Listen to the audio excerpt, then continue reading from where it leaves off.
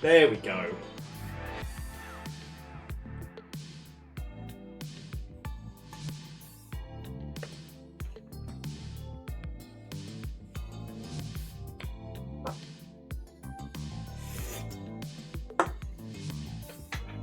I'm Bacon, Watto, and welcome. Ortrazini first! Oh, that was a bit strained. It still counts, though. It still counts. Let me update the boards. You did. You got it. You're breaking away in this. That puts you at 4, Fearless at 2, and everybody else at 1.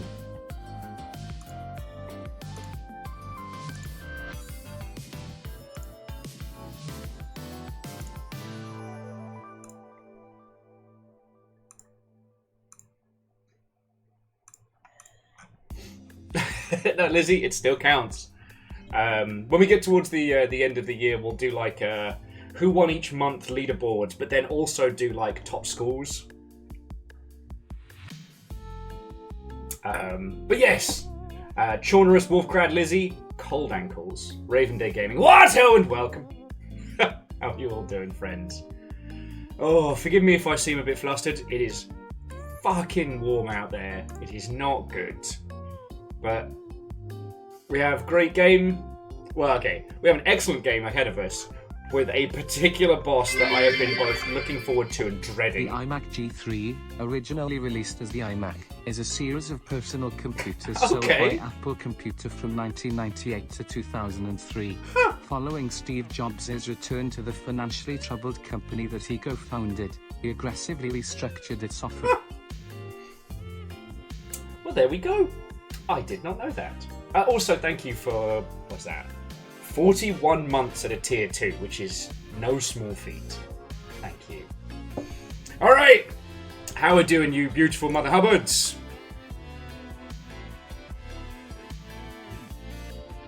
Today we have one goal and one goal only. Giant woman. It is finally time for the Millennia fight. It has been a long time coming, and it's certainly not going to be dull. Maybe I'll do it first try.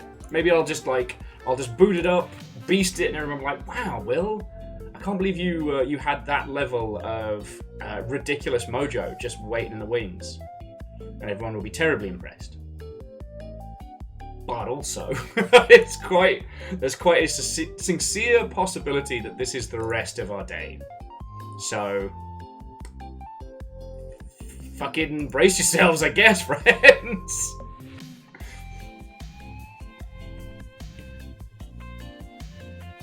Well, Jackie, you're not living rent-free in my head. You literally spend money to be in the noggin. You're paying a, albeit very reasonable, amount of rent to be in my noggin. And Dustin Watto, and welcome. How go your adventures across the fair Seattle?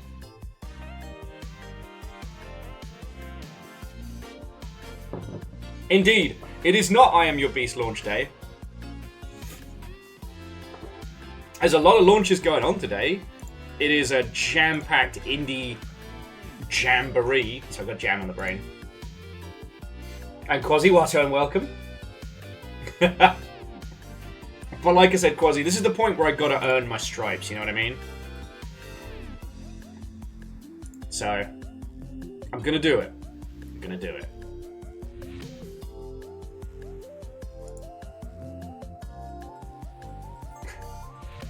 Anyway, how are you all doing, friends? Tell me your tales. Games news has been nigh on non-existent today, which is lovely.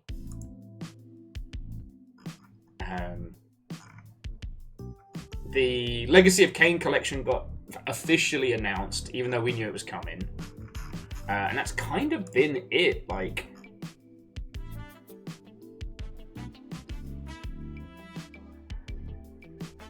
Oh, Quasi, that sounds lovely. I'm very doubtful. I will take that as a huge compliment. Best chat. Sounds real good. Okay, well, Dustin, have a good one. Game Gurus is a bit hit and miss, but they have some interesting things. And that is all that I will say on twitch.tv. Yes, today is the day to solo her. Oh, Dice Goddess. I'm real happy. That's real cool. Oh, Bright Karma. I didn't see sneak on in there. Watto and welcome. Hello, hello. Oh. It does mean we'll probably be diving into the Let Me Solo Her section of today much faster. The over-under on whether or not I'm going to be able to beat her within the next, 47 deaths. I don't know. Quasi, your money is safe. Your money is safe. I have barely learned any of her moves. I had a recruiter show interest in me as a programmer for their school systems. Okay. I'm going to turn them down. I'm just not ready to discuss terms. Nah. Be sure to tip your waiter. Aaron, thank you for the 1,000. The Yaldum is once again yours. What will you do with this? Oh, wait, cool. Well, very doubtful. Congrats. Hell yeah. Go you. Oh. But yeah, as I was saying, Quasi, your money is safe.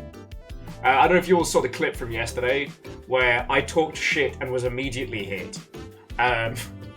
Because, okay, all of the big Dark Souls... all the big Elden Ring bosses love to do this thing where after the cutscene finishes, they slowly walk towards you. You're not a threat. You're not a problem. And Melania was like, hey, guess what? You were talking a lot of shit for someone who's now in stabbing range. And just immediately, dashes towards me, plants the sword well in my belly button region, and is like, welcome to Souls, motherfucker. So I had to put that clip up online. It's on YouTube and TikTok and whatnot. Oh, and also, it's on here on Twitch, of course. But, so today is going to be a heckin' good day. But there isn't anything else really to be talking about.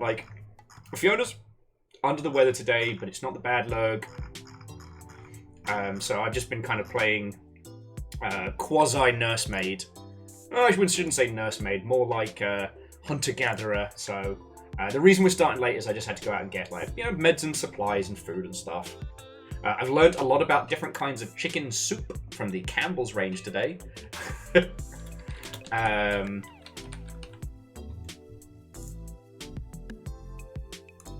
yeah, the sheer amount of good fucking games coming out all at once is frankly staggering.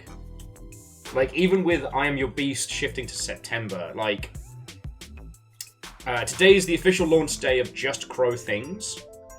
The wonderful game we played on Tuesday where you're a bastard crow. But alongside that, there's I don't know if it's intravenous or intravenous. But a top-down Hotline Miami Up type title. This cute little pixel tactics game called Arco. Then a completely different cute pub tavern tabletop game called Tales and Tactics. The Crimson Diamond is officially out today. That's the friendo we've raided into who has that whole... You know what? Why am I not just showing you? Yeah, so brace yourselves, friends, for yet more games that you need in your life. So this is Introversion 2. You can see what I mean about it being Hotline Miami up. Evil Geek, I want to believe. Evil Geek was asking about, they're crossing their fingers for Gundam Breaker 4. But I hope it's good, but, if we're being perfectly honest, if we're talking about, the Gundam series of video games, it's not been all hits, no misses. In fact, it is more misses than hits. Quasi says it's only August. They still have 4 months for Silksong to drop, and you win the pool. I still love the idea that they could just drop Silksong any day. GMTK game jam tomorrow. Goodbye sleep. You weren't exactly sleeping to start with. But good luck with the game jam, and I hope you have a really good time. Just make sure to set your sleep pattern back after. And thank you for the 500. Sorry, where are my manners? You've already seen Just Crow things. So this is Tales and Tactics. I forget why this is on my radar, but it's a cute little hex grid tactics game, and it seems real fun, you know? Like, oh, sorry, it's an auto battler. My apologies, but it just seems fun, and I like the concept that it's like a little miniature set that you're playing inside of like a fantasy tavern. You know. Oh yes, I was keeping an eye on it because ever since Storybook Brawl broke our hearts, I've been wanting to find another one for the Longship. This is Arco, so like just. If you need to understand why this is on the list, just look at this art style. little llamas. Little llamas.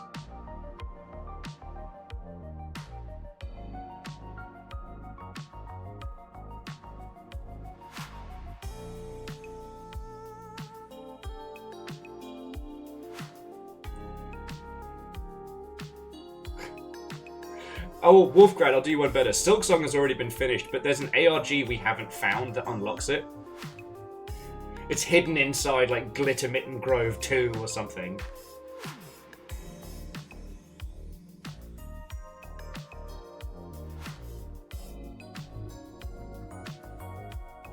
I understand the soundtrack absolutely does not fit the game on screen, but that's okay.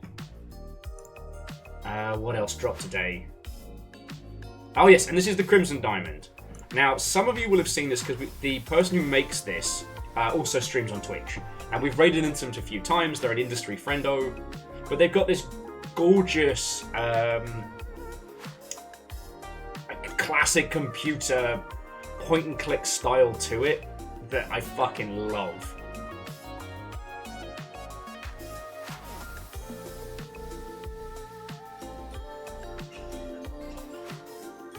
Okay, a dice, that sounds heckin' cool. Actually, I did a short little horror video last night on a game that turned out to not actually be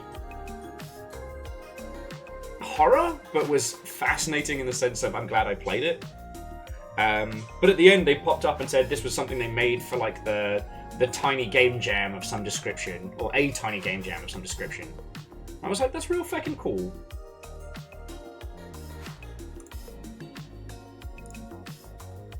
So I'm going to assume all of these games are very glad that I Am Your Beast decided to pause a little. Frontline Crisis I showed you yesterday. Talked about Hellbreach Vegas.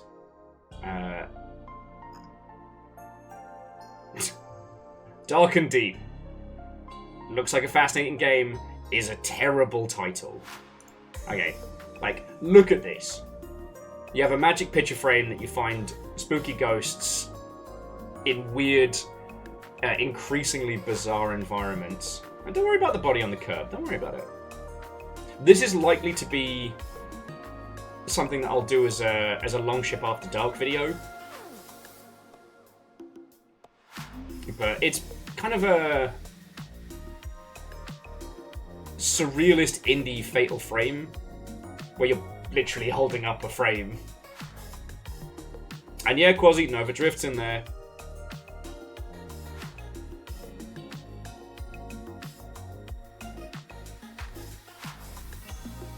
But yeah, this is something I'm looking forward to showing you all, but hours in a day problem. I actually intended to do 2 videos last night, and my body completely fucking crapped out after I did the first one. But,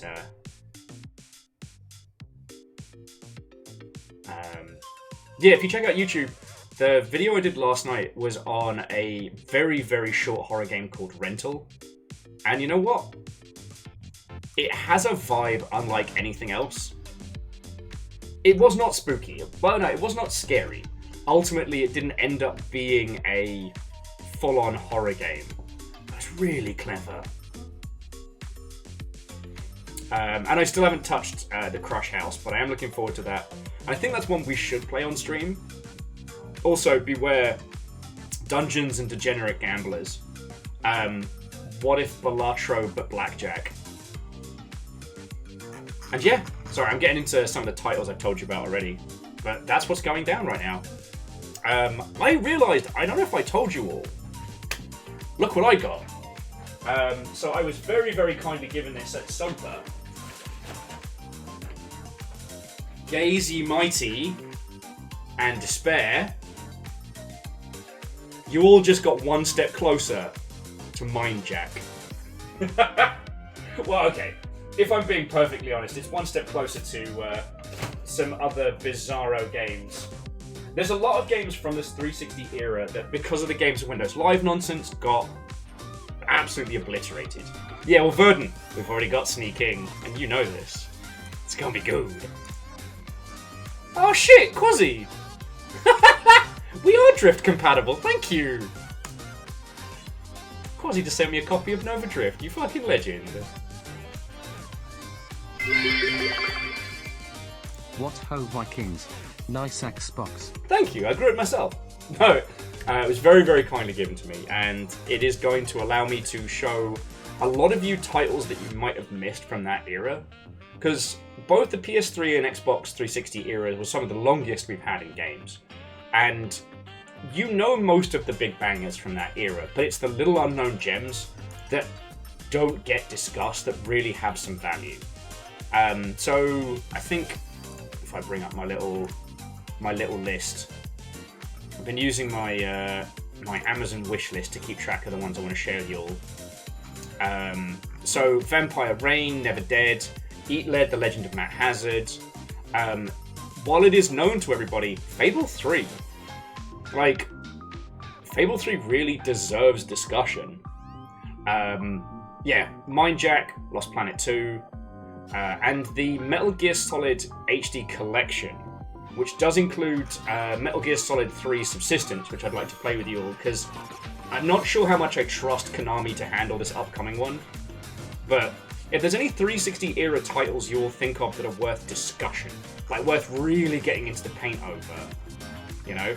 I've also got Mercenaries 2 on there, but the big ones are... Wait, where's Operation... Okay.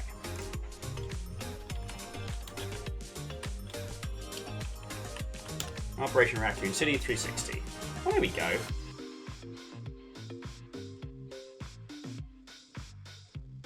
Okay, I can add that to the list. The renewed ones are just as good, and it's like $10 cheaper.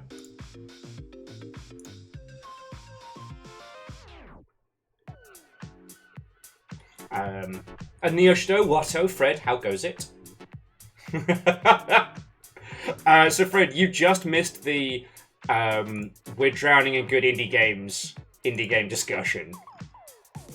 Now I'm just talking about games from the 360 era that don't get discussed and kind of got buried because they did get a PC port, but that PC port didn't get...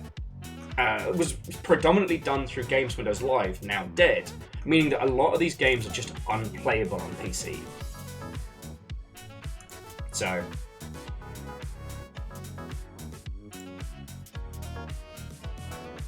so that's what I was just having a quick little natter about. Like, I'm gonna be honest with you, I'll probably pick up Lost Planet 2 myself. But, actually, yeah, you know what, I'll do that, I'll take it off the wish list. But anything that you see on there 360-wise, or anything that you suggest, like, we've got the P.O. Box. Actually, I should really... Yeah, I should really trim up this, because there's a lot of things on here that are either no longer available or the price has gone to redonkulous levels.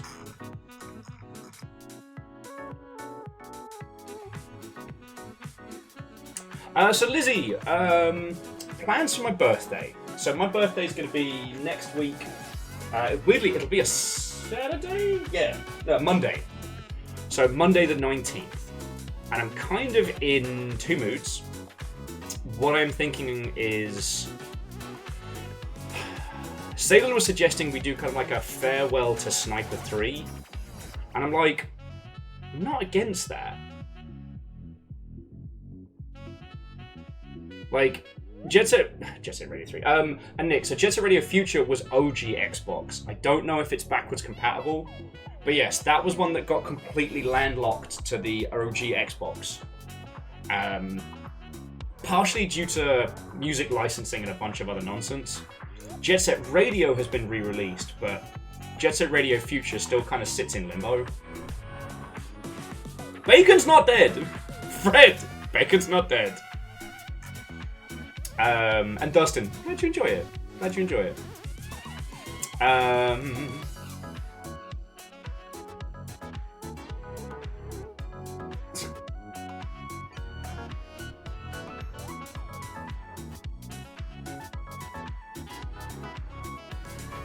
Well, I mean, Evil Geek, it's a good one to natter on. I mean, Jet Set Radio Future is fucking fascinating, and there's a few things that even Bomb Rush Cyberpunk wasn't able to do that Jet Set Radio Future could. So.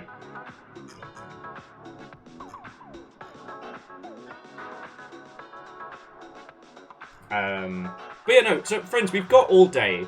I'm about to spend the afternoon getting the absolute fuck kicked out of me by a gigantic red-headed woman, and I couldn't be happier. Oh shit, okay, and the other one that I wanted to show you from the 360 era was the reboot of Alone in the Dark. Because it's bad, but it's not bad in a we bang this out in an afternoon, get fucked. Alone in the Dark on the 360, or from that era, is bad, but they tried to do so many new and interesting things that none of them gelled together. But the ideas separated are fucking brilliant. So like, a diegetic UI where it's all the shit in your coat, which at first seems great, but then when you realise that your character is dodge rolling around, he would have smashed 17 bottles of like lighter fluid into his fucking ribs. It had a janky combat system where you move with one stick and you move his arms with the other, but mechanically it was fucking brilliant because what you do is you grab a chair, you'd fucking smash it on the wall, you take the chair leg, stick it into some fire, and then light the monsters ablaze because light is their weakness. But it handled like arse garbage. But it was inspired.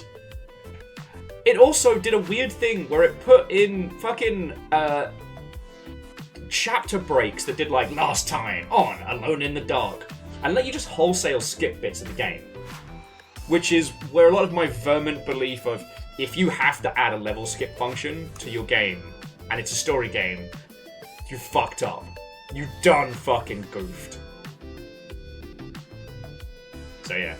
So jumping back. So Lizzie, I don't know what the day is going to pertain to. I'm going to try not to get just shithoused and play, whatchamacallit. I'm going to try not to get shithoused and just play Hollow Knight all day. I want to do something with everybody, but that might be our little, like, Sniper Elite night. Like, I can't imagine too many people are going to want to stay up on a Monday night anyway. But yeah. I'll think of something.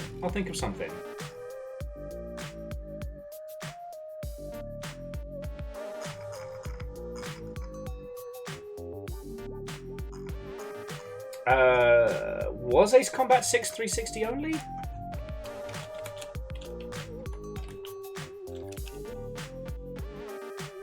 It was, yes. Oh no, yeah, 6 was 360. 7 was multi-format. And 5 was PS2. Oh, but on PS3 was Ace Combat Assault Horizon. So there we go. Also, as much as I love it, Front Mission 4 Answer on the 360, as awesome as it is insanely expensive. So I wouldn't recommend that one in the slightest.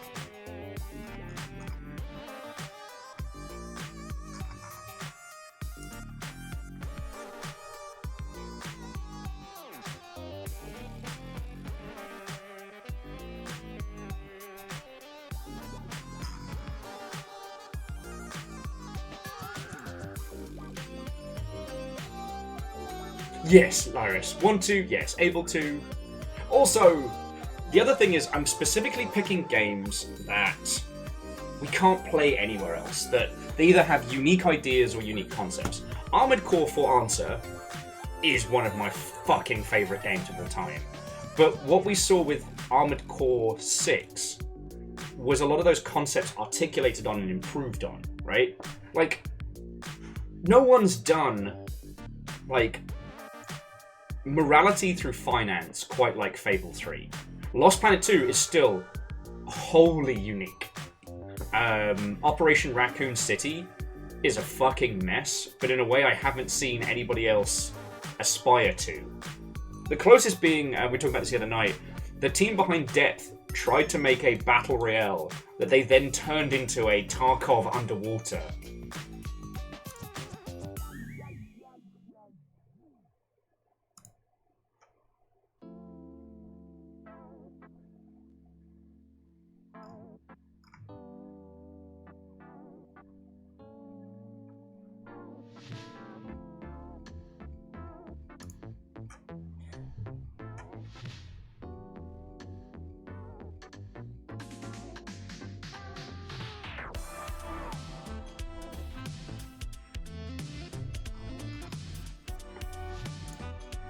Okay, Lyris, go eat. No doubt I'm going to be getting the fuck kicked out of me for at least a good few hours. So, you've got plenty of time.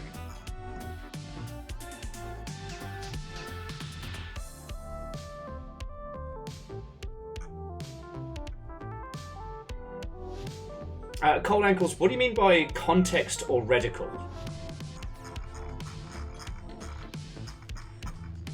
Because I would usually say context is king, and it's severely lacking in your statement. Yeah, well, Moose, the problem is it got cancelled, so we can't even, we can't even play Sharkov.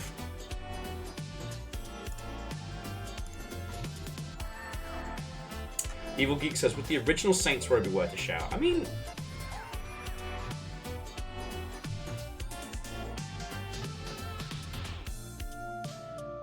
Contextu and Radical web games made it right now. Okay. Yeah, you know what, Nick? It should have been a Radical D's Nuts. Should have been. Wasted opportunity, but, Ow.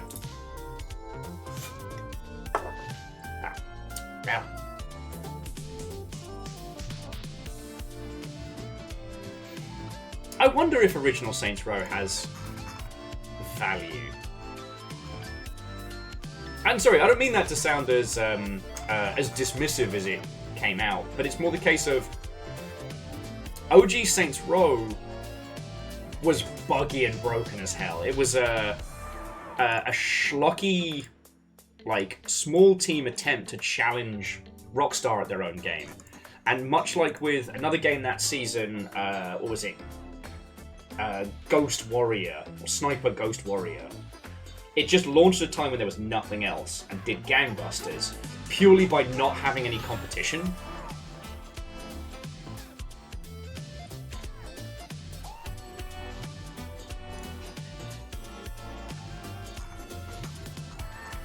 So, well, just, friends, have a ponder. We now have the hardware. I might need to get a wired controller for it, because I think mine's a bit knackered. But...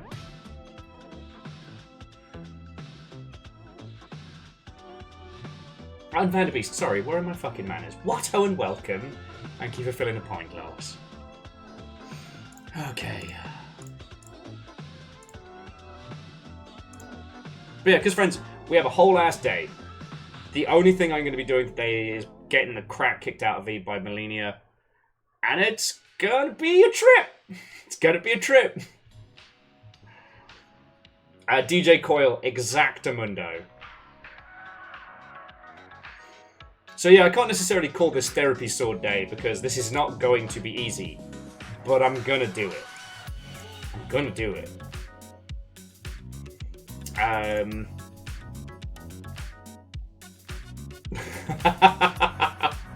I couldn't possibly comment, Fred. I couldn't possibly comment. But yeah, if you think of any other 360 era titles, sadly they have to be box games, not digital ones. But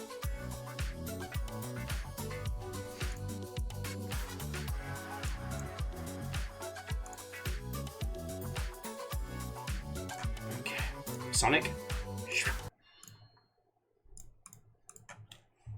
Oh, and Bacon, thank you for filling the pint glass as well. Okie dokie Lokies.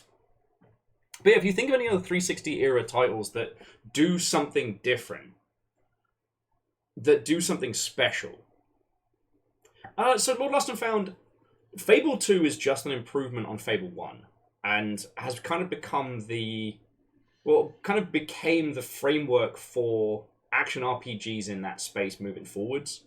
Like, there's nothing Fable 2 does that hasn't been articulated and improved on in other spaces. Like, and that's fine, right? I don't think a deep dive deconstruction of Fable 2 gives us anything. The reason I picked 3 is because 3 added something that I haven't seen in other games prior. I was really hoping that, what was it?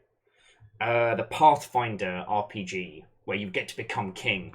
I was really hoping that was going to do a similar path, but I have not made it that far into it, and it definitely wanted me to work for it.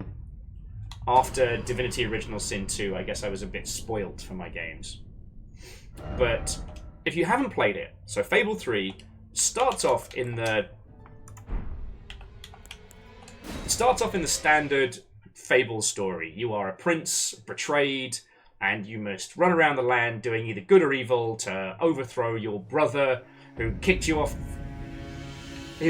of a fucking window to go to take over the throne and to get you murdered or what have you. I fucking forget. That part's the bit that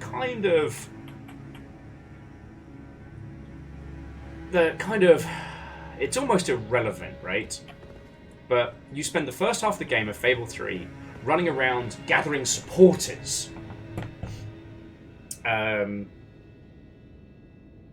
You make promises to varying people so they will rally to your cause to overthrow the king. So you promise to a group of freedom fighters that you will close the workhouses, that you will no longer be having children working as basically indentured slaves. What up, Roblox? You make a whole bunch of these promises, and then halfway through the game, at the end of the game, halfway through, you get the crown. And your pseudo brother, ruler, I don't know, antagonist character just goes, alright, but here's why I was doing all of this. It turns out this Lovecraftian horror beyond comprehension is going to murder us all. And I need this money to make weapons, raise troops, protect everyone. But, takes off crown, now it's your fucking problem. I'm gonna go sit in the dungeon and get drunk. And so at that point, you must make moral choices about the greater good, right? You promised you'd close the workhouses, but those little sticky-fingered little tykes generate a lot of money. The right thing is to honor your promise, but you're going to take a real hit in the coffers. So what do? Exactly, Shadows. It is one of the few games that really makes you think about the greater good. Now, I've also talked about the fact that Fable 3 is undermined by its additional system design. It had a tie-in app that let you generate gold before the game came out. And as with the previous Fable games, it has this like landowner system where like you buy a house and then you just collect rent every like 20 minutes. And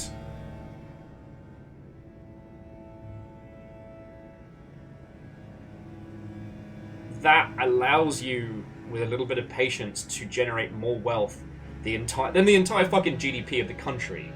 So it's a moral choice until you play it like a gamer. But yeah. It's such a stark difference to the Bethesda style of moral choice where it seems like doing the right thing is going to make things harder. But ultimately, in the end, if you're a good guy, it all pays out in the end. You know, you didn't get the magical space gun, but what's this? As you were leaving the negotiations, your scientist guy tripped over and found an ultimate weapon that's even better than the thing you were negotiating for. You know? And I'm not saying Mass Effect is bad. I'm not saying old BioWare storytelling is bad, but it's a very different setup.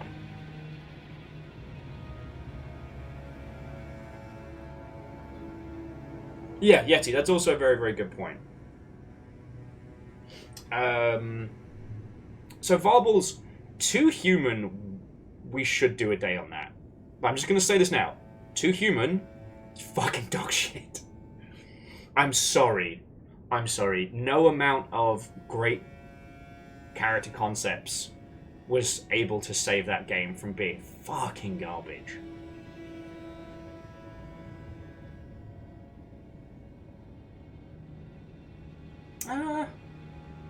We were talking about Lost Odyssey and the other one yesterday, and maybe, hang on, if Lost Odyssey is the one I'm thinking of, because one of the complaints during the original Xbox era was there was no Japanese titles, there were no JRPGs or RPGs.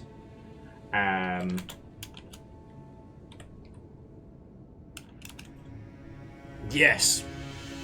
Yeah, Lost Odyssey is the interesting one.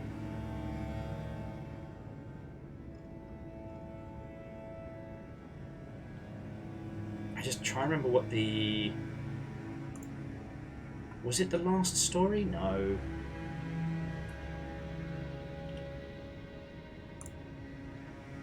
No, it's the Last Remnant. That was it. The Last Remnant and Lost Odyssey kind of butted into each other. Made it a little bit weird.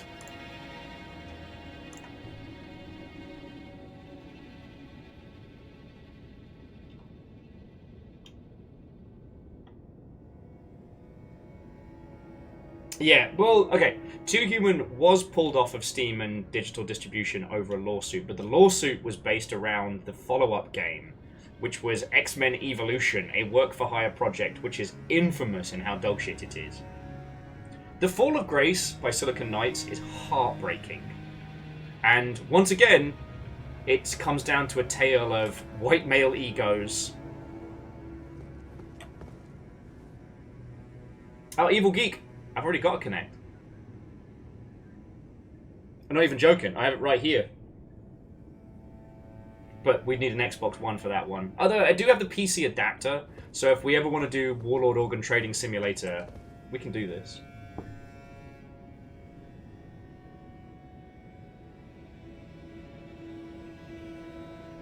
And yeah, no, Alnus, both the Last Remnant and Lost Odyssey were fascinating. It's just for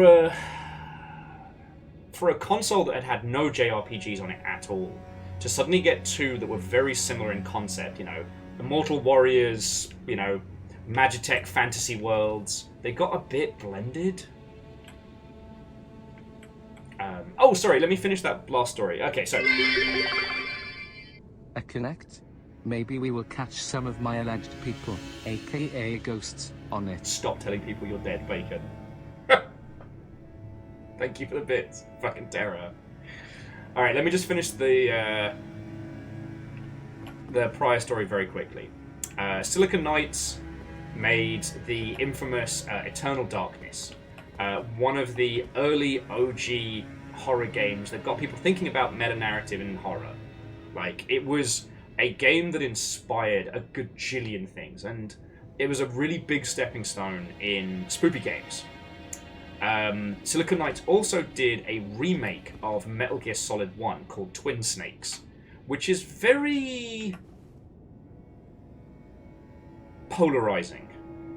Some people love it, some people despise it, but it was a lot of fun to play, let me tell you. It was also, I believe, a GameCube exclusive to start, which was weird, but it was good.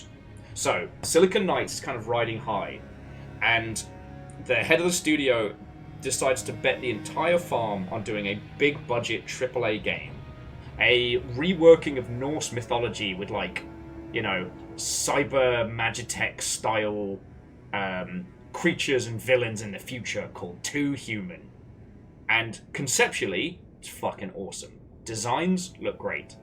It is one of the most agonizingly dogshit games to play. And I'm sorry to be mean about it, but it's one of those games where it's... You know what I'm always talking about? Like, who is the player? What is the experience of playing this game? Games are a collaborative experience. The reason why Too Human is so dogshit is that none of the choices are made with the player in mind. The player is just meant to lump it. That's the intent. You have to experience my alter, masterpiece. And if you don't like it, well then you're wrong. I mean, Nick, yeah, I got the claws out for a game that came out in the fucking 2000s. We're talking pre-recession 2000s. Anyway. I despise Too Human because you can feel the arrogance of its lead creative seeping through. So things like, it's a hack and slash, but you can't move the camera. It's a dual stick game. This stick moves you around. This stick does not control the camera. This stick controls where you swing your weapon. The camera angles are painful and locked in, yet foes are allowed to shoot you from off screen, and frequently fucking will. And anytime you die, there is this agonizingly long mandatory cutscene where a Valkyrie flies down to bring you back into the battle. And it is so painful, because every time you get killed, you have to go through this just agonizing cutscene, which cannot be skipped. I do believe they've patched in a skip, but at launch, it could not. And there was even an achievement for seeing that scene like 100 times. We are talking potentially hours of your life just on a death cutscene. And the baffling decisions only really continued from there.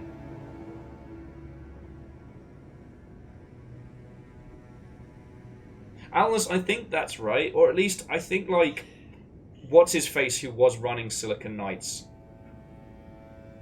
was kept in check by contracts.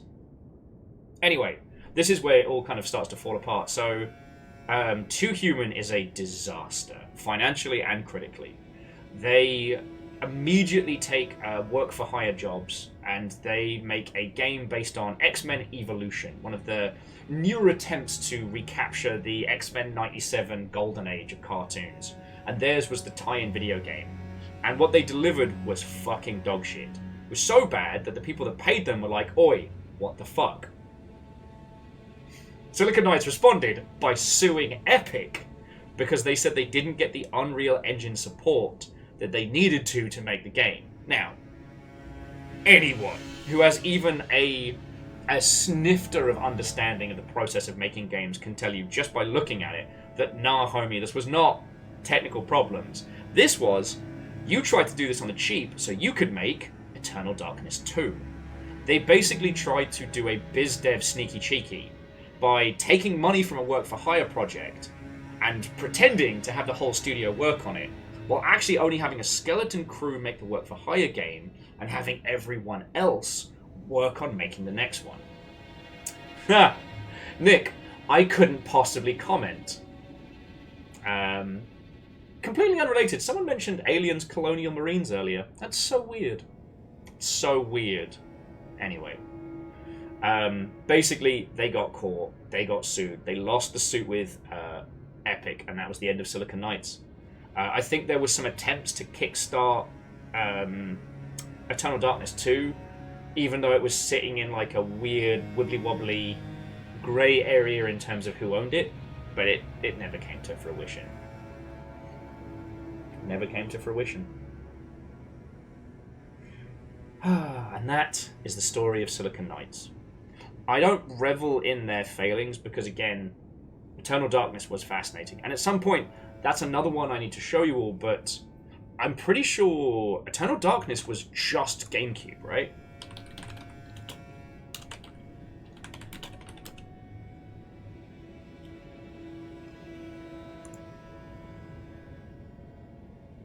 Ah, fucking Dennis Dardak.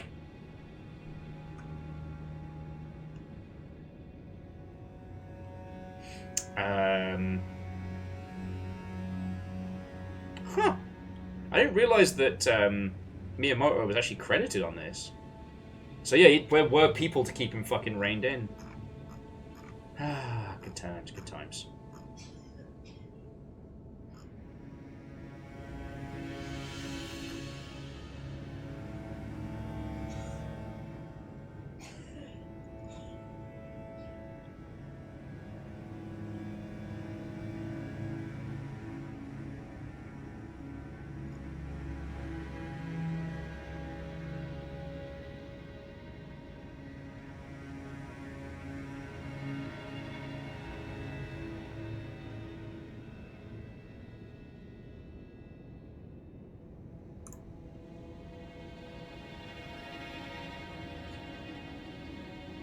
Huh.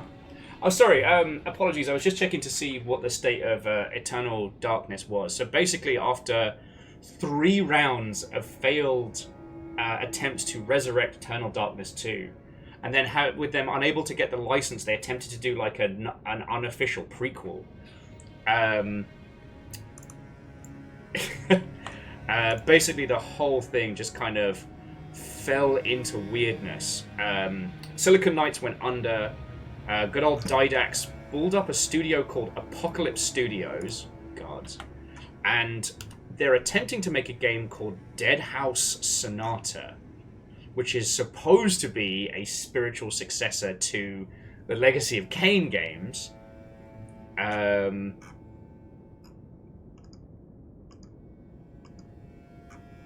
It was announced 1,000 years ago and is still technically being worked on. And boy howdy does it look like a game from the PS2 era. Sorry, here's the Steam page so you all can have a look if you want. Does not look good. But yeah, no, Fearless, you are correct. This is a lesson in hubris, right?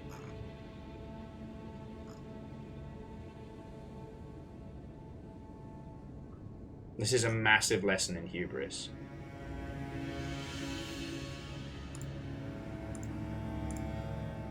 And I think an important one. Yeah, game industry, hubris. Staying grounded is one of those things that it's very easy to do until you have mad success and people are constantly telling you how great and what a genius you are. And I don't know. Certain personalities, there's a little voice inside that says, I am a special little guy. I am the hero of this story. What if I've been a genius all along? Everyone on the internet's telling me I'm a genius. I guess I am a genius. Just seeing if Fearless mentioned there might have been mini summons, but I haven't found any. Not that I'm going to. I'm still gonna solo this. And you know what? I'm actually going to use one of my rune arcs. Just so I can learn a little bit more. Hey!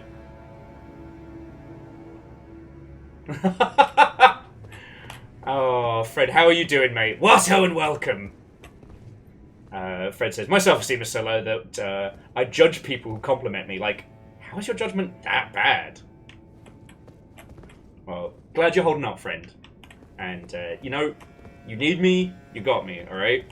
Especially because I'm on West Coast time, so, you know, if the brain spiders get you in the wee hours, you got me. Anyway, good to see you. I'm about to take on Melania. I fought her once yesterday, and what she did to me was a crime. Deserve it, but still a crime. And Fearless, thank you for gifting me a sub. You know what? The Jonathan Blow syndrome is a good way of putting it. Like,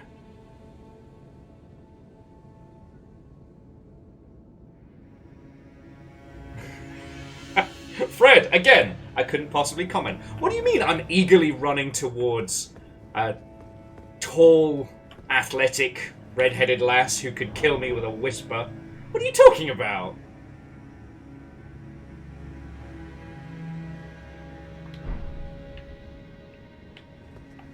The duality of programming. Fighting a bug for 10 hours. I'm a failure. Solving a bug after 10 hours. I am a genius! I like that. Get to the boat. Jonathan Blow Yourself syndrome. But no, there's certain people who, when the industry is telling them that they are great and clever and special and, you know, they are a magical little auteur, it gets them in here. And it's one of those things that once the weevils take hold, it's really hard for those people to get out of it. Once somebody has been told, my god, you made Eternal Darkness, you're a genius, you made a game where Mario time travels a bit, I guess. And they get all this praise heaped on them, and they start believing it. Like, and it's hard for them to come back. Didac was definitely one of those. because, like, Eternal Darkness did a lot of things first. At least, it was the first time a lot of people encountered them. I mean, you're all aware of, like, the meta-narrative stuff in Metal Gear Solid, but he took those ideas and put them into straight-up horror. The idea of, like, your save game being deleted without your permission. You know, obviously for fakes, but enough to mess with people. A spider crawling across the screen as your sanity unwails. You know, it was fascinating. But those weren't genius ideas that he came up with. There were other titles doing meta-narrative stuff before. But at some point, he started believing his hype. And the rest is fucking history.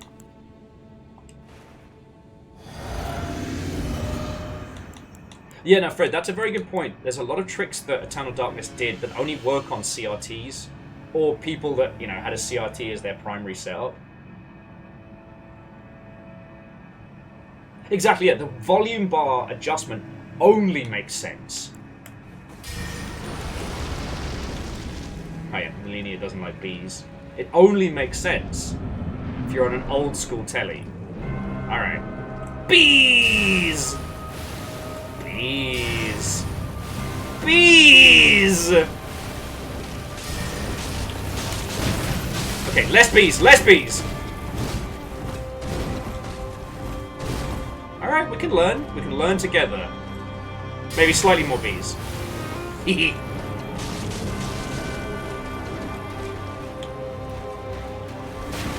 Bees.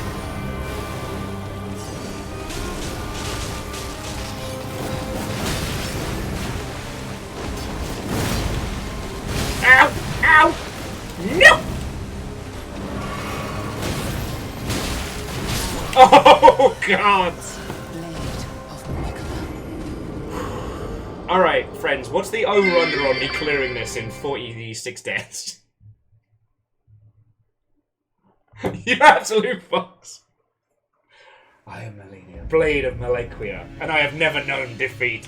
I'm gonna be hearing that a lot today, aren't I?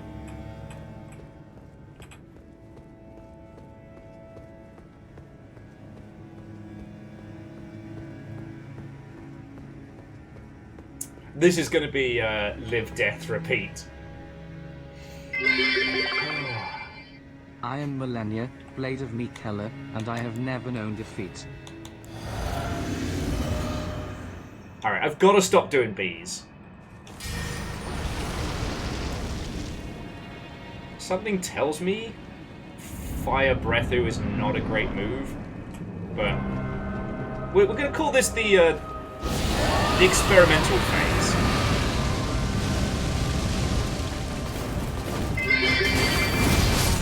Fuck! Familiarized her with defeat yet?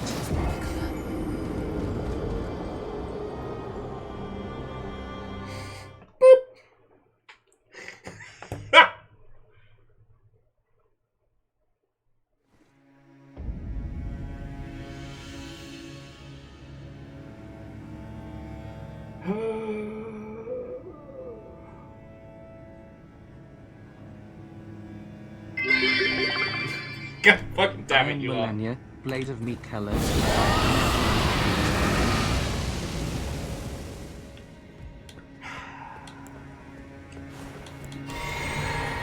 Deserve this. Something tells me there's no cheek in this one.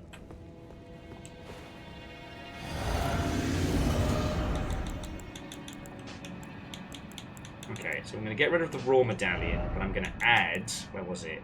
I got that please don't break my bones talisman. What was it? Oh yeah, here we go. Enormously boost physical damage. Negation.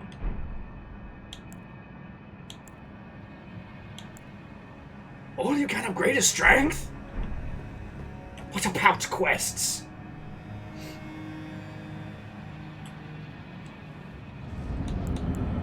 What's the deal with bees?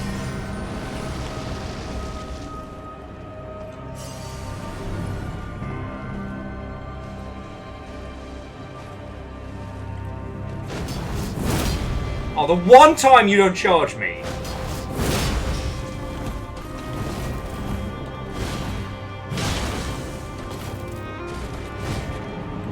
Go on, do your cool shit. Do your cool shit. How you like me now? How you like me now? Oh, your little pause there was cheeky. Drink, drink. Oh, my face!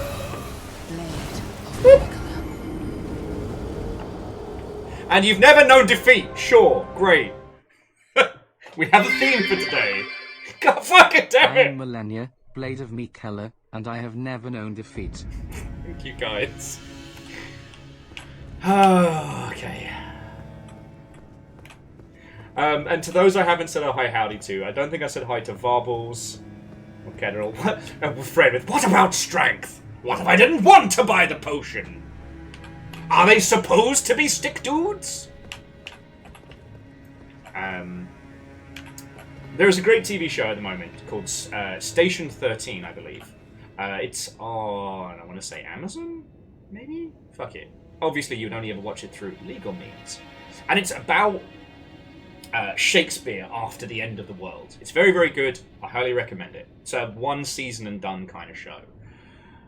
But it struck me. There is one scene where a gentleman auditions to be part of this travelling troupe.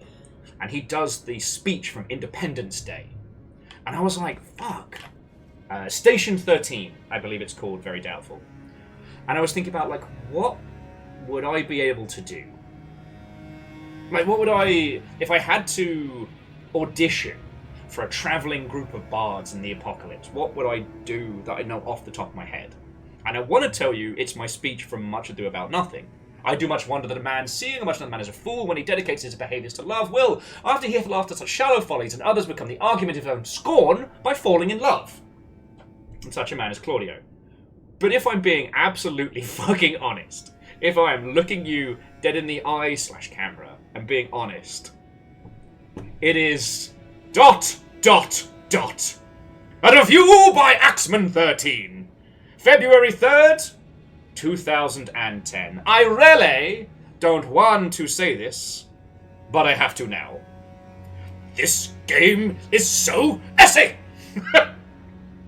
I can do almost all of that from memory. Whoever that was, thank you. Fiona came in, dead-eyed me, and just closed the door. What about quests? Oh, it's Station 11. Sorry, very doubtful. My apologies. I don't know why I got Station 13. You only press one button the entire time. What about quests? What if I didn't want to buy the potion? All you can upgrade is strength? There's no way to lose to the boss at the end.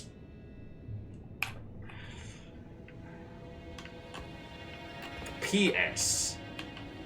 The only reason I'm giving this a 1 is Byakua's. The voices were pretty good. But that's it. It's a common Fiona W. It was... So, Fred, the reason why it's locked into my noggin... I'm now at 2 Freds, so you both get the explanation, is I used to put it on... we used to do this thing at house parties that... Because when the age of Kerrang ended, the age of, like, you know, you just put on a fucking TV channel or a fucking CD or something for house parties, the age of YouTube began. There was this problem where you'd start by putting on some tunes on YouTube and someone would be like, oh shit, I have a funny video to show you all. And then that would just be it for the rest of the night. So we made a game of it, essentially a drinking game.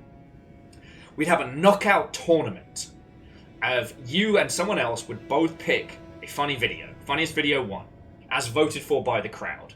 And you had to pick a different one each round. And my pièce de résistance would always be ... Because the more you know it, the funnier it gets. And, like, I was a Newgrounds kid, so, like, this felt like cheating. But for some reason, it's just stored into my noggin. And then, when me and DJ were streamed together back in the day, DJ also knows it, so that's where continued screams of, all you can upgrade is strength? Alright, so I actually got to play this right. This is a sword fight. Everything else is just garnish.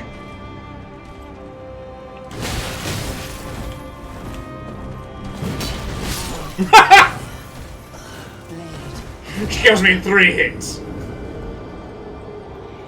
Oh. Oh, yeah, get to the boat. You cheated. I am Millennia, Blade of Meat Keller, Fuck and you, I have never known defeat. Shrash, dies. This is gonna be Sekiro all over again. But yeah, I don't know the you cheated yourself. The one I'd like to learn is the what the fuck did you just say to me? I'll have you know, I was a Navy SEAL and graduated top of my class. I don't see no PS2.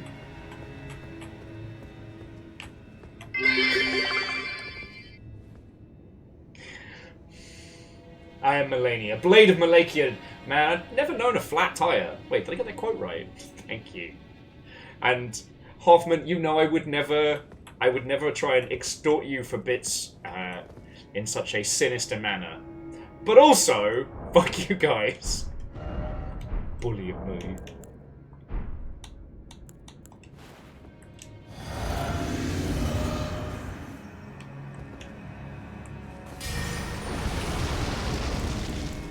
I mean, okay, an opening salvo might not be a bad shout. I might be able to use Magma Breath, kind of to, like, slow it down.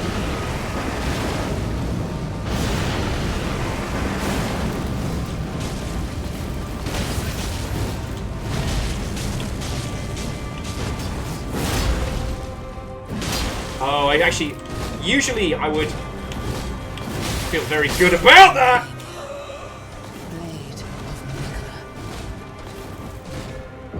I smushed her into the ground and I immediately felt bad. I was like, please don't hurt me, please don't hurt me!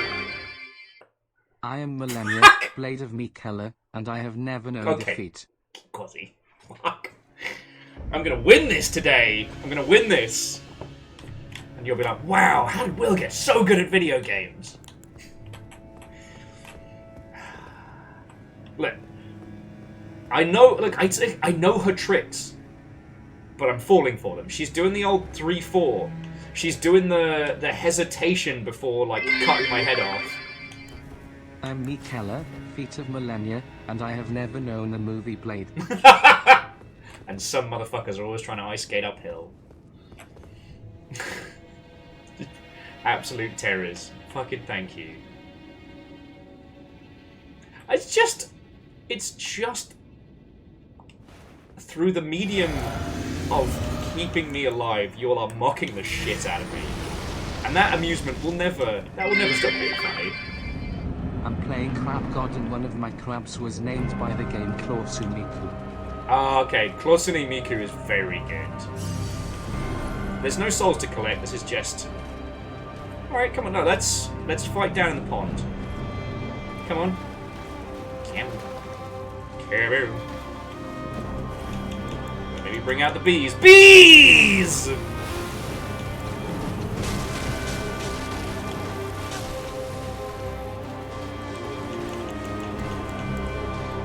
Bees. Oh! Bees!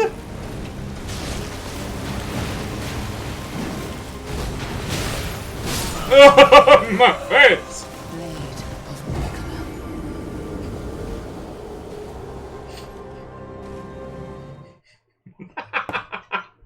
Ketrel, I am so sorry.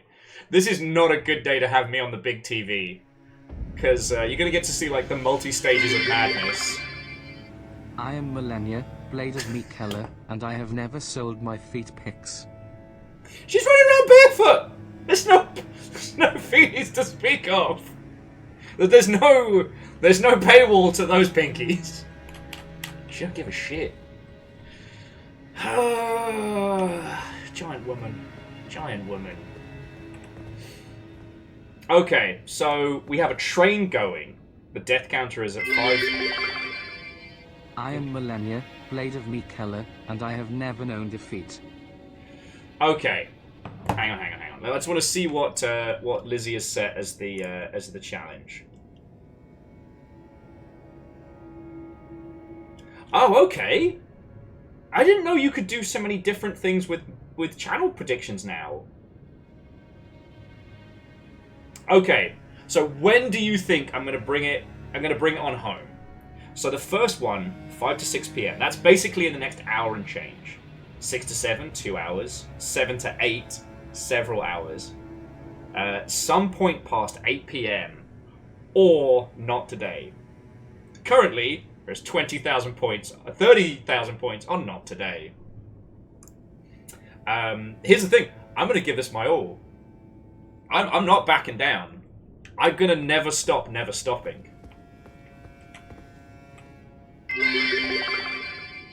Kneel before millennia, blade of meat Keller, and you will finally know D's feet. Dustin, I am very acquainted with those Tootsies when they kicked out my fucking kidneys. I did find it very funny. The clip from yesterday didn't include the bit where she kind of stands up all regal-like, and I just went, marry me, sorry. It only included the, I killed your dad, and then she immediately ends me. I'm Meat Keller, feet of millennia, and I have ridden the hype train, choo choo.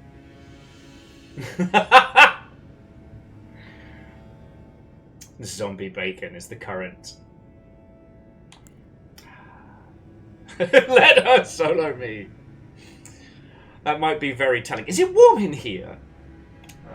Okay. So what have I got for my wondrous physique? I've got extra strength, and I've got extra stamina. Is there a... Please don't fucking hurt me. There's no point. Resistance and heal status. That could work.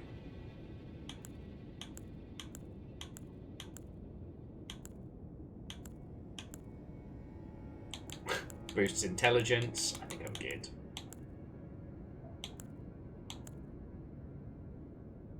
Alright, significantly negates damage. Wait, no, that's the one that negates damage that you take from the bottle, right? That's the, if you want to turn yourself into a little living time bomb. And Found a Beast, in face of all this chaos, thank you for filling the pint glass. Okay, okay.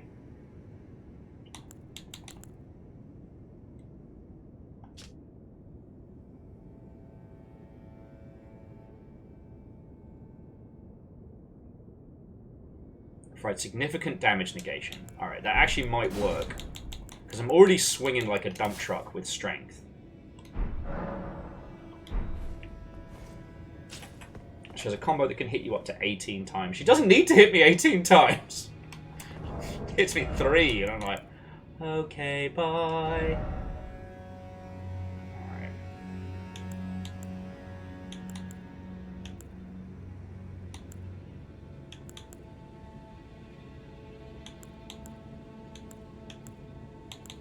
Okay, and I have to keep the squidgy eyeball, because that's what's keeping my load together. Oh well.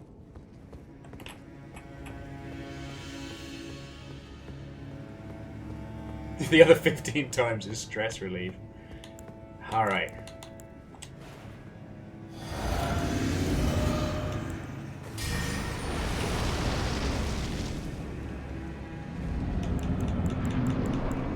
Joking aside though, the bees are surprisingly effective. Bees! Bees!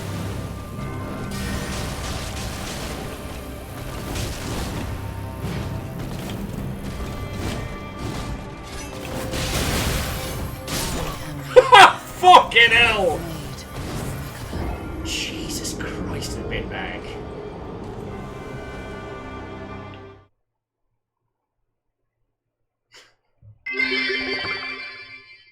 I am millennia. Come on! Keller, and I have never known defeat. I don't even know if the hype train is still going. It is. There is another minute left on the hype train because Will's getting the shit kicked in by a genuine legend. Alright. Okay. So the bees isn't a terrible idea. Just gotta get good.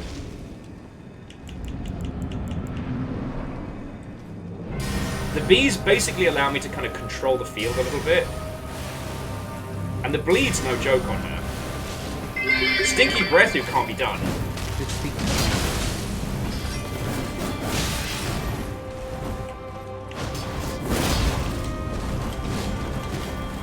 Bees!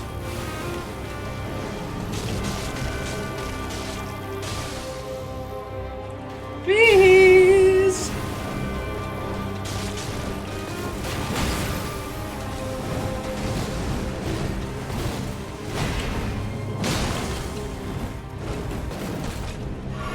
Oh, you missed me! She is not missing me. Alright. Bees? Fucking hell! What the fuck?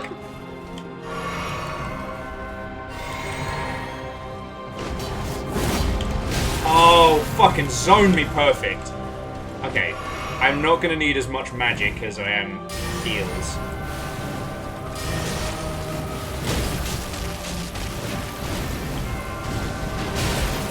Ah, bees!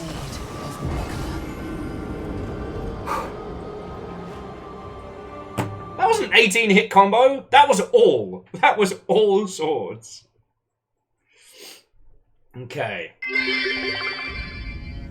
I am Millennia, Blade of Mikela, and I hate babies. And I hate bees! Okay, so let's rejig. Let's rejig my potions, because I'm gonna fucking need them. Okay.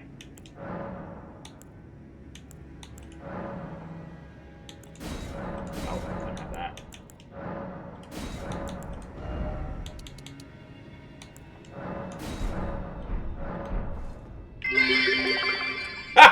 I am Millennia, Blade of Mikela, and I have never known defeat. God damn it, Quasi!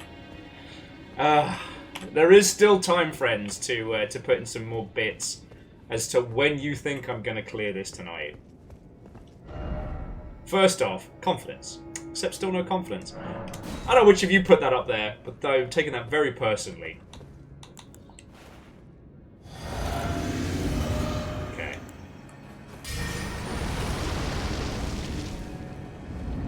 Because it's kind of like Madame Butterfly. You either need to stay at super range, or you need to be basically hugging.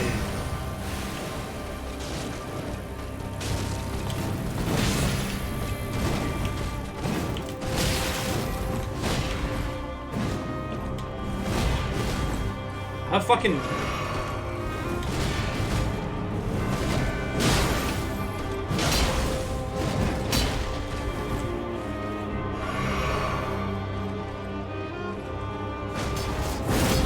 Oh, I timed it so poorly.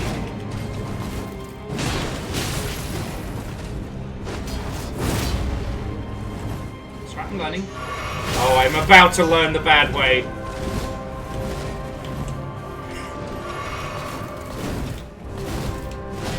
Sorry, my brain keeps going death by snoo snoo, and I'm like, there's no snoo snoo, just death.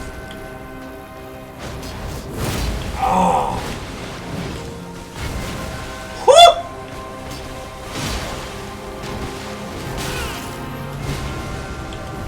Every time I see that little spark going, my brain's like, here comes the pain train. Bees!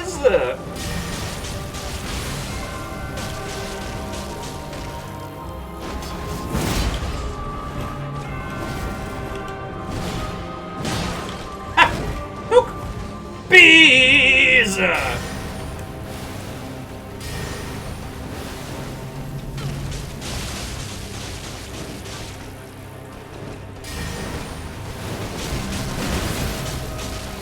Melania, more like no-beesia. Ah! Beans. Okay, I'm doing better. I'm doing better. I got this. I got this.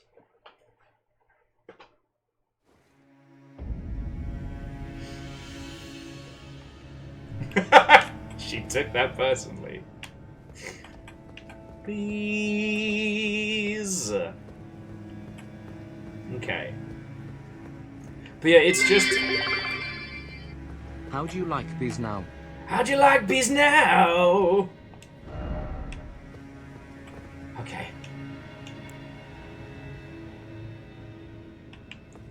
Honestly, the blood flame's barely worth it.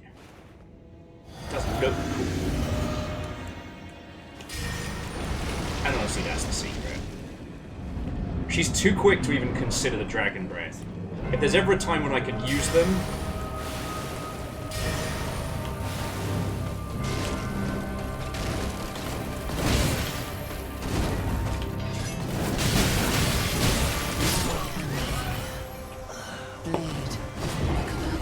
Fucking come on!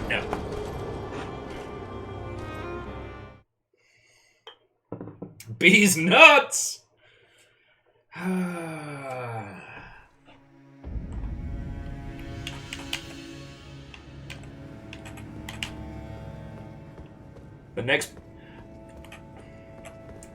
The title of today is Let Me Solo Her, and I'm determined to do this.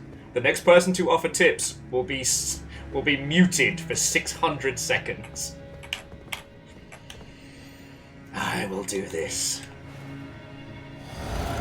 As bees are my witness!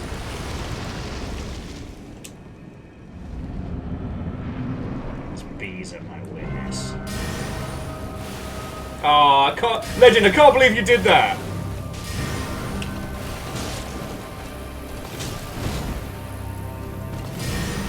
A little bit too close for inter...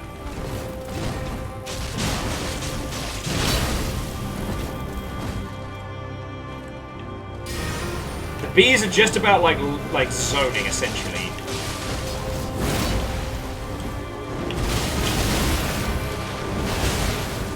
Are you good? Did you want to spend any more time up in the air? Are you cool? Feck.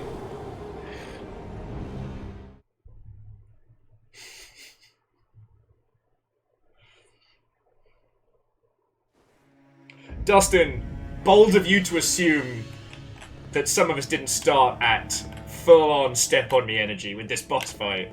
It's probably why it's not actually frustrating, but... It's just, she leaps into the air and she's like, now I'm gonna stab you a whole bunch in the air. I was like, she's got a fucking zero-gravity timeshare.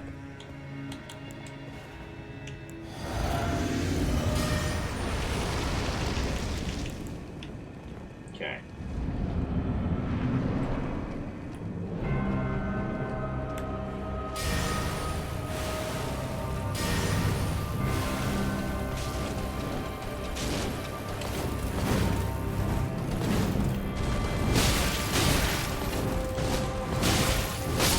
Fucking hell! Yeah, no, this is absolutely gonna be Lady Butterfly 2.0.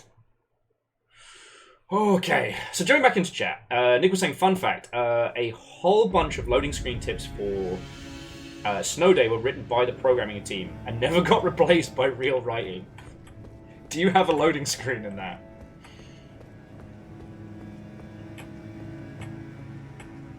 And honestly, like, we all did the Clock Tower fight in Bloodborne. This is not the first time that we have thirsted for a character that beats the fuck out of us. With respect, obviously.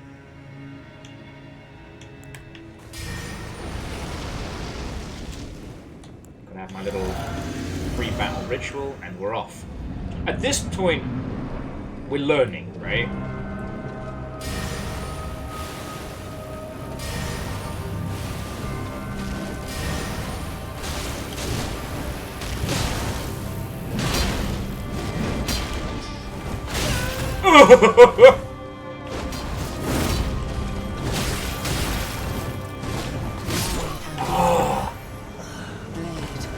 The death number of 666!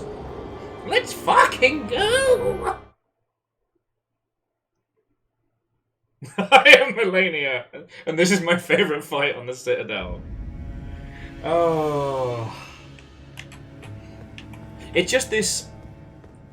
it's something that FromSoft revels in, and honestly, I love it. I kind of respect it in that they teach you this style of fighting, and then the real sword masters, the real challenges, are the ones where their pattern is different, right? I felt the ape in Sekiro was probably the only one of those that's a little unfair because it's so impossible to read, right? But like the dancer, like Maria, they do this thing where they hesitate before they stab you, and it feels like, you know, the skill of a master swords fighter, you know? So like that kick, it has a whole rotation before it lands on you.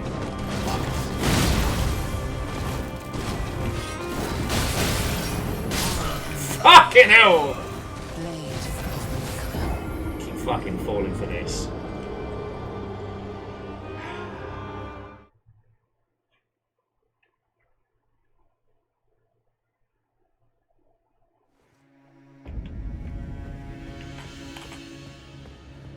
But one thing that I really respect about this, and unfortunately the dancer is mandatory, this one not so much, but when you get the rhythm down, it feels brilliant. And it's also worth noting, I'm being stubborn here. I could summon all of my dragon hunting dogs, I could have Clone Will, I could get 2 of you to come join me right now. But this is something I have to do. Not just because to hotness, but like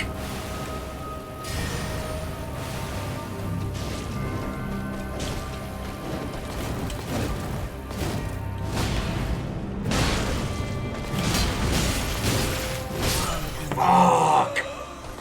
See? She got me with that rhythm. She also managed to heal all of the damage I did to her.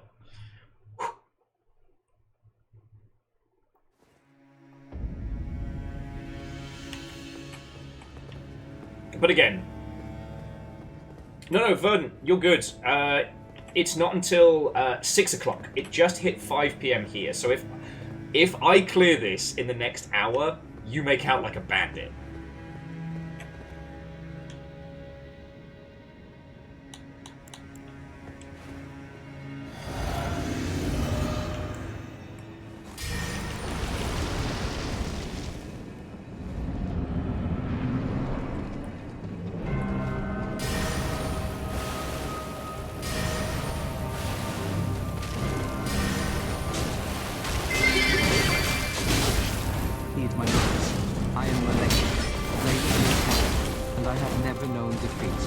God damn it! Alright, snack time. Second snack time. Alright, bees. I need some bee cup. Some bee backup.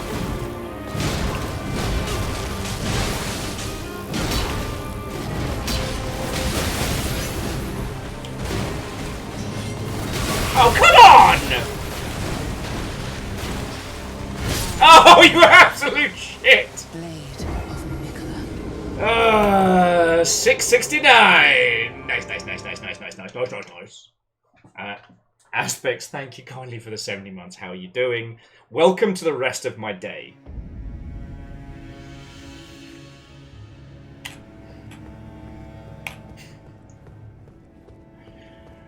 Oh, so MDH, today we've spoken about the hubris and the fall of Silicon Knights. To those of you who just joined us, I've been talking a lot about titles from the 360 that are worthy of like deconstruction and discussion. And yeah, if you think this game is hard, wait until you'll see Vampire Reign. God, that game's fucking shit.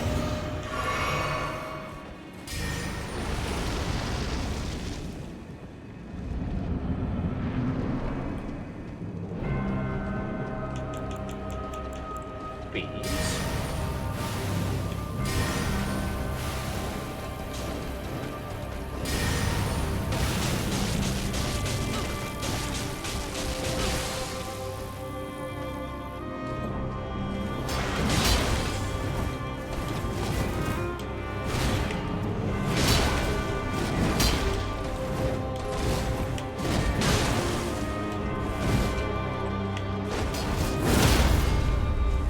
There we go!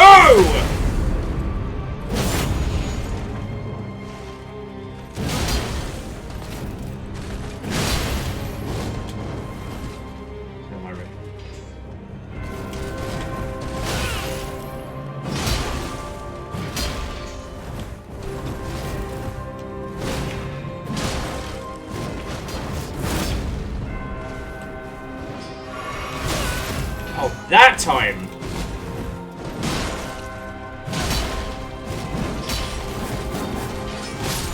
Ah, the rush! No longer nice.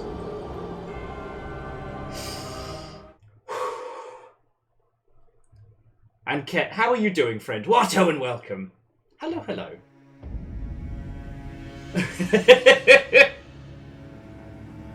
This isn't hubris. This is a rite of passage. Also, I'm not going to share it. How's it going, friends? How is it going? Honestly, I think fighting into the doorway might be to my advantage, because she keeps being just ever so slightly out of my reach for payback. It's only hubris if you give up. Only hubris if you lose, right?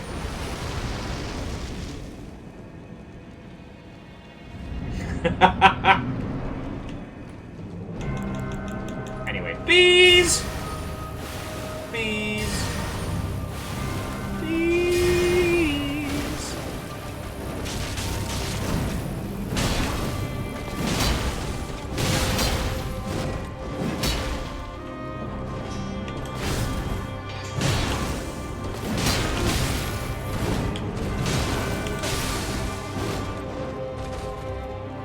Go on, give me a cheeky stab. Go on, what you gonna do? What you gonna do? I got anime bullshit. Fucking hell!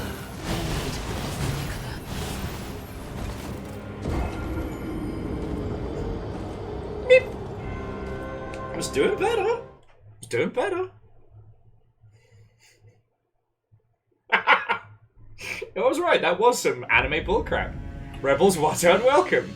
I got out-animated. I am prepared to admit that. I was not quite enough goggle-head nonsense. Although when you think about it, in FromSoft terms, Friendship no Jitsu is basically just inviting your mate to really beat the game. Yeah. I love it when my question gets answered in real time. Alright, once more into the fray, dear friends.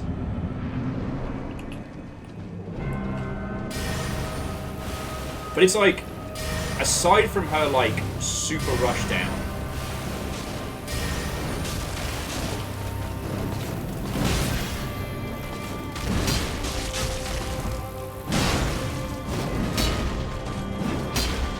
buddy.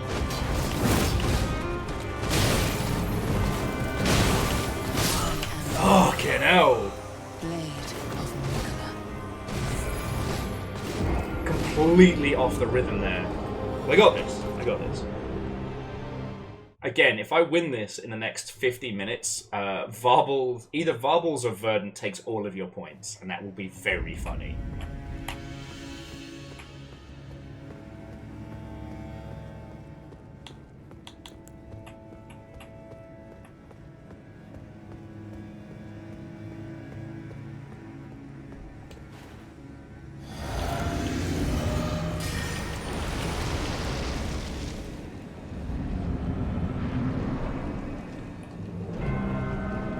Bees.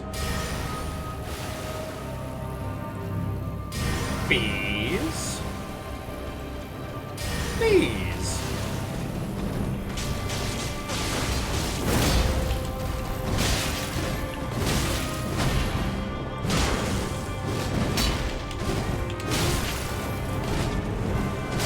Fuck! We've got to learn to boogie woogie woogie.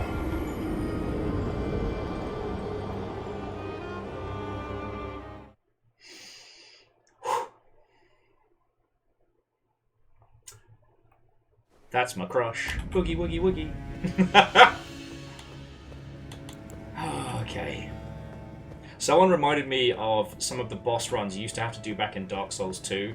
Another thing that I am so glad that they were like, you know what? You know what? No one enjoys running all the way to the next boss battle.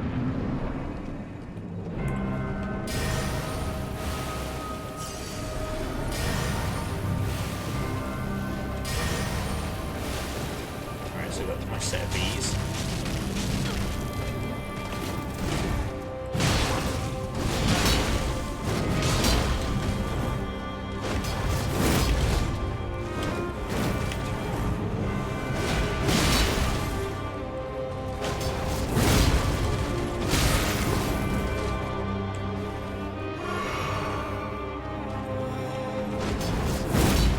One time you don't try and close the gap.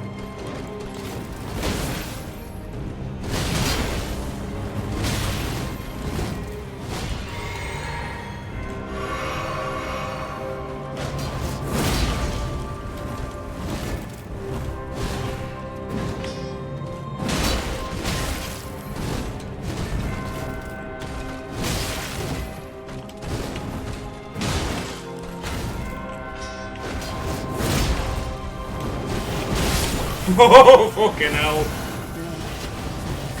Alright, I felt like I was doing good there. I felt like I was doing good.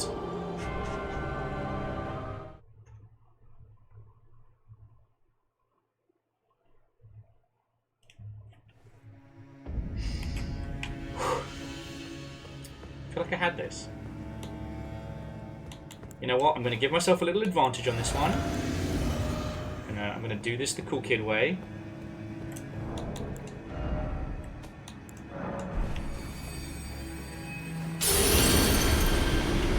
Feeling good.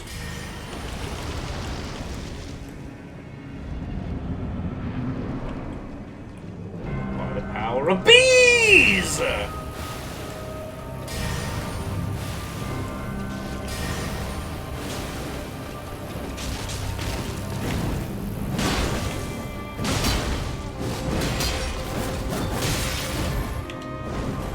Oh no!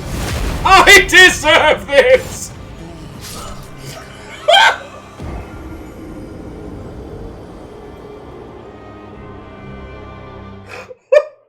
If you listen really closely, like really carefully on that, you can hear the exact moment I realized my hubris. Oh shit, yeah. God, I should get a foot pedal for the death counter today.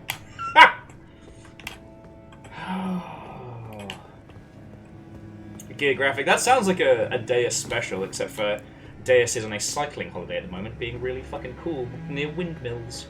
So it's just down to us.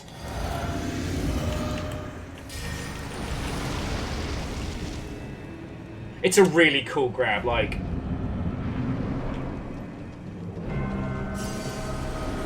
I can't hate it.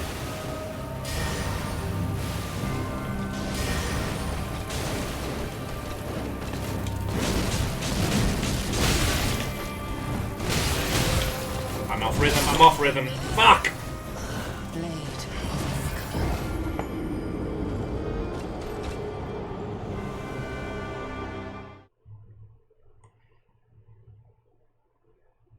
It's all about the rhythm. There's a point every time in her battle tune where I'm like, oh shit, is this Silk Song? And then it always throws me off because my brain is complete fucking goo.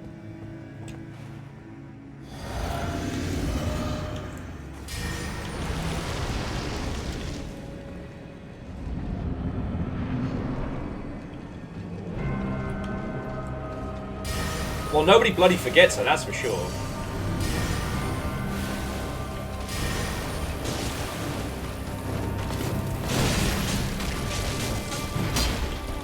Okay, I got real lucky there.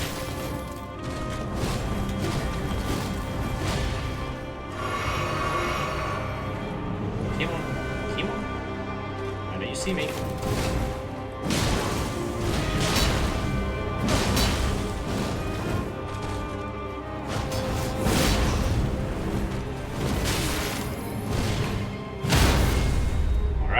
That's one.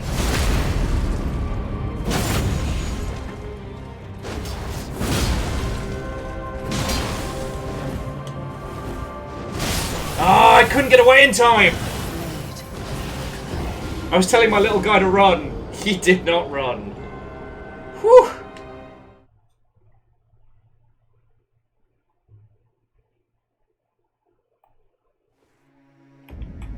But it's like, if I time it well enough, I've still got the weight advantage. Like, Therapy Sword is no joke. Okay, Fred, I'll totally have beaten this by the time you get back. Totally. Totally.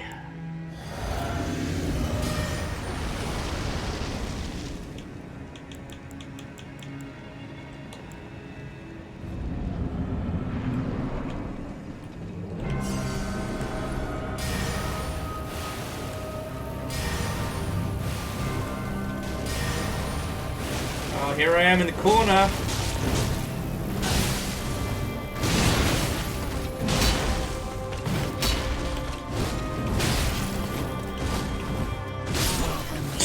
Fuck me!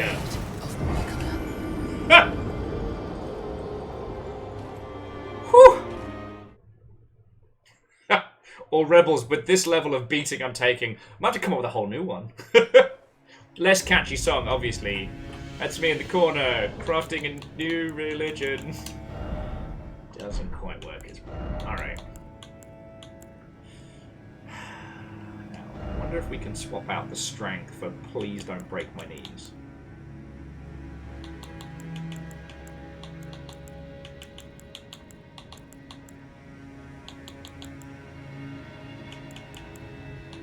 Because 69 is still a respectable amount of strength. I don't think I have anything else that protects us from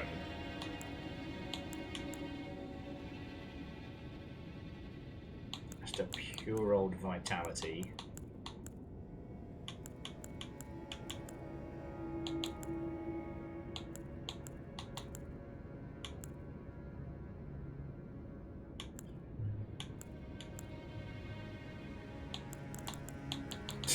Don't even need reduction from critical hits, it's every hit.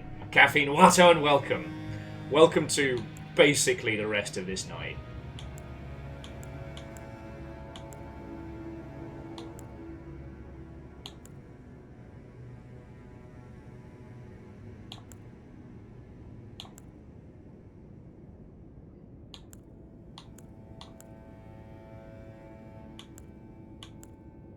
Increases damage taken. Let's get fucking spicy with it.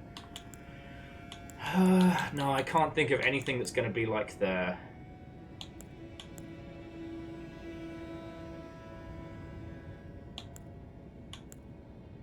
We've got Erdtreed's Favor 1.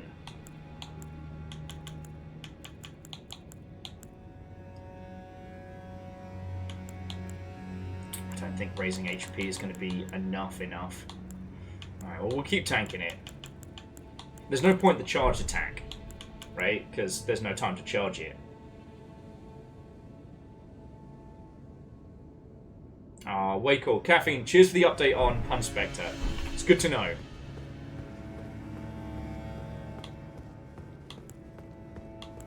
It's good to know. So yeah, we've started the Millennia fight, like, what, an hour ago? And I've been... honestly... What you missed, Caffeine, was me winning so hard that I chose to reset my progress so I could do it again. Because this fight was just an easy fight for babies, and I wanted more people to see the battle. That's totally what happened, and I'm not making it.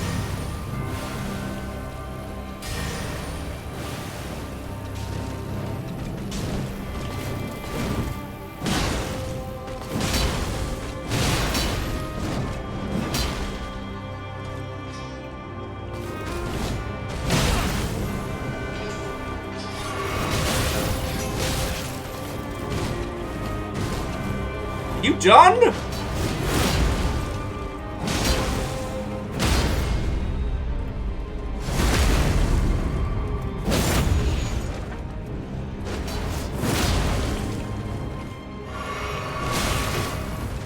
Okay. It's okay. You have no chill? That's cool. That's cool. Have some bees. Oh, it's the bad times bears! Woohoo! Oh, come on!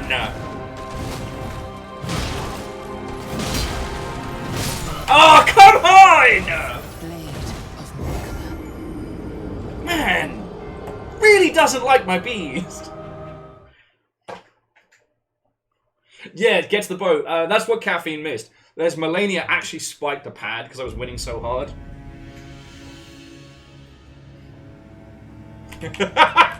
Caffeine's like, yeah, I've seen your most recent TikTok. I've got to stop outing myself on TikTok. Just Nick Cage. The bees! Not the bees! But not Nick Cage with bees in a hat. The Nick Cage who punches a bear in the face. And again, the only reason I'm using bees is because the bleed damage isn't nothing. But it's more like it forces her to faff about. Because when she can't get away from my bullshit.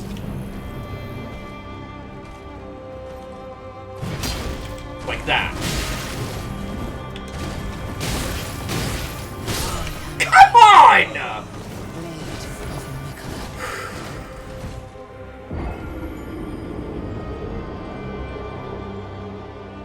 Oh, gear graphic. It's not hard. Oh, Seinfeld's a right ball end. A right bollock bell end.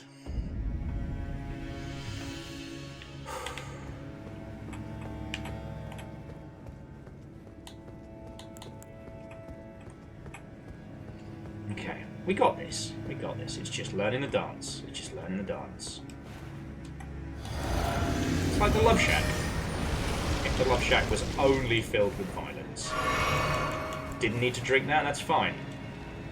Just felt like it.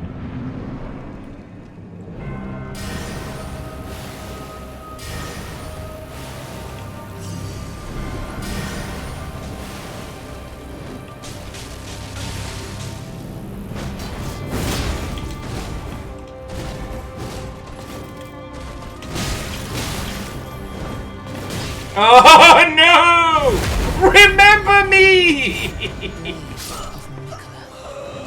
It's like, she does not fuck around. I gotta be honest, at least I respect the fact that I'm getting my ass handed to me quickly. Right? Whew.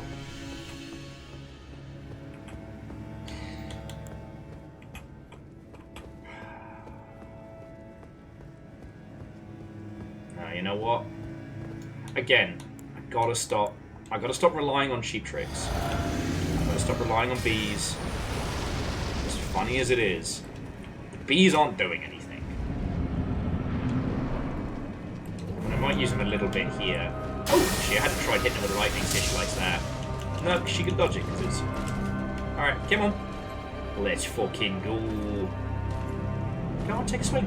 Take a swing. I know you want to. Oh, come the fuck on!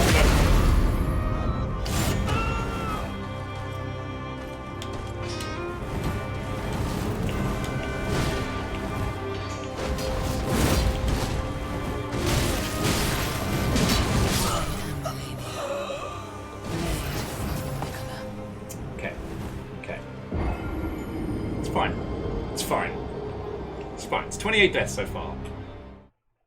Murder Bird was worse than this. This is easy.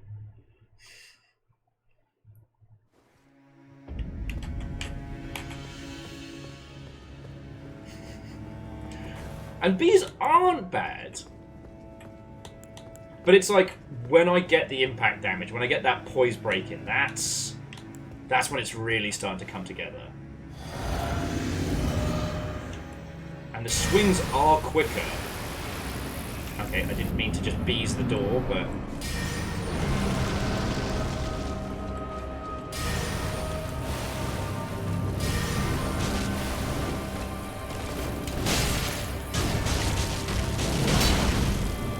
Ah, the bees with the interrupt, let's go!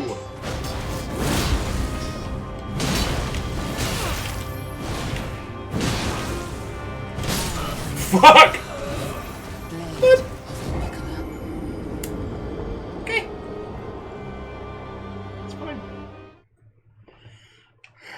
haven't tried blocking her attacks. I assume that is I assume that is an exercise in futility. But okay, so the bees aren't useless. I just really like bees.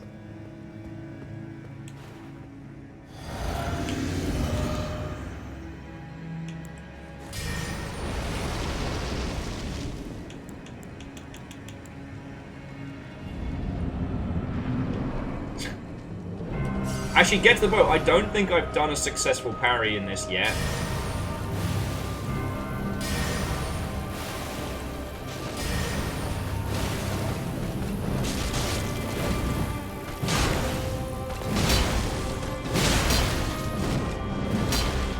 Alright, you do you.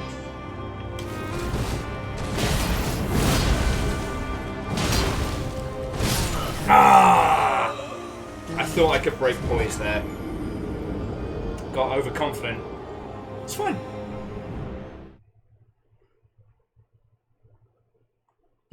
No need to parry someone if you just cleave them in half. With what could basically be described as the kitchen sink, but stabbier.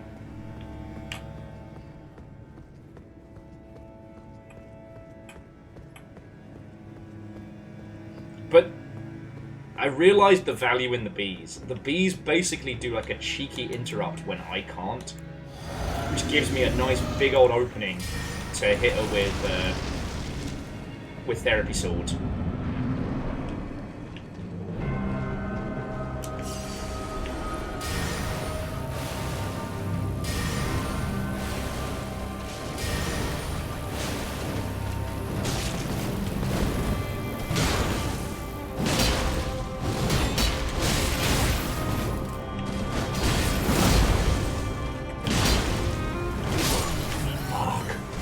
Couldn't get away fast enough. It's a good opening salvo.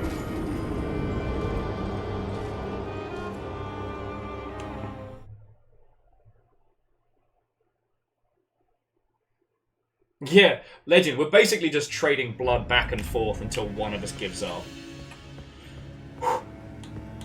And as we've said, the only way to lose in Dark Souls is to give up.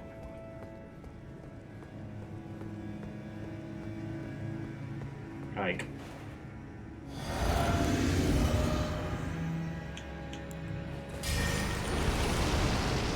please.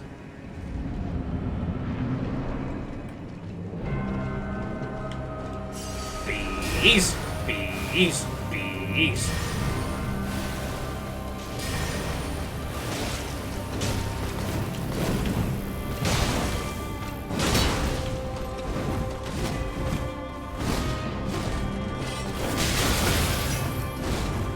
Okay, you do your rushdown bullshit.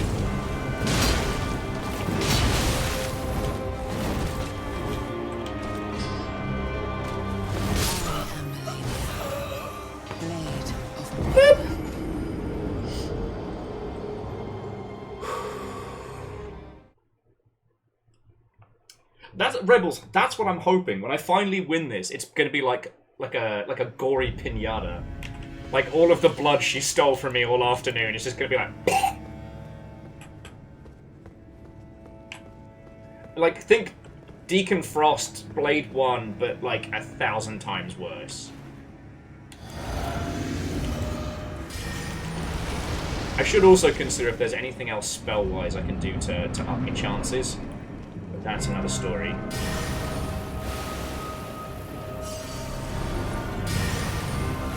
Like, keeping her within range of Big Sword is working.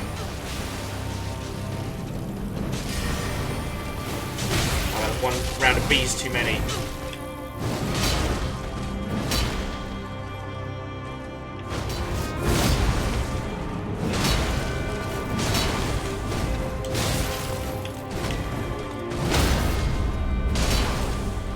Fuck. Oh, fuck, sticks! The point where I realised that she was hovering in the air that extra second too longer. It was like, oh, I'm dead right now. I am several pieces of sashimi.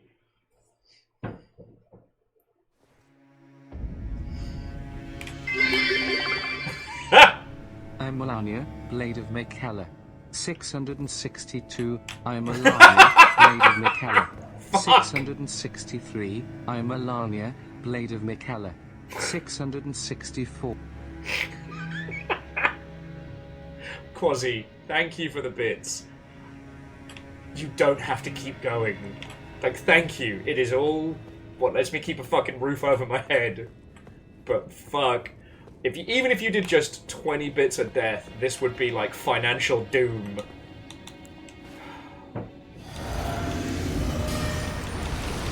It did make me laugh when you're like, yeah, if you can beat this first one, there'll be a shit ton of bits, and I'm like, you don't have to worry, your money is safe with me.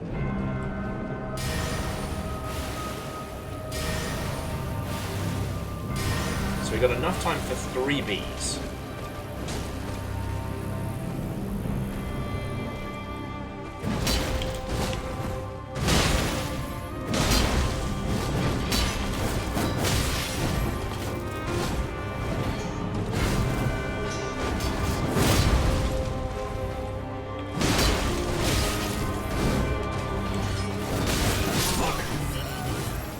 That was Joppard. That was Joppard. I tried to heal at a time when I wasn't safe. I wasn't paying attention. I was being, how you say, fucking stupid. That was it. I earned my paycheck today. There's some days, friends, when streaming is work. And I'm okay with that. It makes me feel like I actually, earned everything you threw in. My one big regret from streaming is still when I had an actual physical crowd for the final boss of Sekiro and I couldn't do it. I'm Melania, Ah! Blade of Mikella. 670. Fucking Quasi! Blade of Mikella. 673. I'm Melania, Blade of Mikella. 674.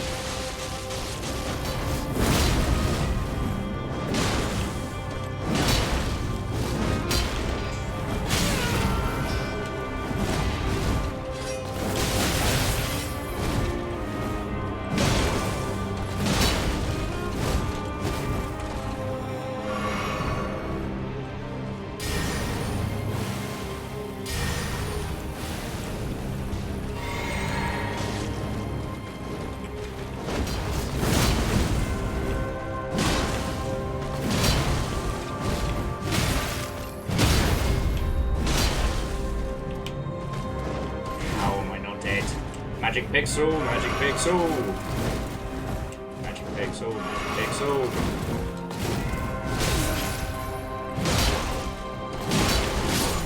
Fuck. Blade of Mikella. Again, your money is saved. Quasi fucking thank you.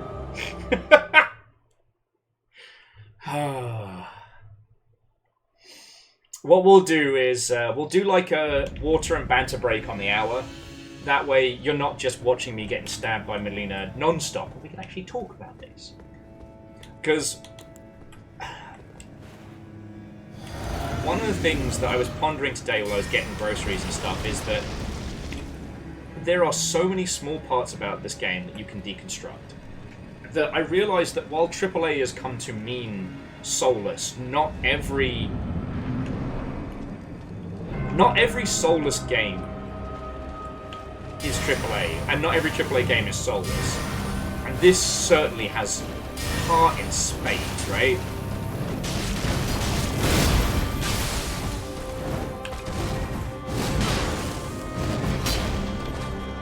Alright.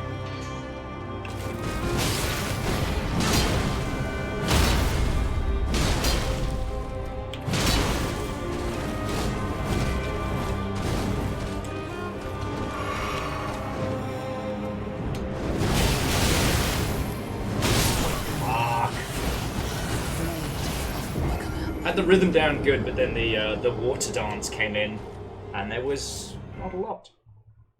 But it's just like, why don't we cover a lot of AAA games? Because there's very few AAA games these days that really have a good soul to them, right? That doesn't mean they're necessarily unfun to play. It doesn't mean they're necessarily bad, but they're just soulless. You know, even the bits of a lot of the mainstream titles that feel good are because they have cooked up in a lab the formula for an open world or an online shooter or what have you, right? They're not made with the intent of you having a good time.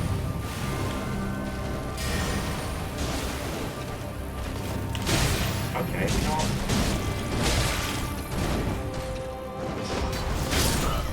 Fuck, I deserved that one.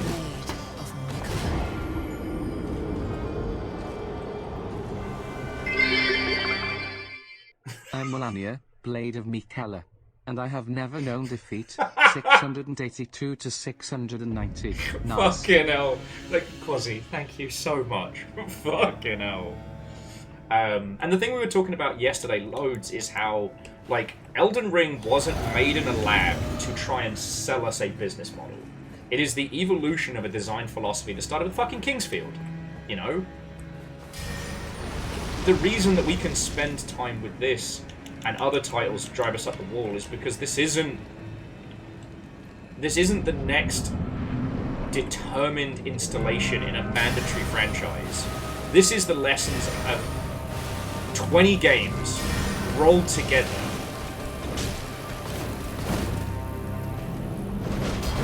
Oh, pissing a bit.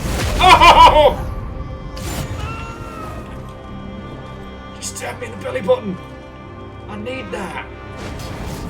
Ah, my zoning is not good today.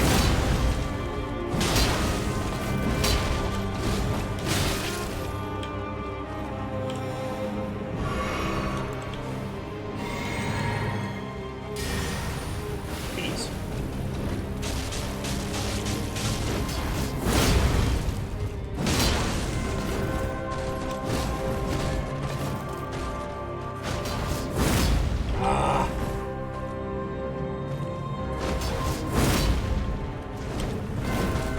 Not this time.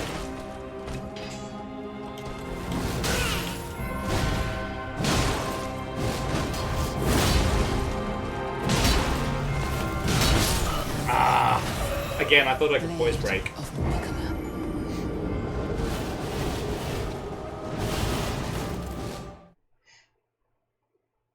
Oh, and Shadows. I'm sorry you didn't get to stick around for that one, and we'll probably discuss it later during, like, banter breaks and stuff, but... like, why is this engaging, but other incredibly infuriating parts of video games aren't? And there's a million different things that all come together. You know this, I know this.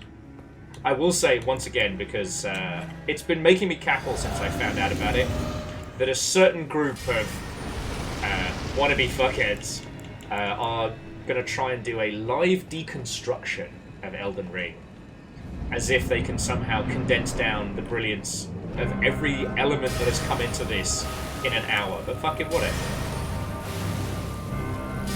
That's a lot of why I've been thinking about it. But it's like, when you think about other teams that have had similar levels of success to FromSoft, right?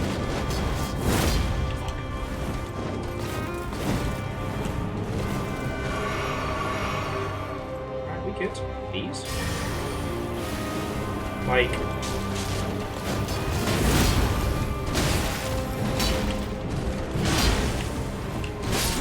fuck. But when you think about teams that have had similar levels of success to FromSoft, that big breakaway, like a franchise that made them, like, they're still making Assassin's Creed games. They're still making them. Call of Duty? Jesus fucking Christ. Right? And a lot of studios have lost their souls in the process of it. Because, you know, in the quest for bigger games, bigger profits, you hire more people, you have to structure your titles in such a way that they can be easily put together by large numbers of people. And without a soul, without a cohesive vision beyond just do what we did again, like,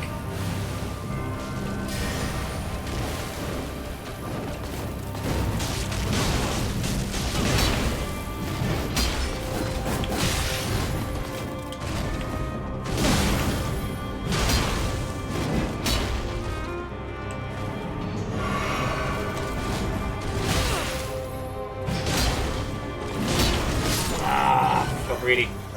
Blade of Nicola. Anyway, it's not just to throw rocks at shitty people, that comment, but it is like, you know, this is a AAA game. This was a big budget, a massive marketing campaign. Fucking story written by old... Oh no, he didn't R.R. Martin. Which, I can totally believe it, due to the fact that everybody has similar sounding fucking names, and it confuses my dyslexic ass. So Fred says, how many years in dev was this? So I want to say Elden Ring was like, what, 4 years? Well, estimate 4 years, right? FromSoft have said it's the biggest game they've ever made, and they don't intend to be making another game this size, which I respect, you know?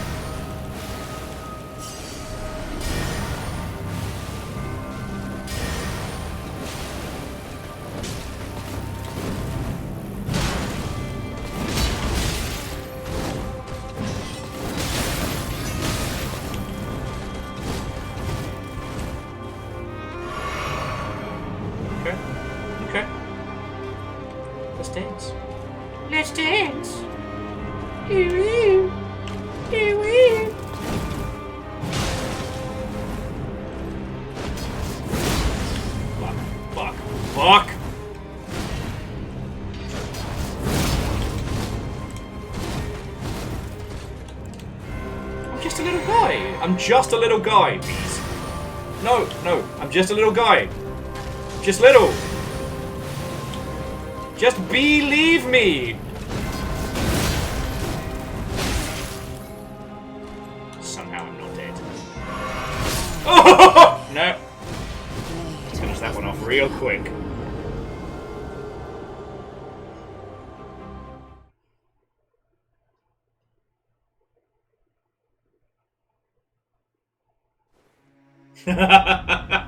Fred, you're not wrong. No, not wrong. It's almost my birthday. I'm just a little guy, it's my birthday. Said Will, who was talking shit all yesterday.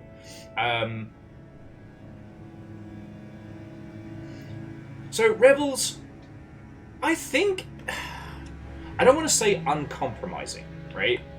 But the From Software design philosophy came about of necessity rather than, like, alter wankery, right?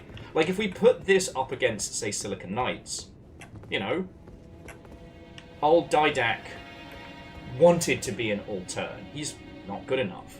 And ultimately, that ego, that arrogance, that determination cost them everything. From Software's stuff doesn't necessarily come from a, this is our uncompromising vision! It's the, fuck, alright, we've got to make a game, alright. You can have this much budget if you want to make a swords and sorcery game.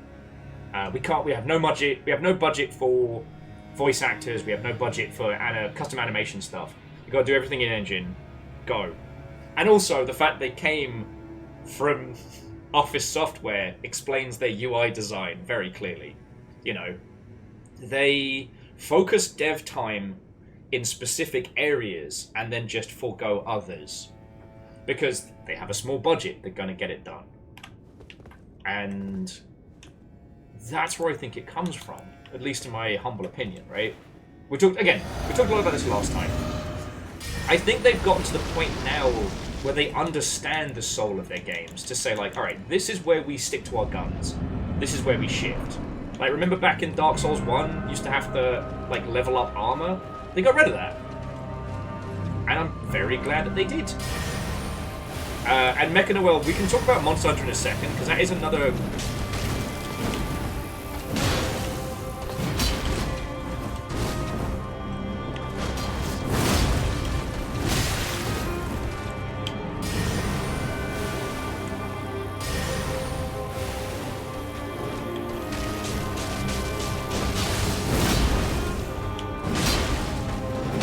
Oh, I'm in shit. I'm in shit. I'm in the bad place. Bad place! Blade of Nicola.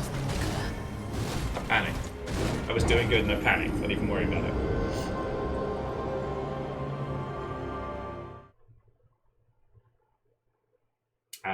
But yeah, so Mecha Noel was talking about Monster Hunter as a franchise. And that's a fascinating one because, again, like, they were kind of Capcom's little project. like, did gangbusters in Japan, sold like shite garbage everywhere else for years, and they never really worked out their full swing, I would say, until late PSP or the move to the 3DS. Because I was watching a documentary on Monster Hunter 2 last night. I say documentary, like a retrospective. And I forgot how fucking brutally unplayable that game is.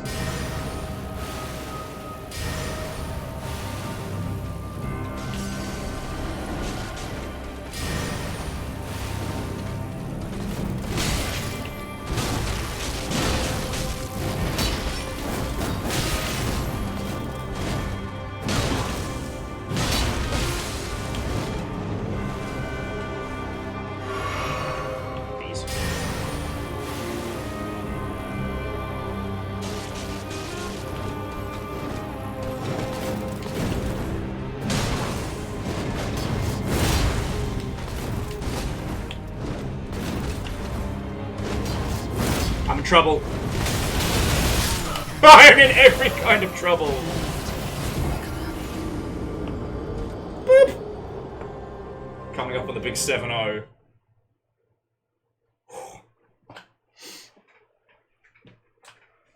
But it's been interesting that, like, because Monster Hunter sat in a very, very specific bracket, in, like, it sold good enough in Japan that they kept making the games, but it didn't become a huge success. You know, Resident Evil and Street Fighter sell great the world over. For a long time, Monster Hunter just sold good in Japan, and everyone else was like, why is this game so fucking hard? Well, because you're supposed to play it with 3 other people. Well, where am I supposed to find 3 other fucking people for this game because it's so fucking hard?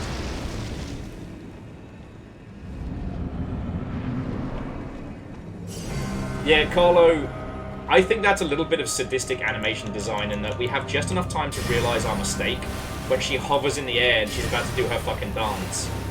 But there's nothing we can do.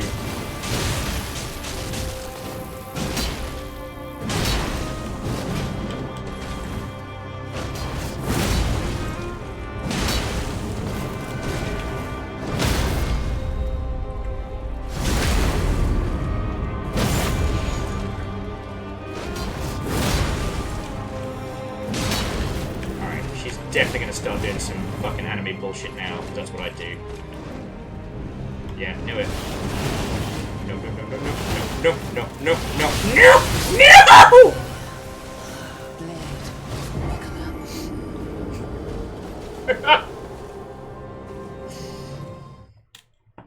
It's the amount of time it takes me to go from, oh, hello there, to, no, don't hurt me!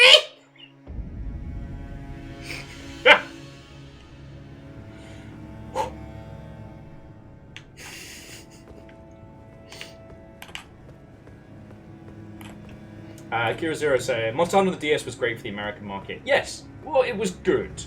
It was better suited to be played solo, and it was the second big push Capcom did internationally. Because they did Freedom Unite, and that didn't quite take. You could argue because it was like PSP primary, or you could argue because it was still fucking hard to play it solo. But like, Monster Hunter World has been the big success Capcom has been hoping for. And Wilds is going to be a continuation on that.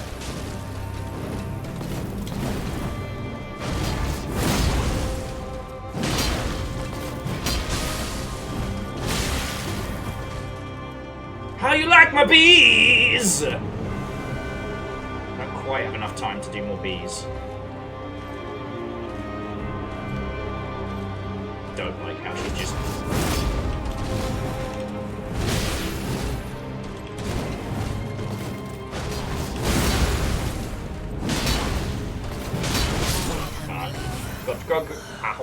Got greedy.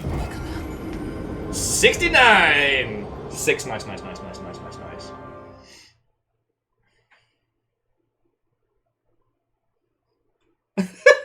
Lance, yeah, there is a serious Looney Tunes moment where you're just like, beep. What's that? Death! What kind? Loud.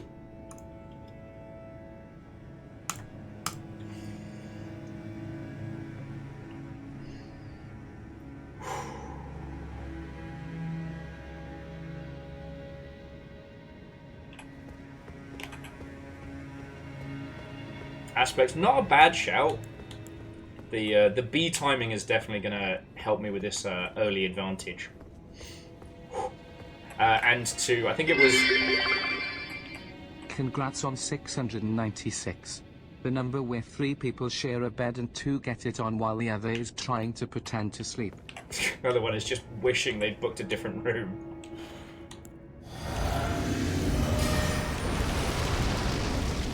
And Akira Zero, thank you for the 500. I hope you're doing splendid. Alright. Bees. And a beat. And some more beats. And a beat. And some more beats. Oh shit, yeah, that...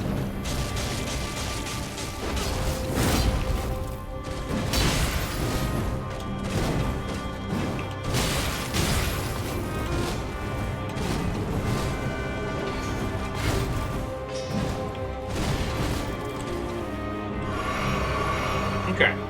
Bees? Bees.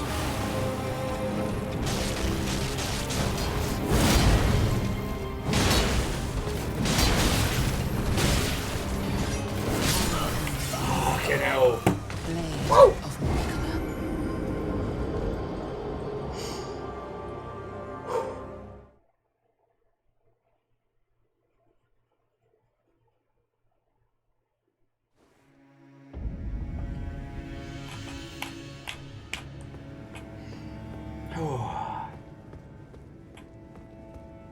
Yeah, Vernfl, exactly. If I'd stopped putting points into health, I wouldn't have to use so many heal potions.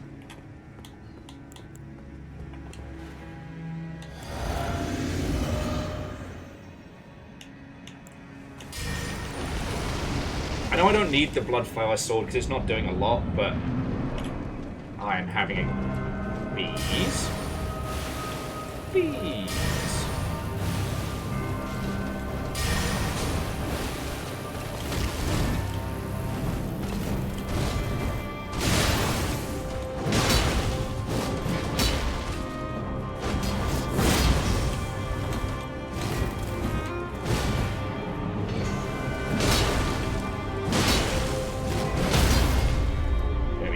After. Oh, no, okay.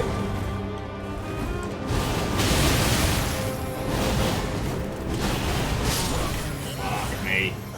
Blade of Nicola. It's a good bees. This is some good bees.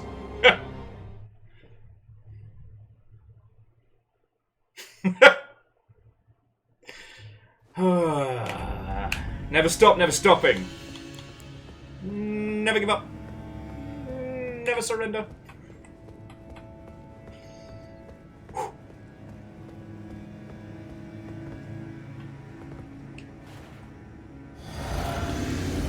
It's actually the first time as well I find myself hitting up against my like stamina.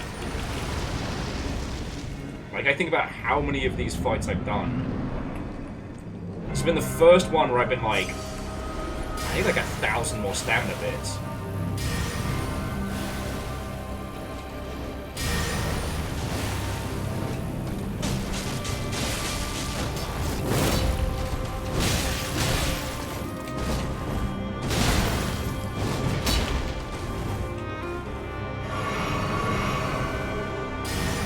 Bees!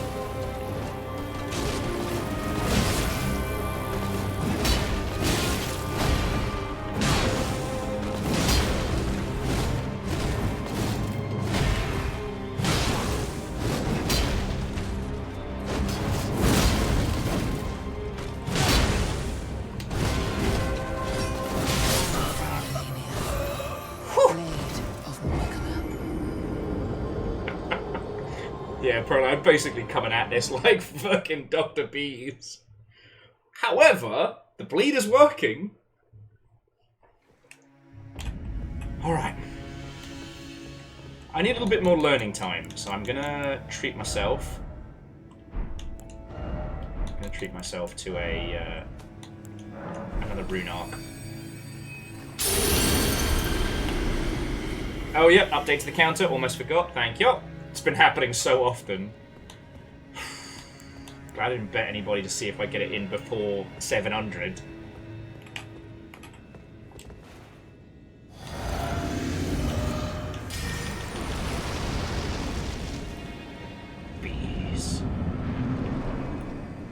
First bees. Away.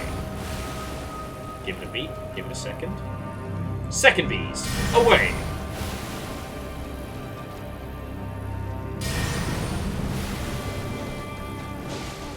Oh, there we go.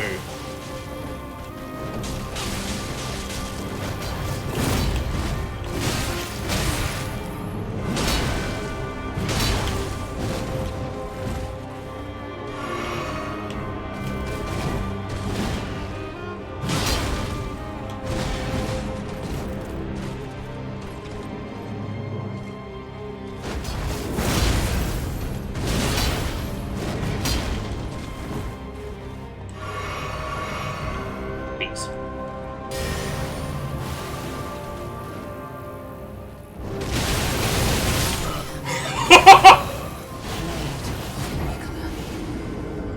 You ever seen someone fight a swarm of bees and stab every single bee personally? Because that's exactly what we just fucking saw. We have hit 700 deaths. We started at like, what, 650 when we got to a first? Congrats on your death, Agent 700. You have gained your license to be killed. Repeatedly. To Fallen Angel Water, and welcome. Welcome to the day of Let Me Solo Her. It is indeed waterfowl at its finest. You know why it's called that? Because it fucks ducks. It is a duck fucker of a move. How are you? I want to apologise to everybody. I think to Verdant, who was the only person who bet I'd be able to clear this in an hour. Your faith in me will not be forgotten. Misplaced as it is, it will not be forgotten. Hi, nice to meet you. I am Melania, Blade of Mikella, Ah! and I have never known defeat. 691 to 700.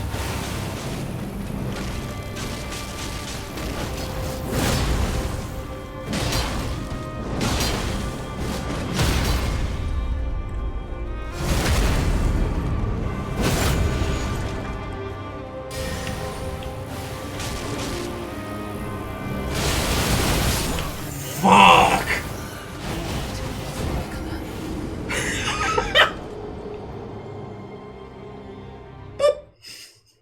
Quasi, thank you. Deaths 691 through to 700.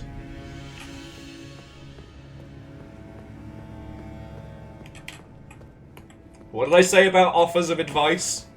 Let me solo her. I will mute you. This is my fight. You all had your turn. This is mine. Bees.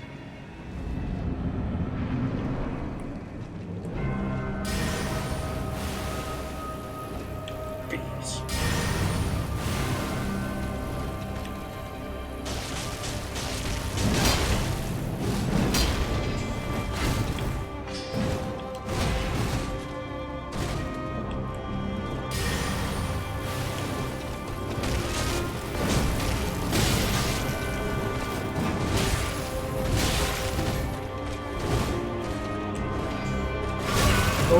Oh, I'm still alive. Fuck, alright. Alright, I was off kilter. Healing did not, Healing did not but extend my death.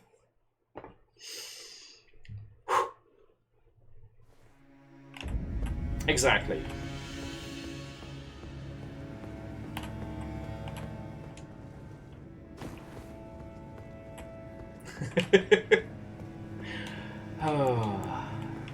But yeah, so to those of you who've just joined us, what and welcome.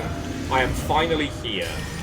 The one thing I knew for sure coming into this game ahead of time was this fight and what it was going to do to me. And I'm okay with that.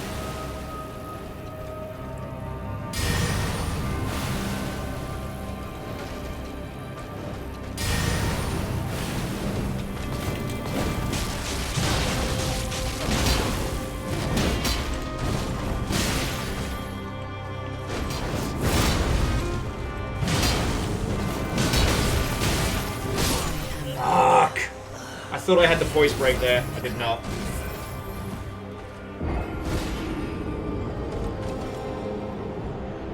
Well then, Prolo, go get some sleep, friend, and to be continued.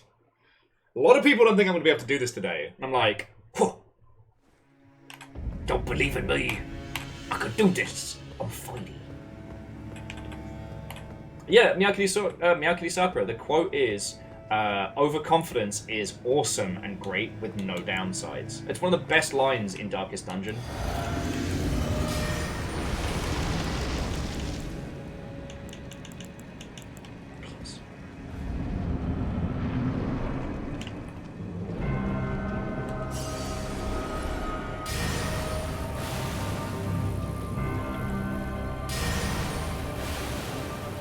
Slow-moving bees.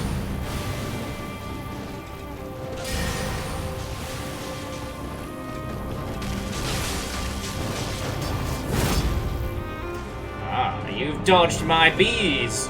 But perhaps this attack full of bees will sort it out.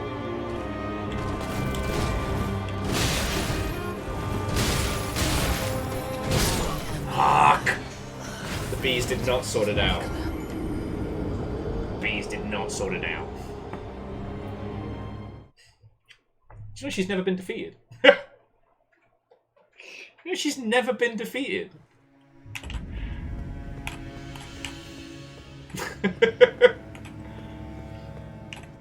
Yeah, Verdun, I'm sorry, friend. You believed in me, and I'll always remember that.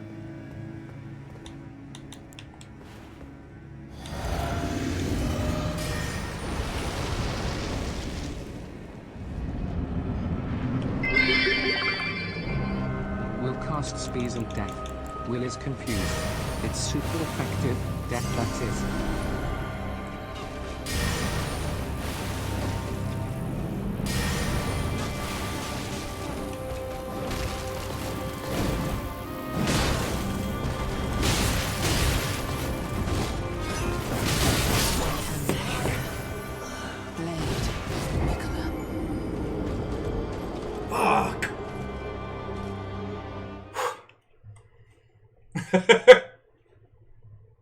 A legend, yeah, you get it. You get it.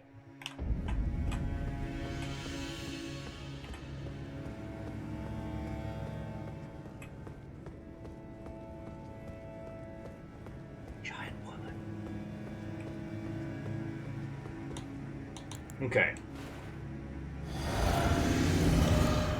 The one thing I've noticed is that rather than giving me physical defense, the potion's giving me basically one free hit, which will be good while I'm learning, but at some point I will have to basically switch from training wheels mode.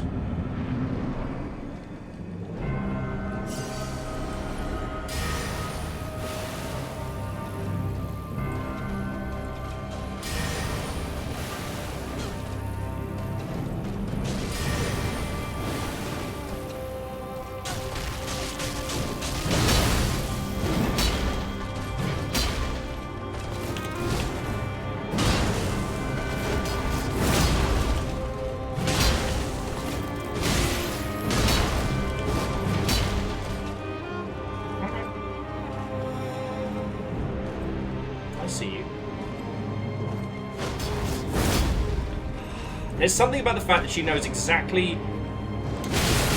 Fuck! That she knows exactly how to stay out of my range that feels really powerful.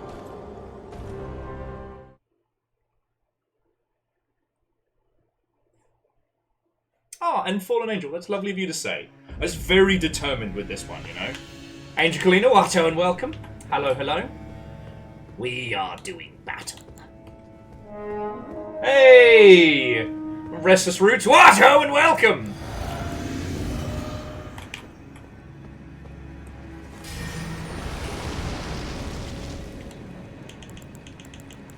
Hope you like bees. Like bees!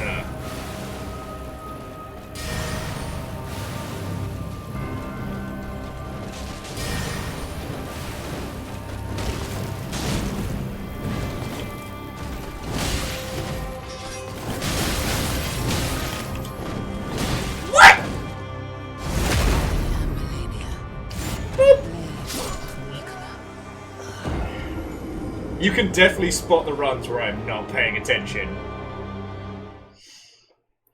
Okay.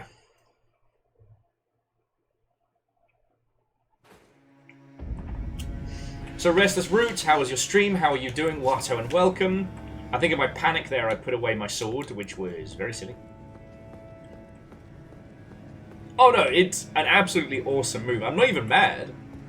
I'm not even mad, but like, we started today at about 650 deaths. Everything from there has just been this battle.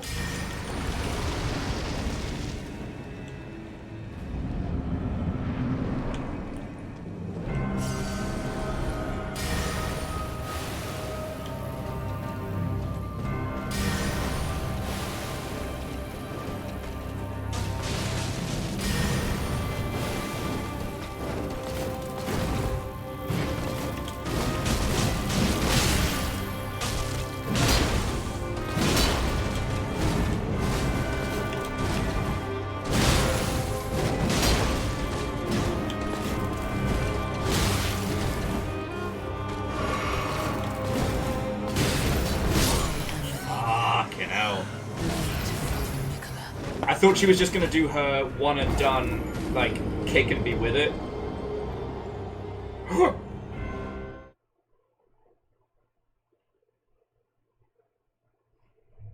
But no, this is the stand I have to take, right? I must solo her.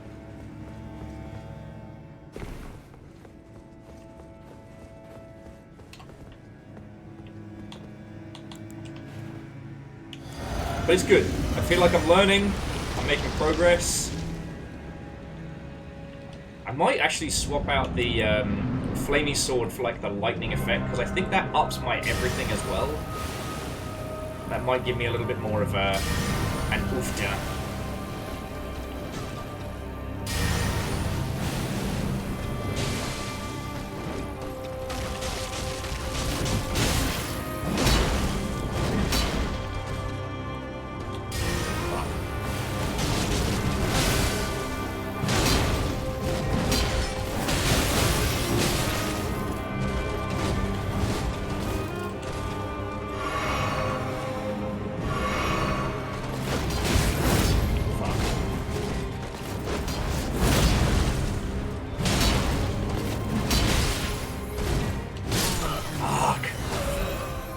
Not doing terrible, but made a...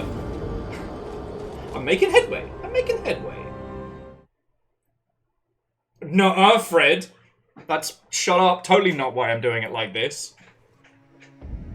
Shut up. Your face. Oh...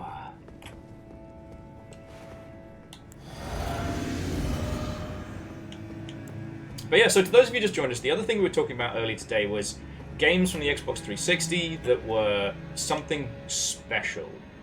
Oh, that's it. I was going to change out some of my spells. See if I can beefcake myself with a few more buffs.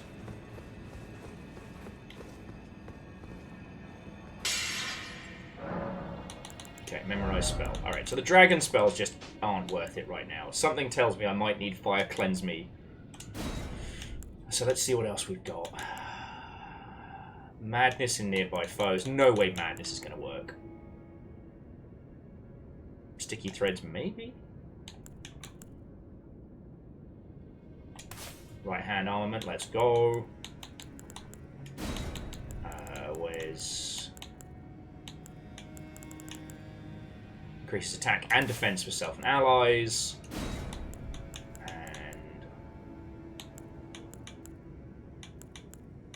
See if there's a please don't fucking hurt me spell as well. The lightning bolt is pointless. She's just like, nah, we good. And you know, Blood Boon might work. Because it's a quick spell to cast. Give it a shot.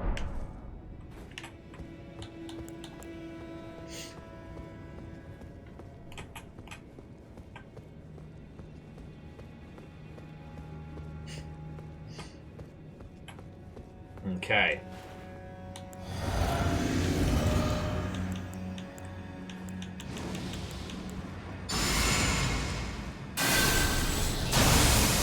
Here we go. And I've still got bees!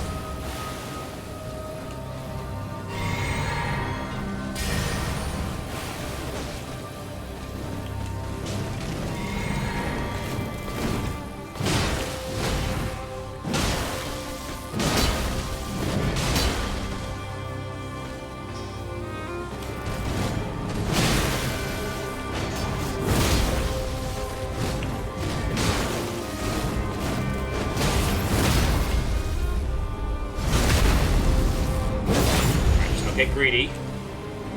So we know what she's going to do next. Fuck. Wasn't quite there. That's the thing I need to learn how to dodge. Once I get that down pat, I'll be golden. I'll be fucking great. Whew. But yeah, so if any of you can think of really unique games from the 360 era, we'll add them to the grand list. Which currently includes... was it like Alone in the Dark, Operation Raccoon City, Eat Lead, The Legend of Matt Hazard, also Lost Planet 2, Mind Jack, which I don't even know if Mind Jack's going to work.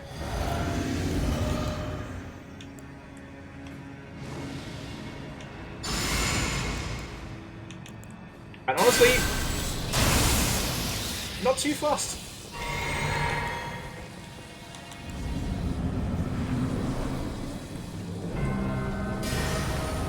You know what? Chromehounds could be an interesting one. Ultimately, a lot of what made Chromehound special was its multiplayer, but...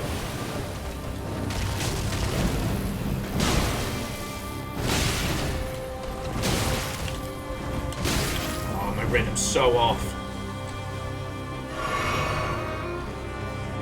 There we go.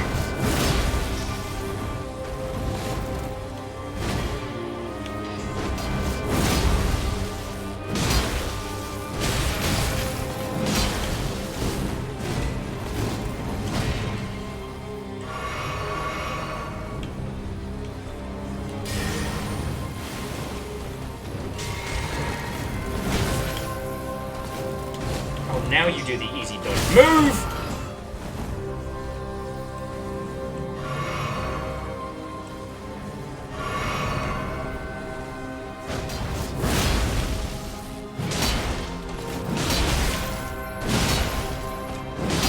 Oh, I'm fucked.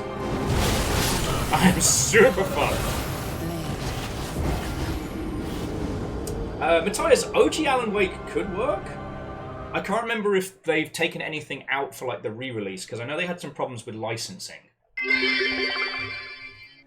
I'm Melania, Blade of Mikala, and I have never known defeat. 701 to 710. I like that Quasi has just not given up. Again, I'm not trying to extort bits from anybody, you know that.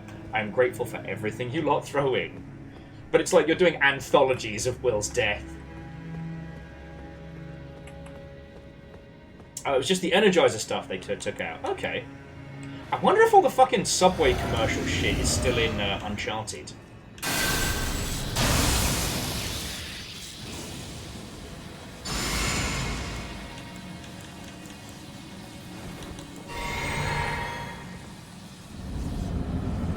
No. No tips. No tricks. People will be timed out for... This is my fight. You got to have your fight. This is my fight.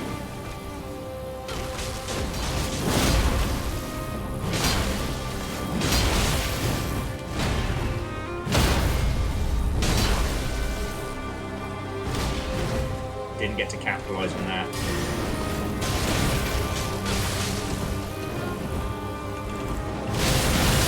Fuck. I was too busy faffing around with other stuff. The forbidden snack is entirely valid.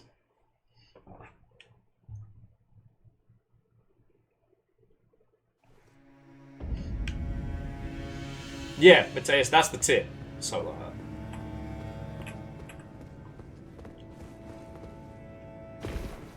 Isn't waterfowl fun? It isn't! It's the opposite of fun. will say. It's almost like I've got too many buffs going on all at once, and I don't think they're all worth it.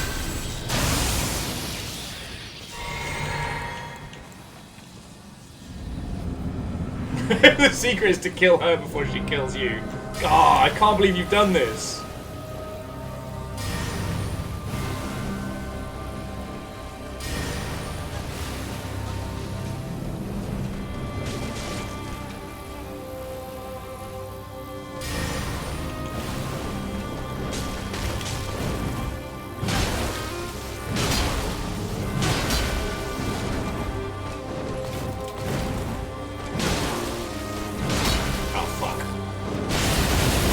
That's death!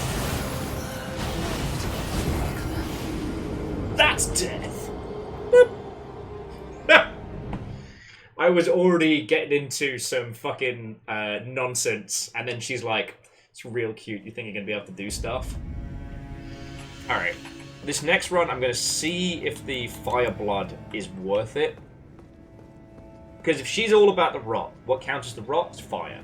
Everything's weak to fire, I know, but... hopefully. We're learning. We're learning. But yeah, if you didn't see the phenomenon, basically there was a guy online around the launch of Elden Ring whose name was Let Me Solo Her. And you could summon him into your game and he would solo this fight for you. And I was like, that's the kind of shit that makes these FromSoft games really shine. You know, because we met the merchant when we did Dark Souls Remastered, which was real cool. Come in. Come in.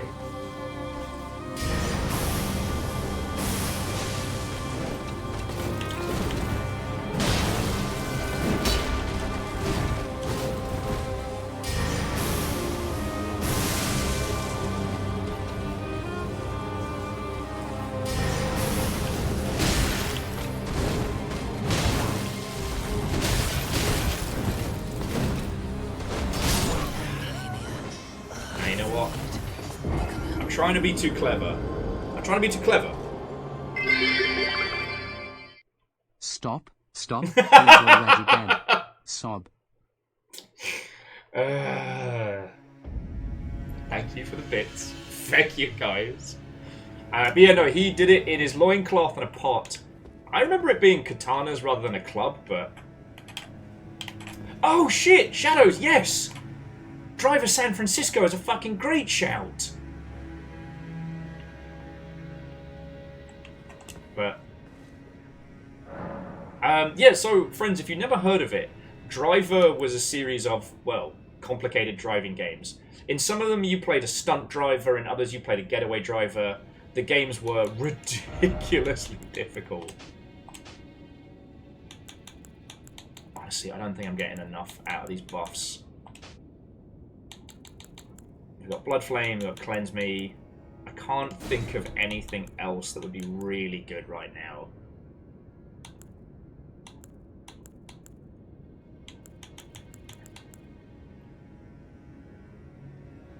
Because, like, all the dragons take too long to spool up, right?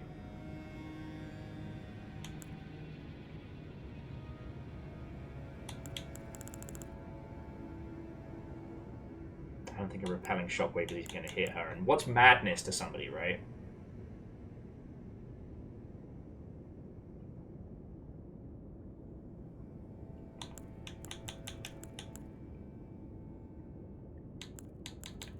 I just throw a big fucking rock at her. There's no point trying to bust out big, fancy, flashy moves because she just dodges them.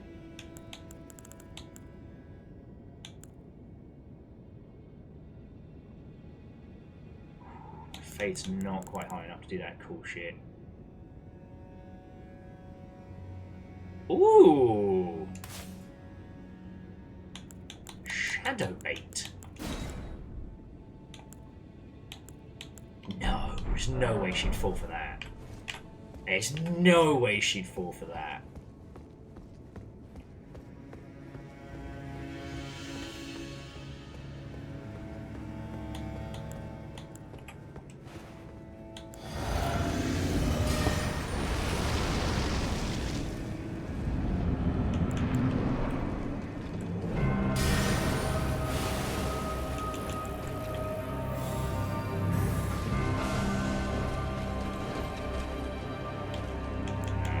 I say there's no way she would have fallen for that.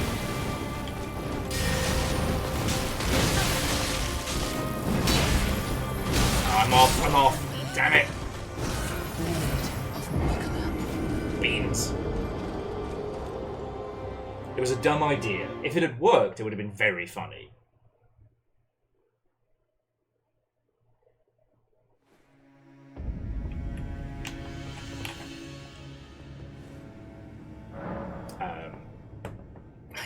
Sorry, going back to Let Me Solo Her, that individual is one of the great examples about how a game with such limited amounts of communication actually results in more game. I kind of love that. Let's do that.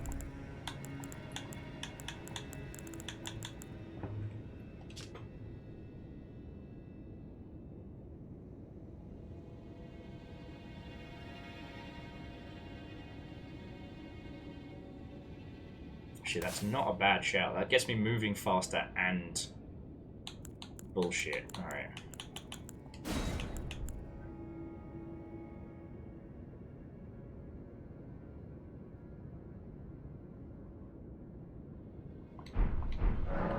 Okay.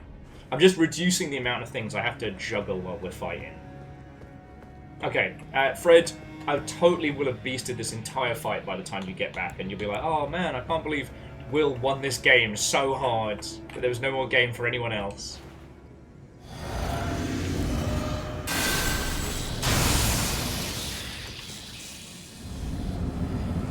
Okay. 1 swarm of bees. 2 swarms of bees. Blah, blah, blah. 3 swarms of bees.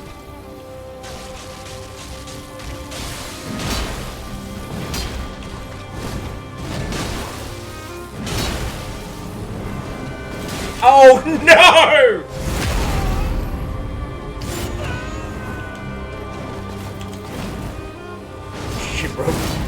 She broke my dick. She broke my dick. I'm sorry. I don't know why that's what popped into my head. She broke my dick.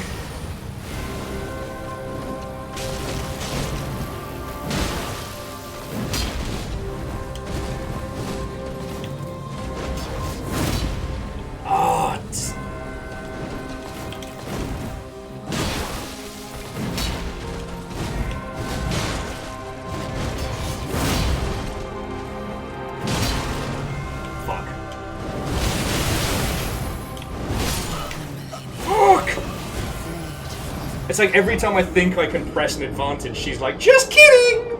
Oops, all fucking swords! Ooh, okay. Lyris, thank you for filling the pint glass. 715 deaths later! But yeah, no, whoever it was that suggested Driver San Francisco for 360 era games, so the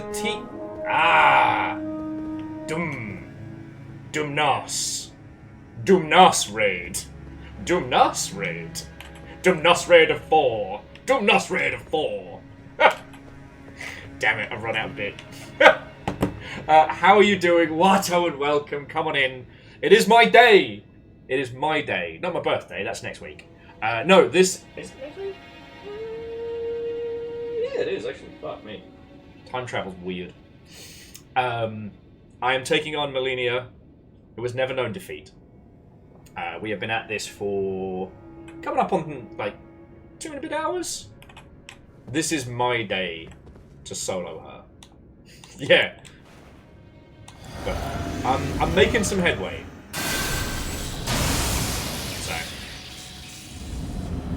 So how was your stream? What were you up to? Tell me your tales, bees. Tell me all about it, please. I mean, until I can beat waterfowl, fucking ducks.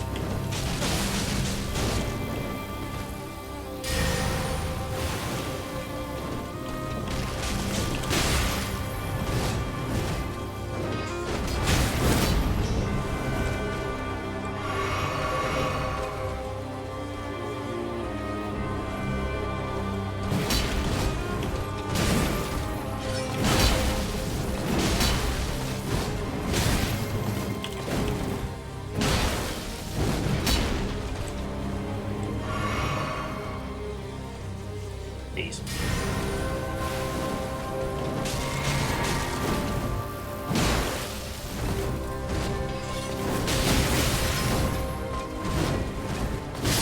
Fucking hell.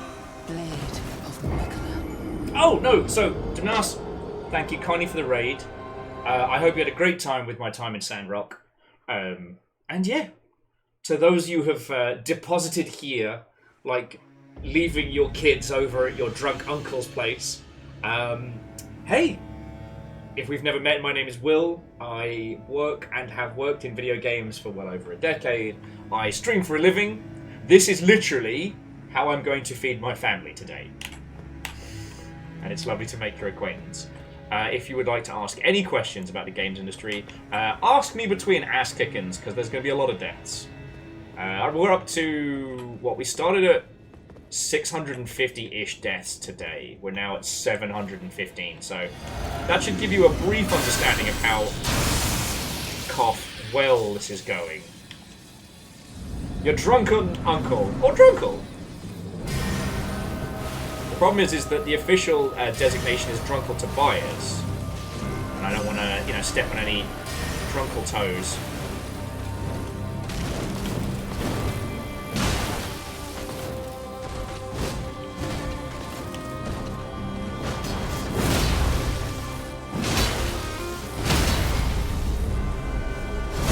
There we go. That's the fucking ticket. Now run away. And some bees. Because we know what's coming. It's the fucking water fountain next.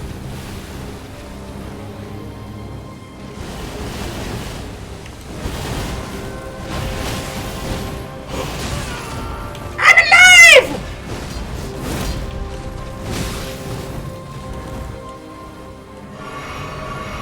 Bees!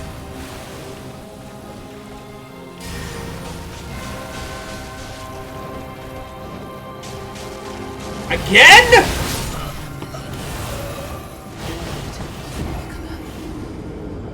I survived once. If I can get through that first attack, the rest of it, possibly. Hey! Raid after raid! Of mischief! Jay, how the heck are you doing? Miranda Reese, Watto, and welcome. Hello, hello. Come on in, friends, come on in. How are you all doing, friends?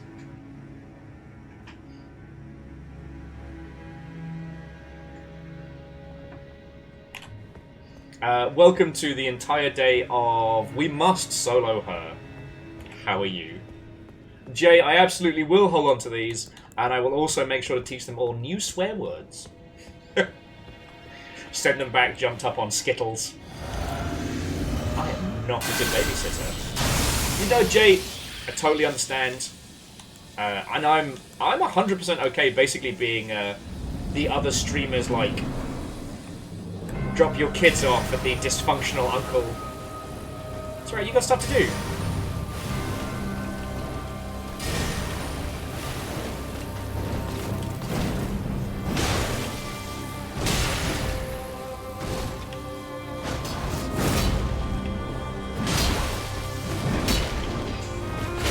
Oh god! To Rose Lich, Watto, and welcome. Please.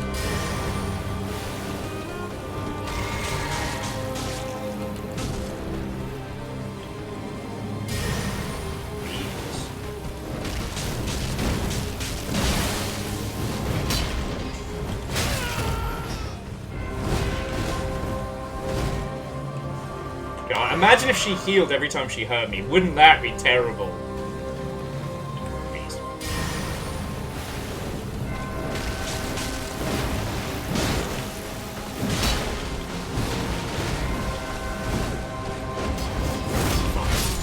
Ha!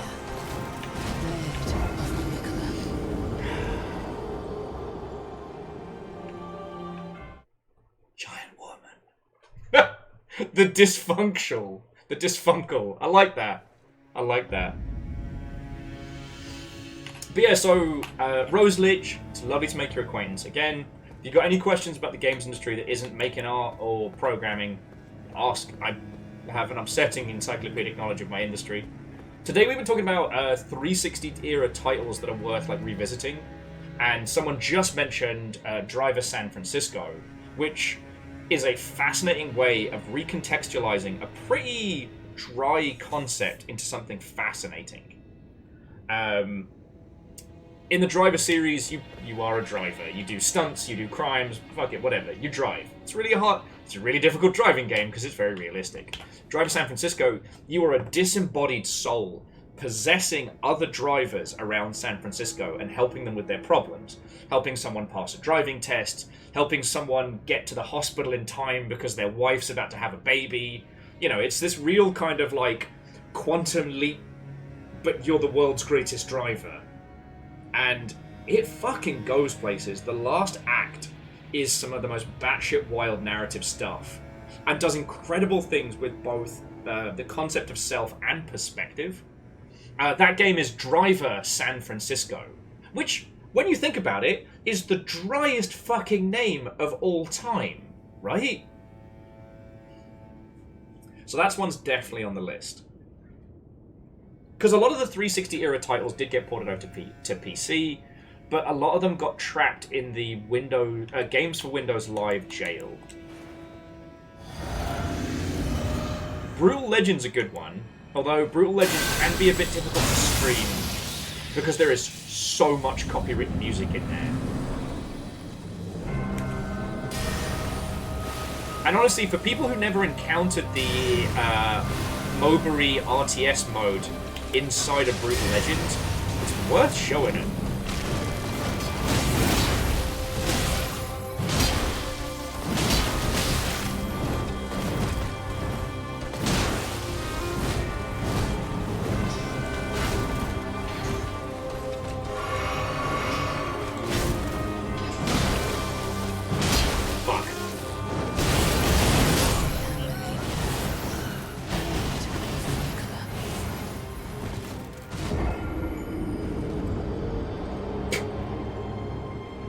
Shadows only a little bit of talk of Driver San Francisco and just agreeing. So Catherine is also available on PC with a slightly improved port. So that one's fine. Like that. Catherine's also...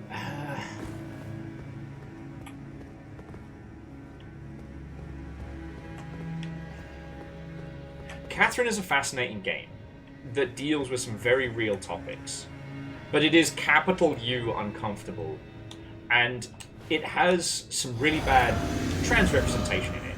But you know, the kind that doesn't come from... It doesn't come from bigotry, it comes from ignorance, and it makes it really uncomfortable. But I will say, it's rare that any game deals with relationships in a real fucking manner. And let me tell you, playing that game next to my at-the-time partner, and it starts asking you very real questions about, like, your moral compass when it comes to... Like, before the red... Oh, really she grabbed me right out the air. I deserve that.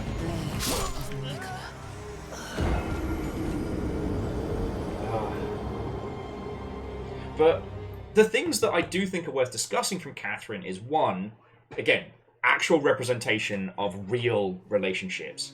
Asking the players incredibly uncomfortable questions about their moral stance on a lot of relationship things. And also, the purest conceit of it being completely loopy with almost no explanation is something that I'm totally okay with. You know, if you never played Catherine, it's, again, there's a lot of uncomfortable and problematic stuff about it. But the TLDR is, you play a guy who is cheating on his girlfriend. His girlfriend is Catherine with a C, and he shacks up with Catherine with a K. Or at least he thinks he does. For half of the game, we're not quite sure if he's actually been, you know, doing the bad or not.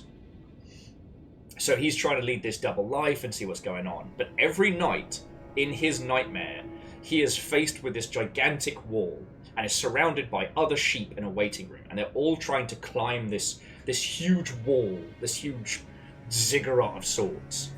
The gameplay is essentially like a platform puzzler where you have to push and pull blocks to make your way up as creatures below are smashing away at their bomb. If you fail, canonically, you die in your sleep. And this thing has been affecting people from around the entirety of the area. And there's no real explanation given why at the beginning. It just is. And it is so fascinating because it gives you such a ridiculous premise. But it's a game, so you have to engage with it, right? And then at the end of every level, you get to the little elevator that takes you down, and it asks you like a yes or no question about your stance on relationships, and then shows you everyone else's answer.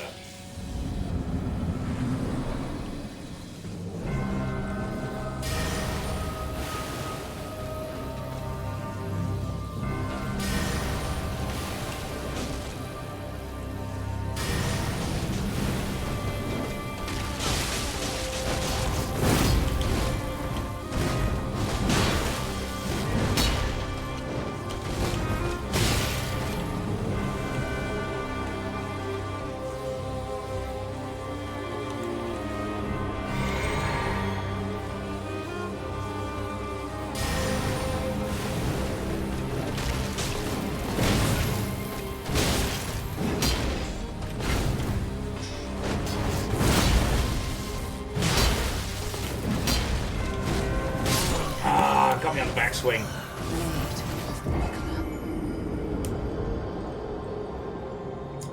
Lord Lost and Found says, does it count if it also came out on the PS3? It's not. I mean, if it's from that era and it's not playable now via Steam and digital distribution, yes. But it physically needs to be playable on this 360, which I was very kindly given. Like, that's the big bit. Because, like I said, I've got a list of games from that era I want to share with you all. You know, things that didn't make the cut for being brought forward.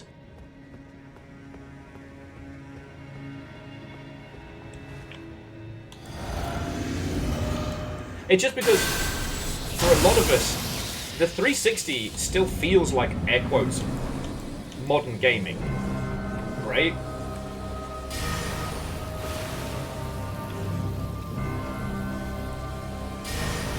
You know, it was still hard to come to terms with the idea of Halo Reach being retro, you know what I mean?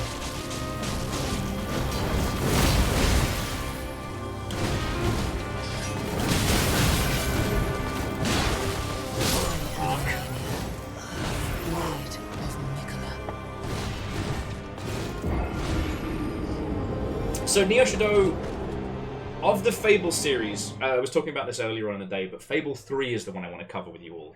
Because it does the same thing as the previous two titles, but it adds one of the more interesting like morality systems that I've seen in any game.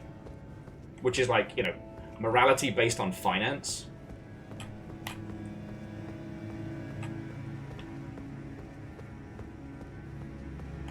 Also, I have my name in the credits for Fable 1. I can't remember if it was Fable 2 as well, but definitely Fable 1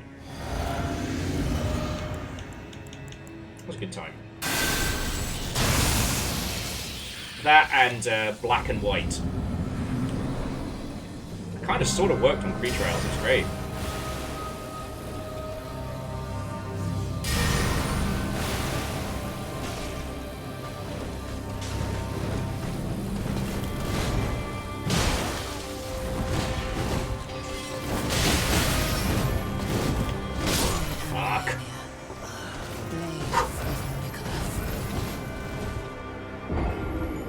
And yes, it does. Matthias, that does sound like the title of a punk album.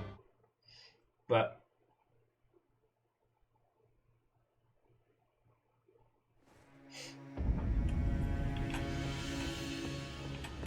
so, Lord Lost and Found. You know what? Army of Two, the very, very first one, is an interesting little concept.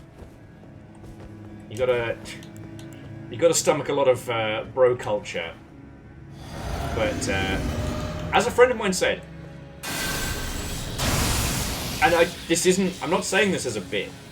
Like, if you treat the two characters from Army of Two as a long married couple, it works so well.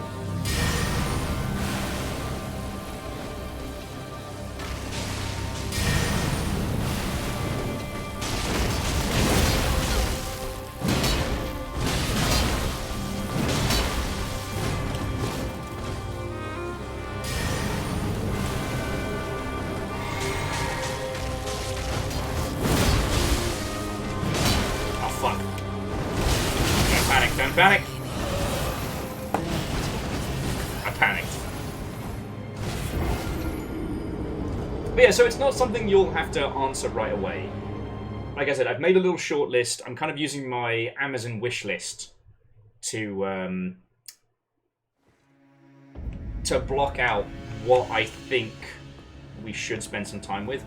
One of them is Eat Led the Legend of Matt Hazard, which is a parody game, which isn't brilliant, but for a discussion it is fascinating. It's got fucking Will Arnett and Neil Patrick Harris, and it's basically a Duke Nukem parody from a time when Duke Nukem Forever was never coming out.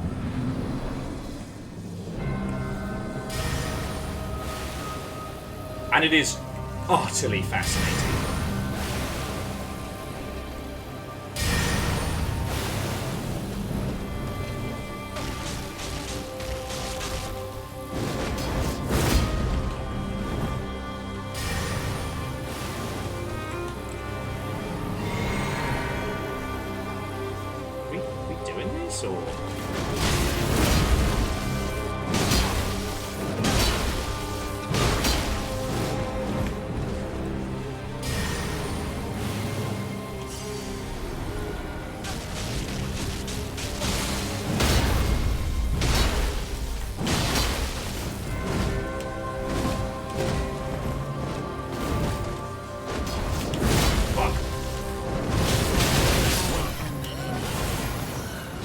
Spends so long in the air. It is so long.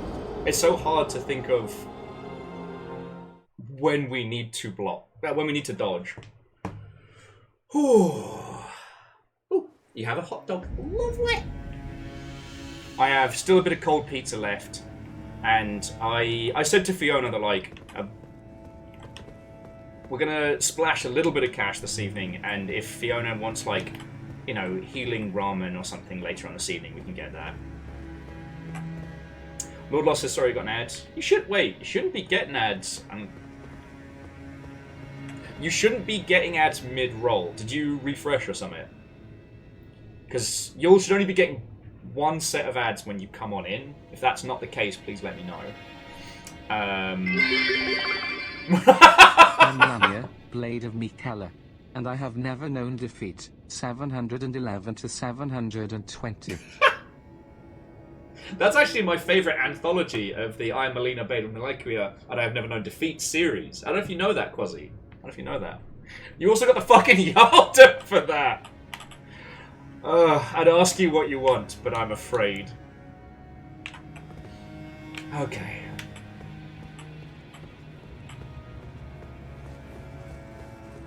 Alright. So let's start reworking things. Alright? So. The Wondrous Physique. Alright. Not getting hit once is fine. But...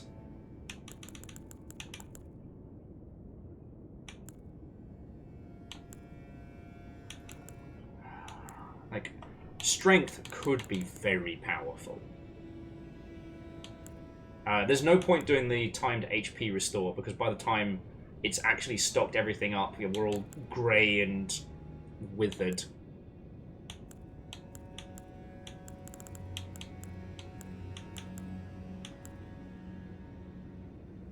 What if I just focus it completely on stamina? Because I'm already hitting hard, right? Damage isn't the problem.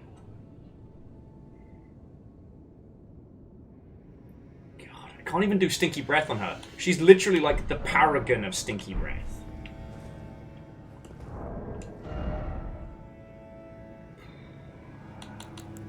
See, if I get rid of Radagon's Scar Seal... Oh, that's her dad! Woogie, woogie, woogie! That puts my load to heavy, which means I'll fucking die.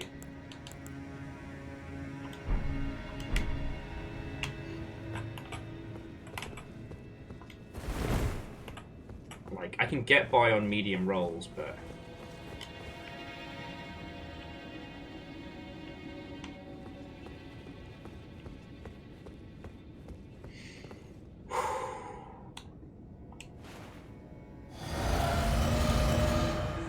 Oh, listen to that roar.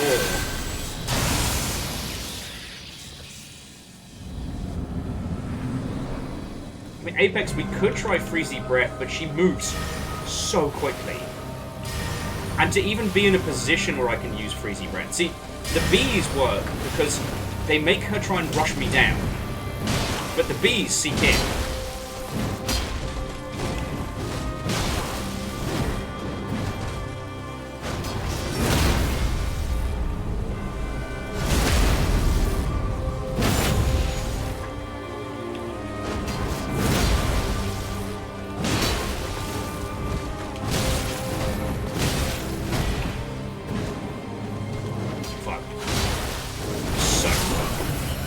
Okay, but that was much better.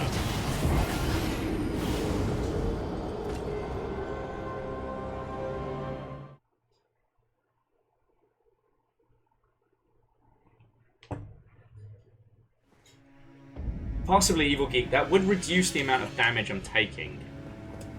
I wonder.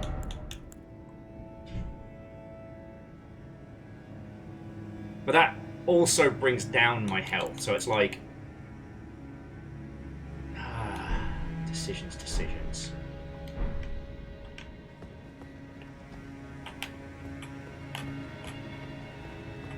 Freezy Breath.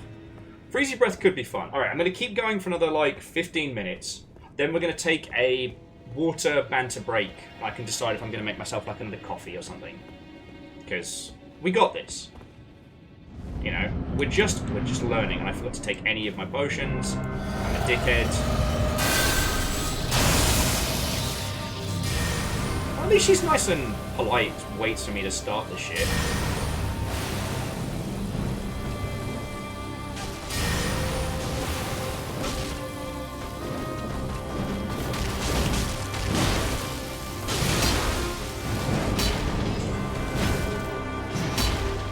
Fuck, I should have done that.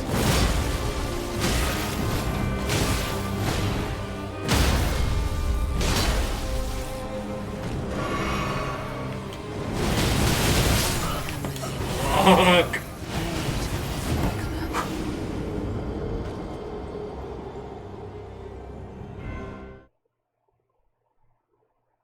Wait, Lord Lost and Found.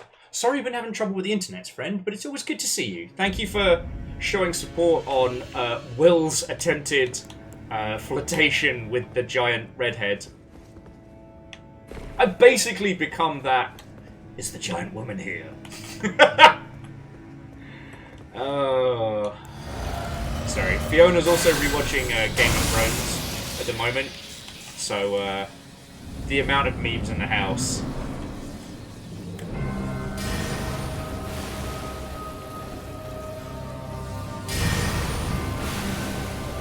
No, Evil Geek. I stated a problem. You gave me a solution. I appreciate it.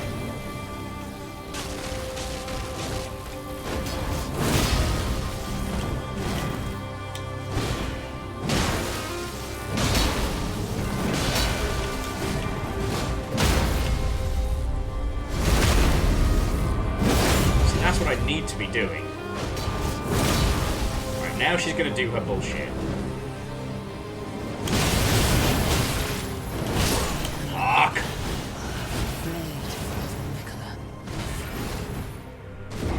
I just want to point out, she keeps healing even as she's stabbing my dying corpse. Just want to point that out. Boop!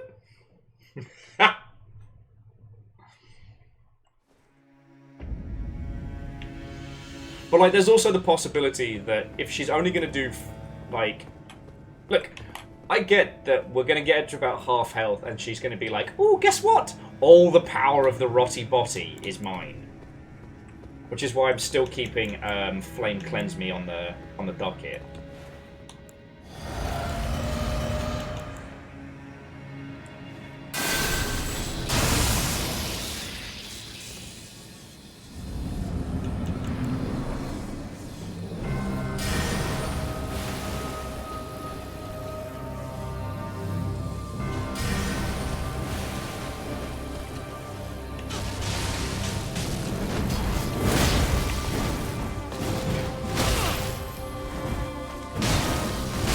Fucking hell. Blade of Nicola. This last sets the absolute pace of this fight. My involvement sometimes feels like I don't know, like a Muppet guest star. Alright. So let's have a look. Like, the Perfumer's Robe is good against fire, magic, and lightning. Is there anything in the same vein that's just... Sorry, so we want 5 and below.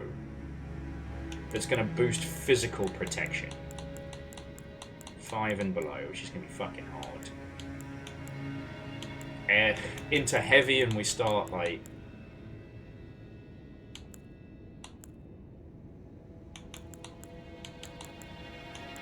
That's my dad's. Woogie, woogie, woogie. I can't see how we're going to be able to do this any better. And the aristocrats get slightly more physical protection? Alright, the aristocrat coat gets my physical protection up. Albert's robes, also great. Ooh! Long ground keeps me under medium, gives me some better times.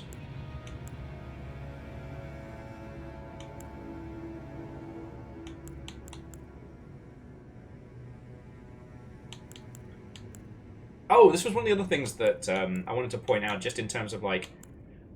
Okay, we can go up to 7 and still say light. Or still say mid.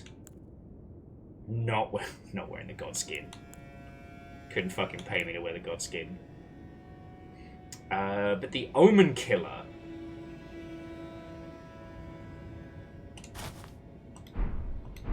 Ooh. Doesn't that look right fancy?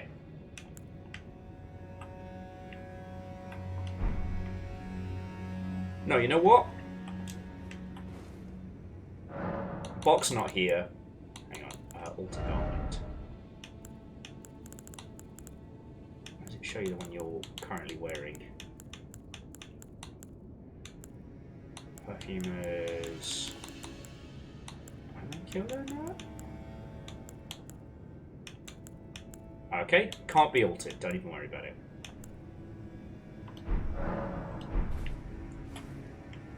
Maybe just quickly check hands as well. Because I'm learning. I'm learning. Okay, so that's 3, 4. See if we can get anything slightly chunkier without going to heavy. So we can go up to 3, 9 on the hands.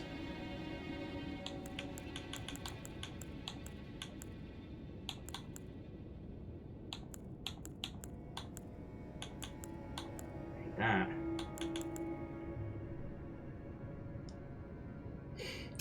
Do I have the Saw Seal? Which one's the Saw Seal? Kind of sounds a little bit like a fucking exhibit. I need to sell some of these fucking Lindell gloves.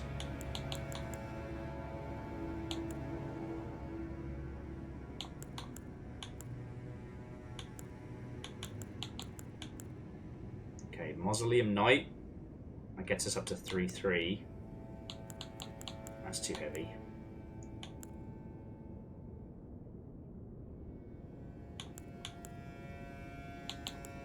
Honestly, it looks like just going for the Hounslow gauntlets. Which would be very funny if you've ever been to London. If you've never been to London, I just sound like a loon. Alright. And don't worry, we'll go back to Fashion Souls after this.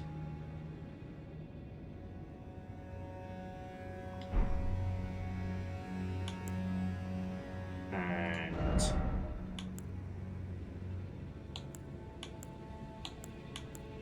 Man, I actually was wearing some pretty heavy pants.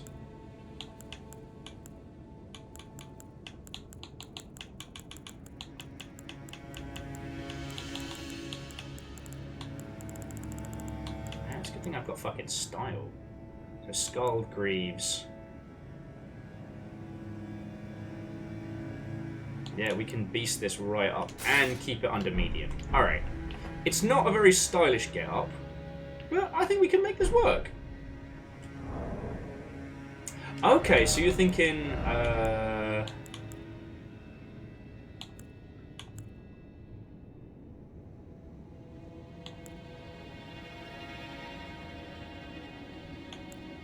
wait a fucking second. Have we been using the magic one, not the punch one?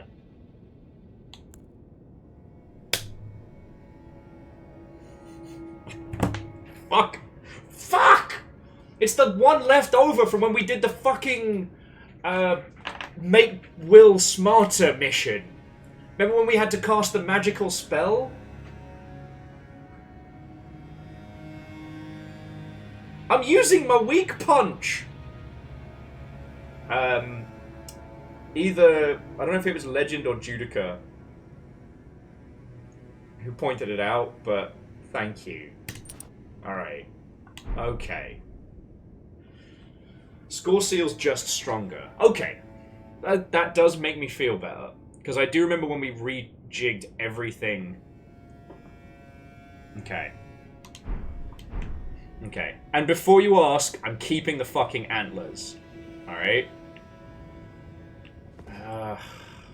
Maybe we should change the antlers. I don't think we're going to get anything better for 3-3.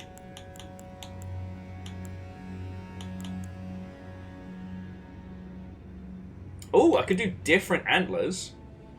Actually work better.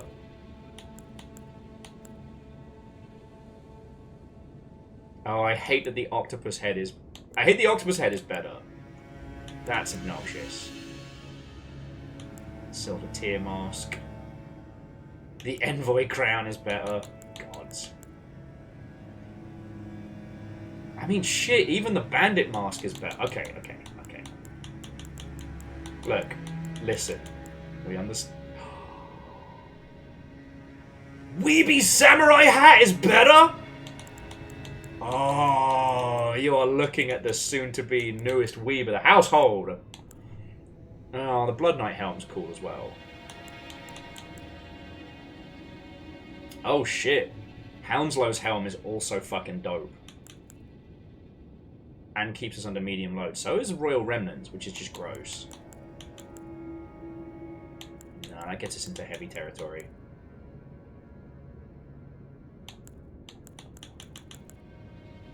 Black Dumpling. Big Wizard. Fuck. Big Wizard is even better. Okay. Alright, so we got horns.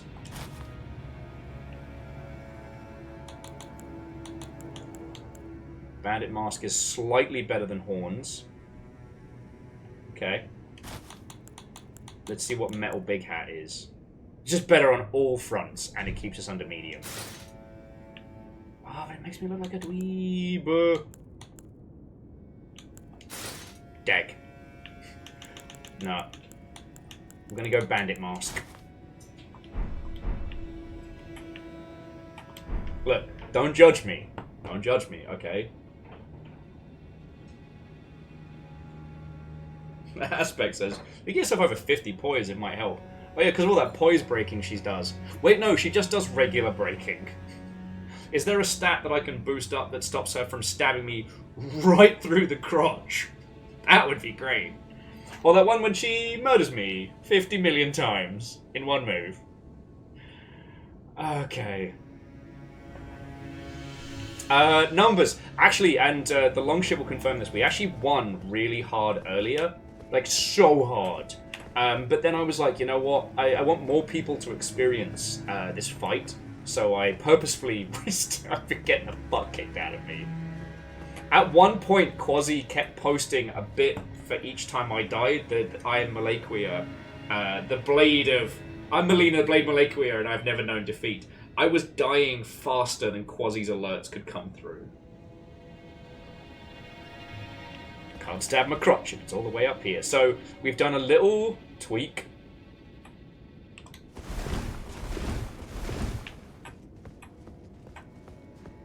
So, I think we've done a little tweak of armor, a little tweak of stats.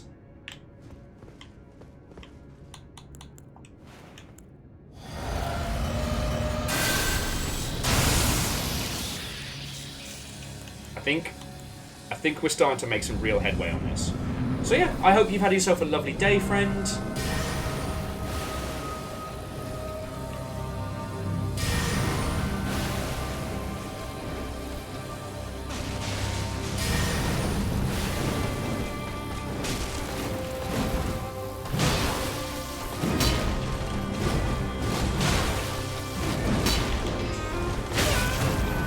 Fucking hell. Piss in the bin! Hey, I didn't do good then, but I felt good. And sometimes that's all you can ask for. I am going to get some water though, because it's extremely warm in here. Because Fiona's home ill today. Not the bad lurg, so do not worry, but, you know, definitely not 100%, and they did not need my screaming. But, my friends, I have nowhere else to be today. It's this. I might have to get the dogs out. If we start getting towards like 8-10 o'clock, I'll have some things that will pull me away from stream. But aside from that, hang on. And let's treat ourselves.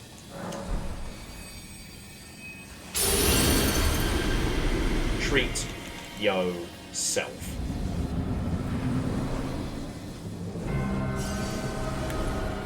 Bees. Bees. Bees.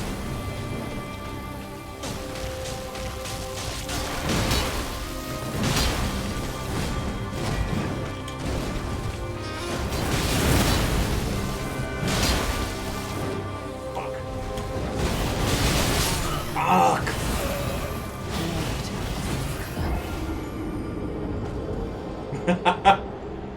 No. The AC is going. Oh. Yeah, Dustin, I'm glad we got to do like a Skull evening last night. I'm sorry we didn't get to invite people out. Real life keeps kicking the shit out of me and Fiona. And I'm glad we've gotten to spend as much time with peeps as we have. Oh, well, Miranda, thank you for coming on in. Thank you for lurking and silently cheering on from the sidelines. And I hope you had fun. To be continued.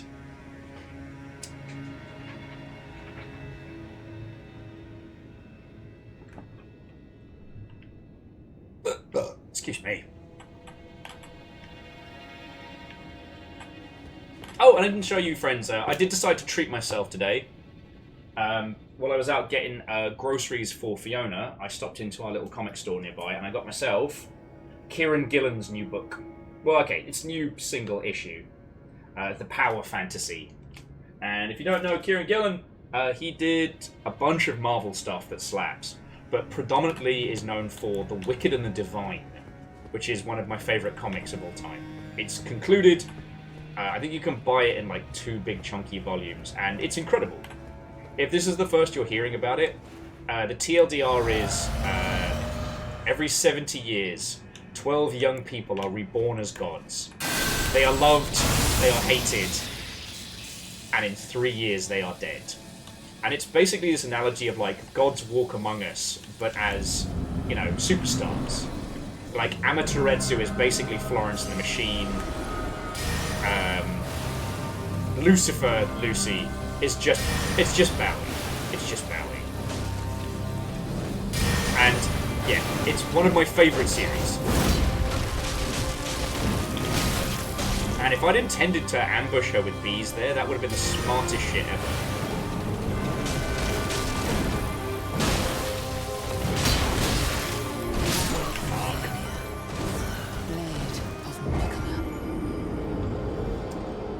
So what happened there, I'm so sorry I forgot to put it on screen. I was winning, and then you lot noticed that I hadn't put it back to main screen, so I specifically threw the match on purpose so you wouldn't miss it. Don't worry about it.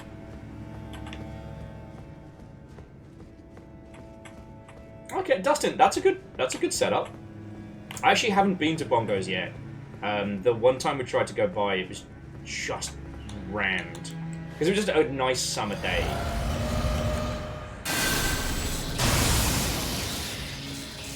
Oh, so Holy Bus Crusader, the series I was just talking about was The Wicked and the Divine. And Kieran Gillen also did a series called Die, which I own, but I haven't finished reading yet. Which is basically what if D&D but Jumanji. And it's incredible.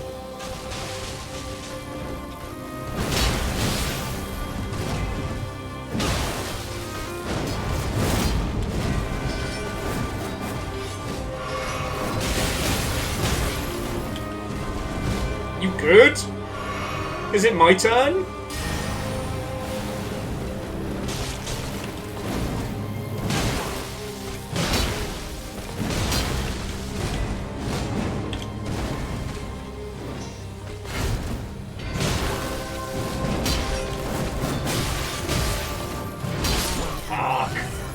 Spoiler, it was not my turn.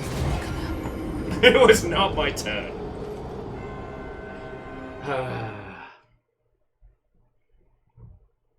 But yeah, so that's Kieran's newest thing. I haven't read it yet. I don't know if it... Oh, yes, I was going to get water. How did Will die of dehydration live on Twitch? Oh, he said he was going to get water, and then he fucking died. Okay. Yeah, Lyra, it's the bit where she was like, it's real cute you think we're taking turns. It's real cute you think you're on my level, said Melina. Alright, friends. I'm just going to grab some water and have a quick little pee break, and then we're just going to keep going. If you want to talk comics, if you want to talk games industry stuff, or new releases, now is the time. Because a little banter break wouldn't be a terrible idea, but like I said, this is my day. Alright? This right here, we will solo her. I'm sorry the people who are betting on the 7 to 8 p.m. bracket, but I don't see anybody who's done that, so I don't feel too bad. Right, don't go anywhere. To be continued.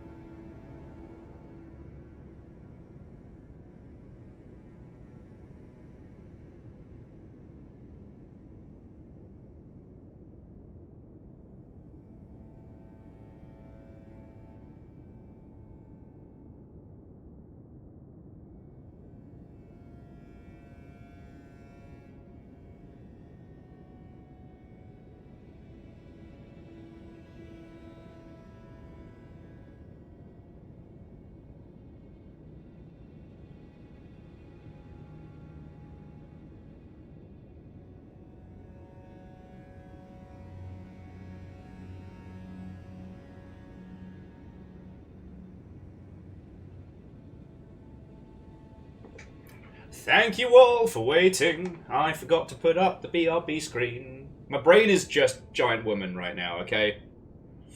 Alright, I got some water. I've hydrated. I brought some OJ with me. A little bit of that fruit sugar. I've got a great big sword. I've got a song in my heart. This is it. This is the run. I can feel it. I can feel it.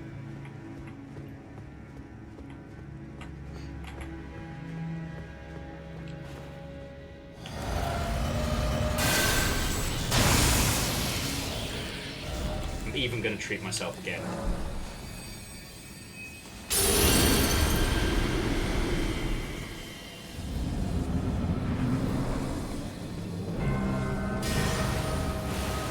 Apparently I have the itchiest nose of all time, so this might not be the run.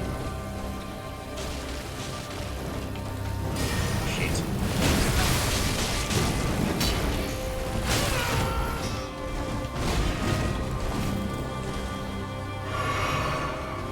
Alright. Got off to a weird start. It's fine.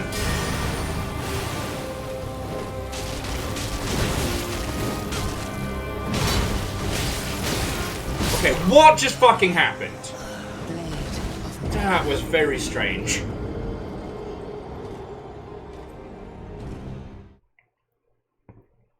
What a bloody waste of a rune arc, eh? It's alright. It's okay. It's alright.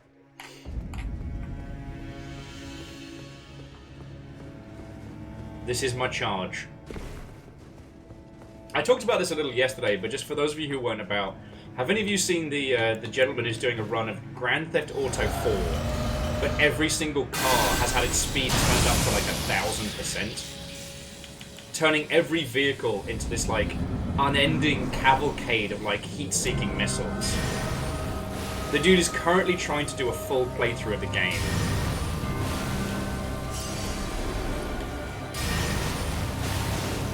And it is fascinating.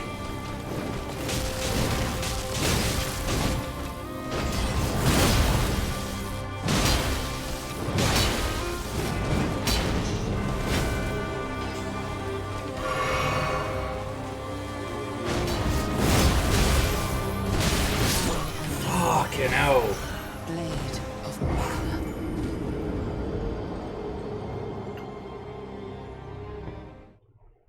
And the thing I was talking about yesterday is how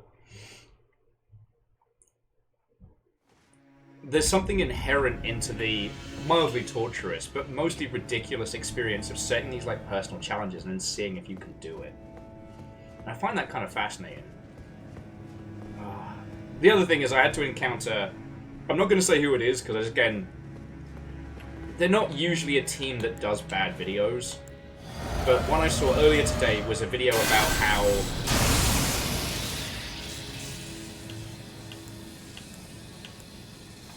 Yeah, no, Dustin, every single vehicle moves like absolute, like, tracking death missile.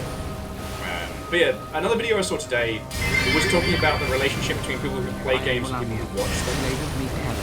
And I have never known defeat 720 to 730.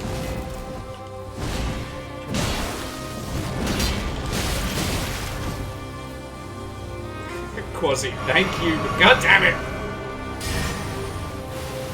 Right. So basically, we follow the bees in.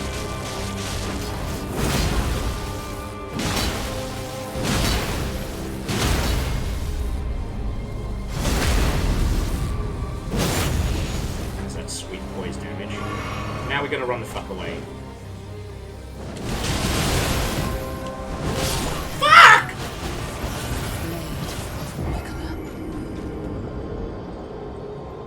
Well, no, so NDH, it's basically a mod that turns the drive speed of all NPC cars up to 1,000.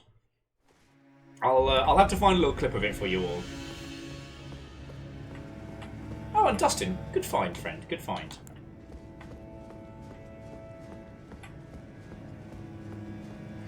No, Fred, I love the faith that you have in me that could even be considered a viable option.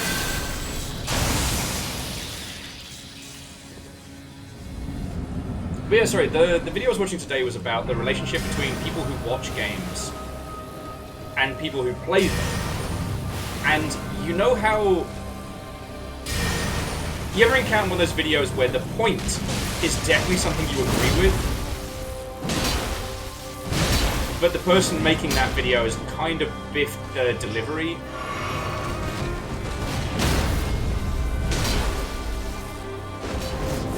I'm fucked.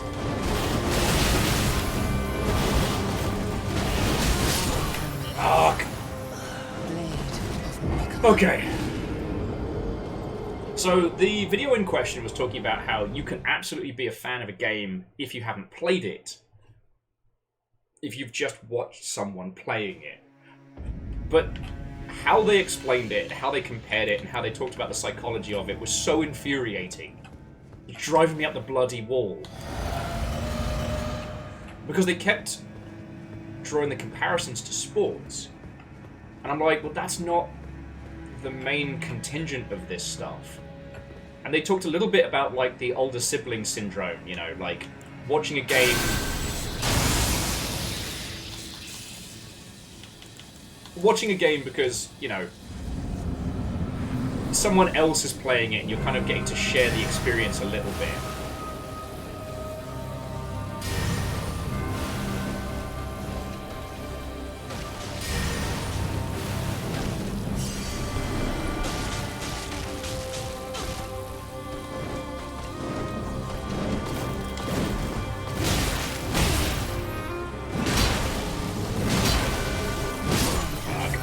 That was 4.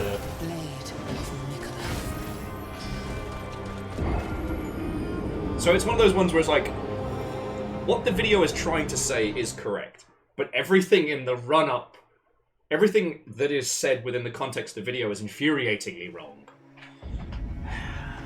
Because the things that weren't discussed in it is, one, like, shared experience through others as a form of reliving an experience you've already enjoyed. Most of you here have played Elden Ring. You played it before me. A lot of you here have already beaten Millennia, and so you understand the gravity of the challenge that I'm going for. No summons, no friends, let me solo her, right? You get this. And so, alongside the other reasons that you might have for tuning into this live stream, those being like basically kind of live radio show company or for the conversation, or wanting to re-experience what it was like to face Melina for the first time through the medium of my dumb, stubborn fucking self, right? I don't see a lot of this as being akin to watching sports, and that while esports and things like that are probably more similar, with those, you have to have such a knowledge of the game most of the time to be able to understand it, to be able to become fans of it. They also at no point talked about times when mechanics and gameplay are also part of the story.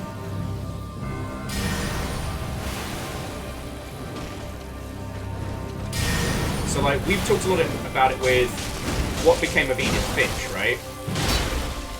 But that is a game where the actual physicalities of the controls and how you play them are part of the story.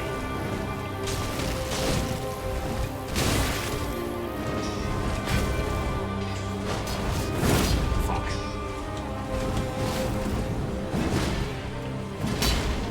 See, I thought she was going to do her bullshit water dance there.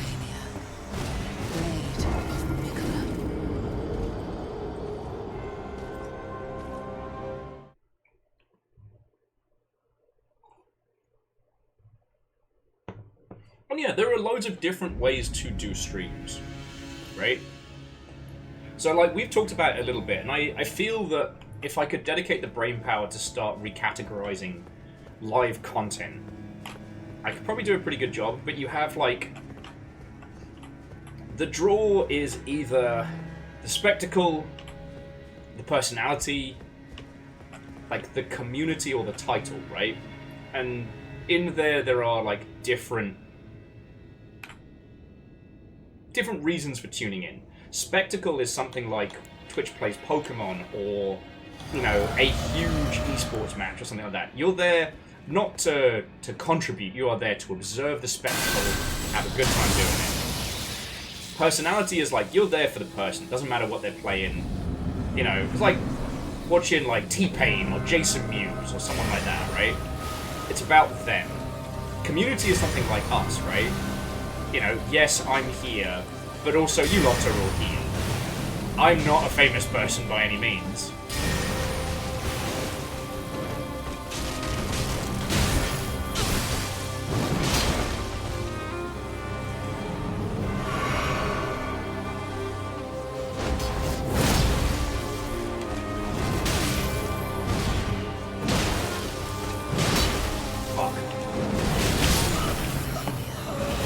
Dodged too early. So yeah, MDH, speedruns are definitely in the spectacle category.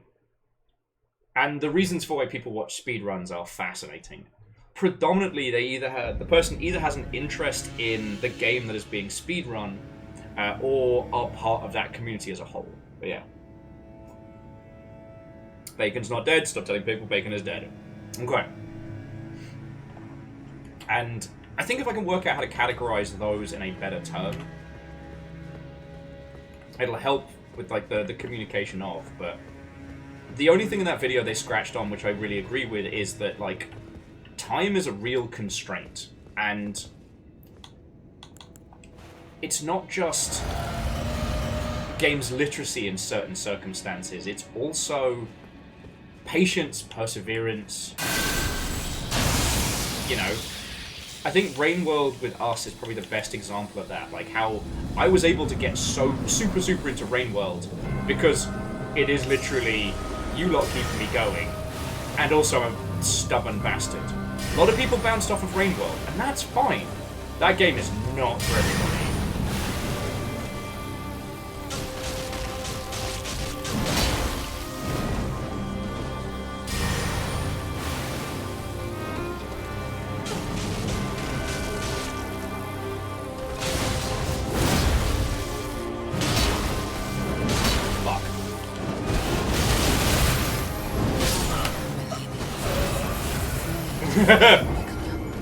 Well, I feel like I'm doing better. As soon as I can master the waterfowl, lol, then I'll be fucking golden. But yeah, a lot of you watch this nonsense when you're working or, you know, when you're brain fried and you're unwinding and things like that, at a time when maybe, just maybe, you do not want to have an 8-foot red-headed lass kick the fuck out of you for hundreds upon hundreds of deaths.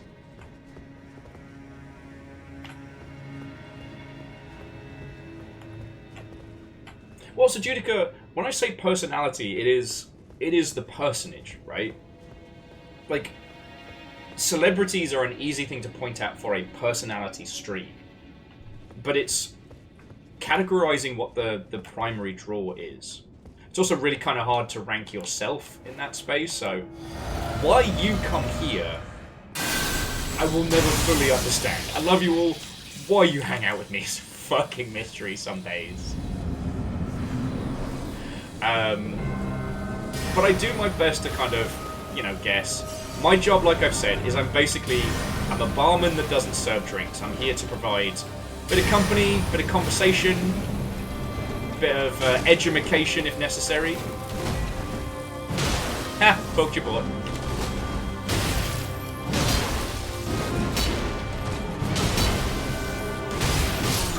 Oh, I couldn't get out in time. I got greedy.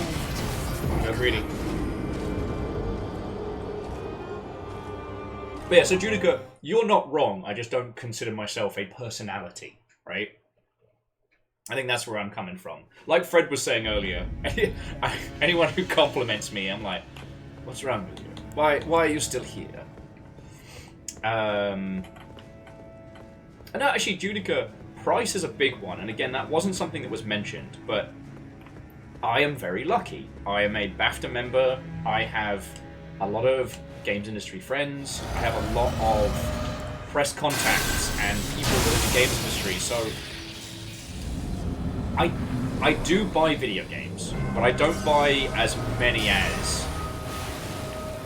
And like, I certainly did not purchase Elden Ring myself.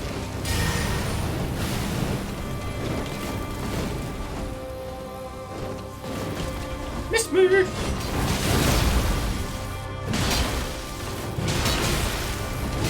Fuck. Gotta get my timing back down again.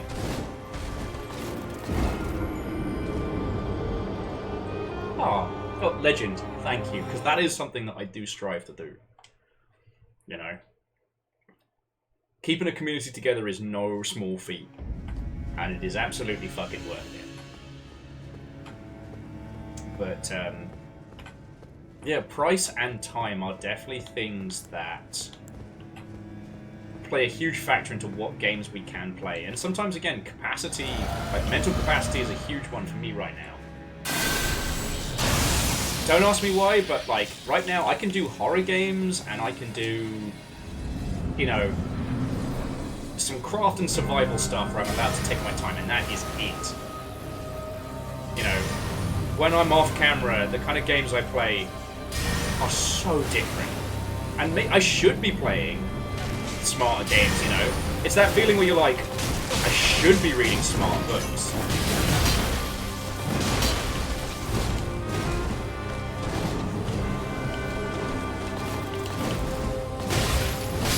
Oh, twice!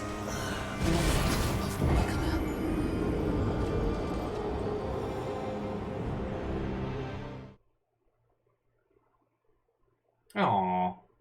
And Lyris, that's a fucking great compliment as well. Thank you. So MDH, I do agree with you, but I also understand that the other style, the spectacle stream, is about... you come here and I will show you something. I will show you my skill in an esports game. I will show you a way of playing that would otherwise have been weird, or like, check out this speedrun. I fucking got you. And in that, see, that's why I was so... I had rustled jimmies watching this video, because again, the sentiment was correct, but the argument for why it was correct was wrong. It was driving me up the wall. But one of the things about spectacle streams, right, is it's something that you put on and either actively or passively engage with, right? And that's true of all of it, but the mentality around it is different, you know. GDQ is a spectacle. You watch people do things to games you never thought possible, achieve things you never thought possible, and recontextualize how games are observed. Watching the Outlast speedrun was fascinating because I learned so much about how that team put their games together. And they've also, thankfully, knocked that thing on the head of people being like, oh, look at these lazy devs. They didn't fix this one edge case that only happens in 1 in 1,000 pixel perfect maneuvers. Which is another thing why I love the speedrunning community, is they've grown and come to love the people that make their games. That distance between them and us has really shortened, and I love that. But like MDH, I couldn't do that. Hell, I feel guilty if I'm bringing you all to something and then ignoring you. But that's just how I feel. That's just how I do. You know, if I was some god-tier fighting game person, you don't need to hear me talk about it. Let me show you with my fists. My digital fists. I forgot to take all my potions.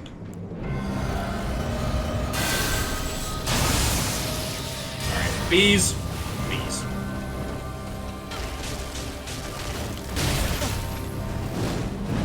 I actually interrupted myself there. The bees paused her for a second, so I did not get the dodge right. Bees.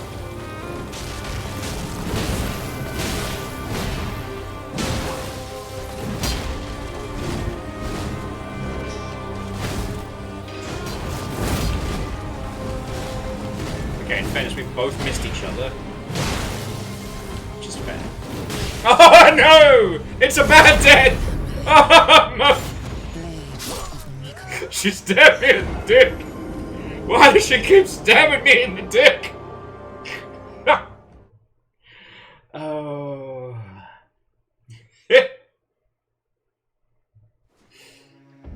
Whew. Yeah. But I got Sephiroth up. Not through. Well, so Fred, here's the thing. Melania's whole fucking deal, her whole fucking thing, is that, you know, well, okay, I don't know for sure. I need to do the lore deep dive once we've finished this, but from what I've gathered, they tried to grow another Yggdrasil, another Erd tree, and they tried to supplement it with the Scarlet Rot, and, well, you don't need me to tell you how that plan went. She is more powerful in the Stinky Breath than I can ever be.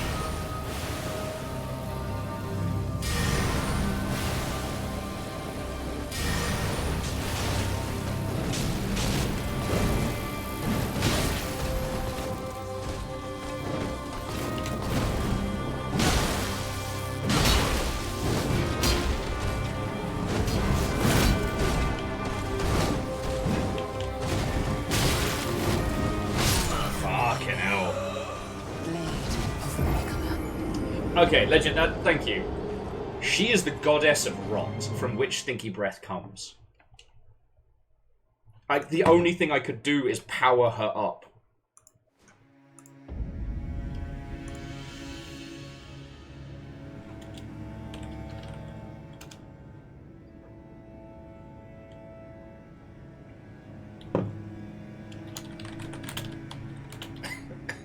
Excuse me. Softly choking on some OJ.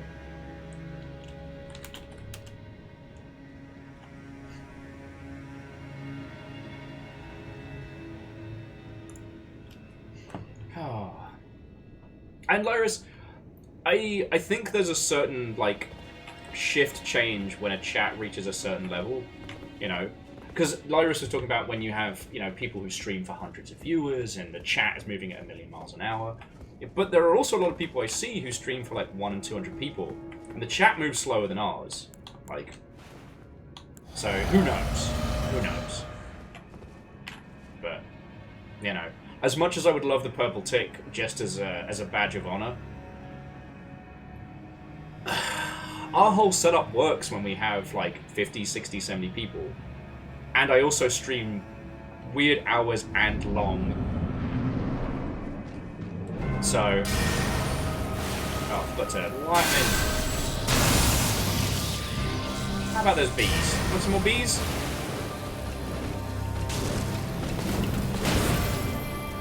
What the fuck? Okay, you all saw there was no dodge.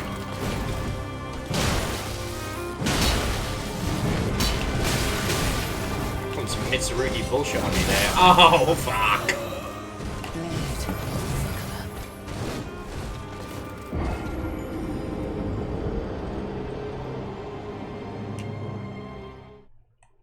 You know what, Judica? Let's say that.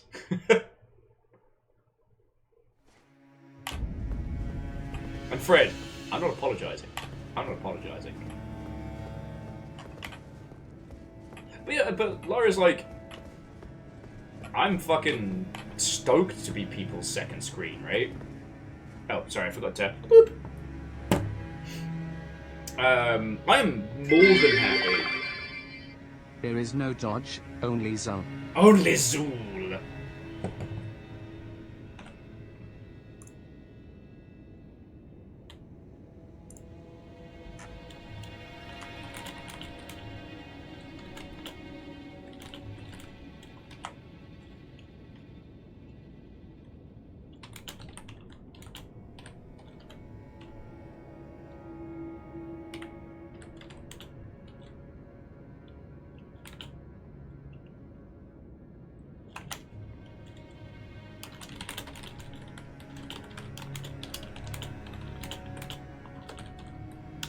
And sorry for the tippity-tappy make stuff happy. I said to Fiona that we would get healing noodles this evening. Because I know it's a big expense, but I think, you know, if Fiona's under the weather, I don't have time to cook them up a proper, like, noodle dinner.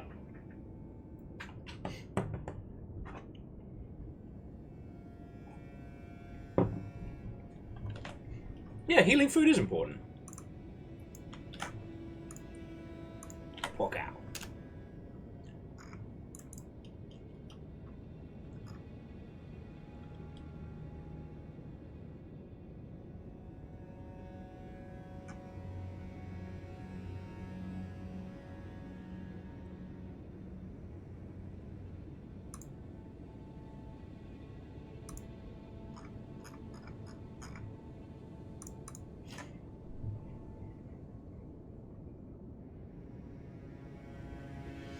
Though I will say, I've been working on my my rice bowls. I've been getting real good at them. Which I know that doesn't sound like a lot, but being able to do like a shredded beef in a soy and ginger marinade the other night as a rice bowl. I was very proud of that. Vern says, "Do you bring in them flasks of crimson tears?" No, I've been making those myself. Predominantly through getting the fuck kicked out of me.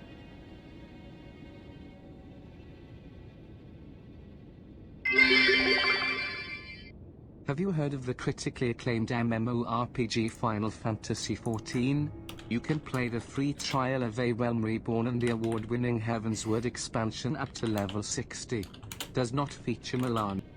Does not feature Melania. Blade of Maliqua, who is not known death. It's not known defeat. You make a good point, Quasi. I could be not getting the fuck kicked out of me in the critically acclaimed award-winning MMO Final Fantasy XIV. With expansion with the award-winning expansion Heavensward up to level 60. I could be doing that right now. Okay. Like, you should be sorry, Quasi. You should be. Thank you. No, seriously, all of you. Like, Bacon, Quasi, all of you. Thank you, kids. Thank you for coming with me on this journey of stubborn ridiculousness.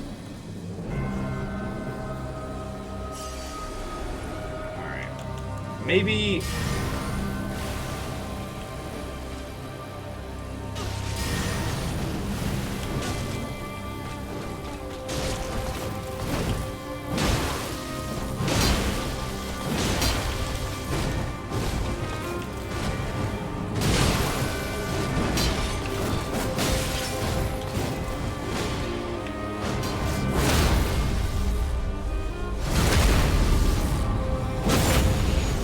Maybe I do need the space to move around.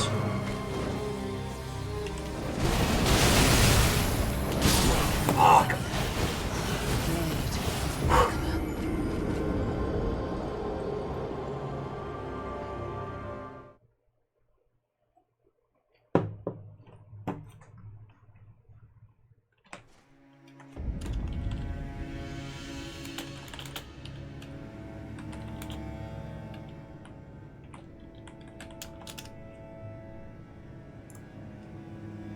So Fallen Angel, I don't think so.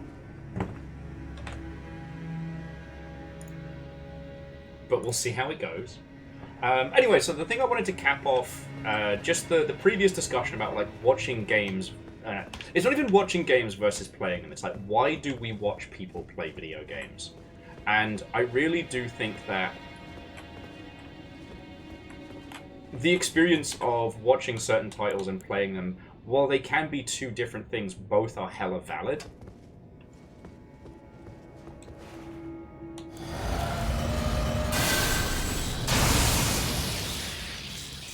And I think nothing brings together the camaraderie of video games quite like playing them with a crowd, playing them with an audience, you know?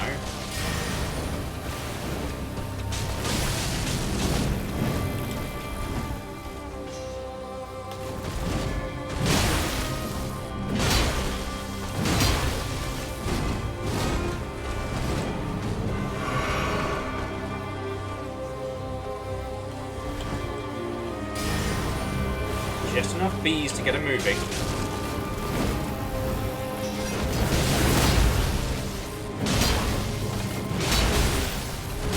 Ah, that swing is no joke.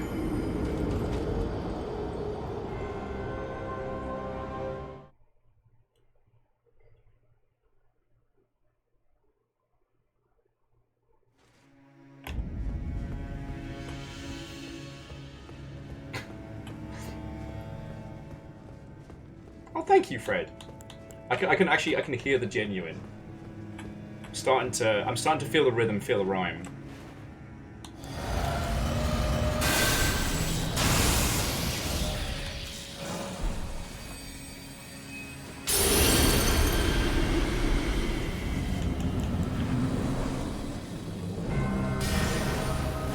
And I think, as much as trapping her in the corner was good for the poise damage, I need the space to move.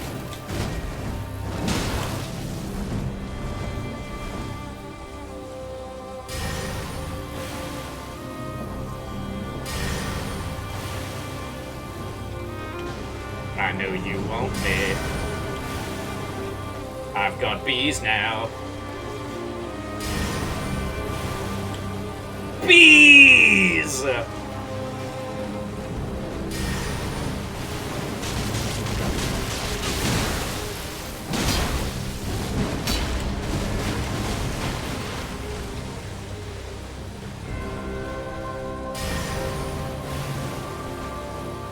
Fuck.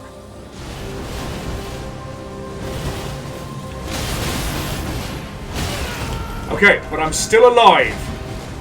Man, someone should make a song about that.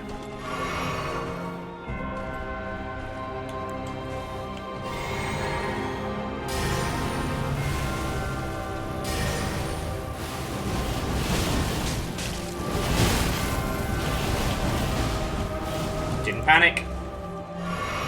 Rewarded with these.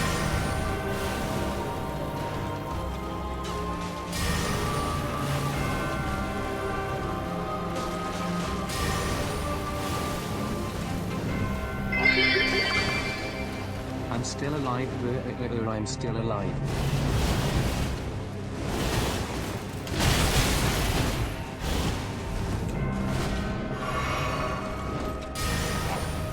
This was the bad time to do bees.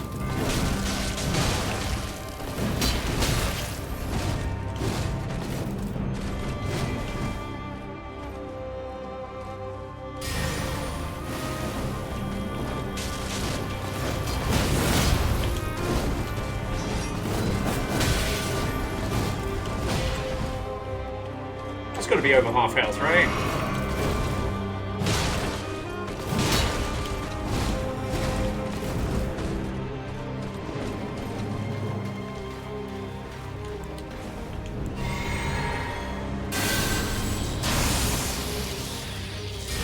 Come on, bees, you got this.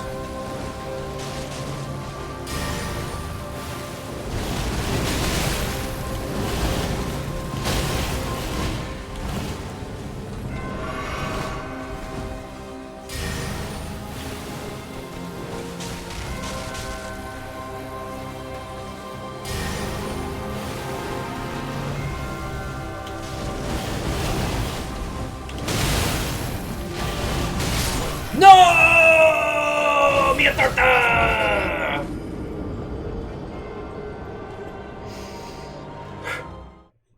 Depends if we count the health she drank from you. Mean? Yes, she does apparently seem to be treating me like a fucking Slurpee. Yeah. Okay. It's all about the rhythm. It's all about the rhyme. It's all about the fact that I have no sense of natural rhyming capacity.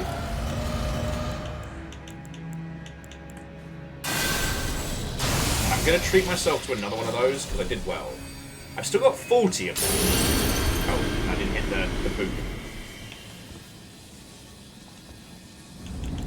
But yeah.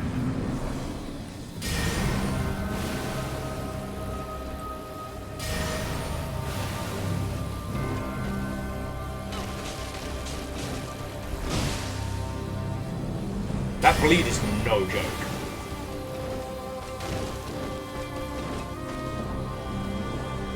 God damn it, I came up with a really good chat pop name the other day. I think it was during Sea of Thieves, wasn't it?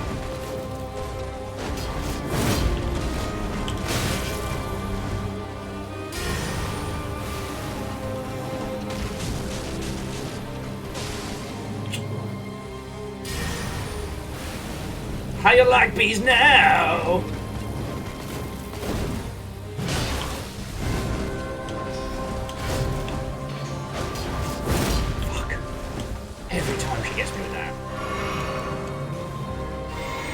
Alright, bees, it's up to you.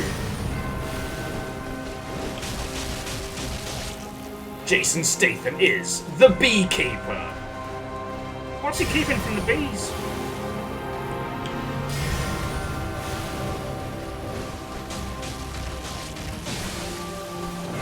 Fuck. I fucked up massively.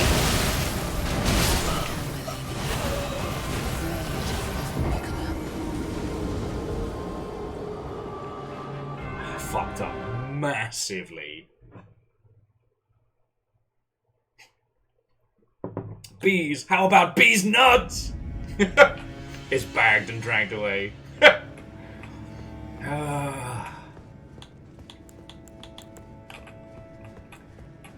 But I feel like I'm learning.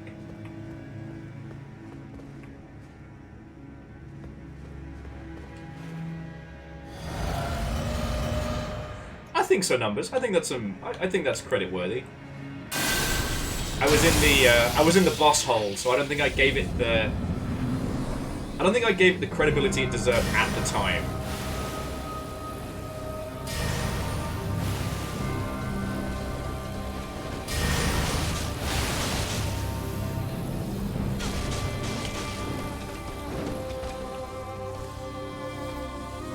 Just keep running backwards. I do like the fact that the reason why the bees work on her is because they're so slow. If I try and use any like fast-moving projectiles, like she'll eat me for lunch. Literally for lunch. Blade of Nicola.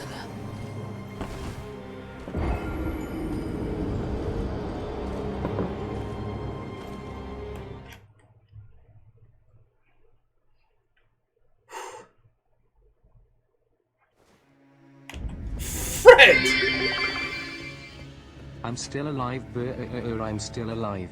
Ah, still alive, still alive.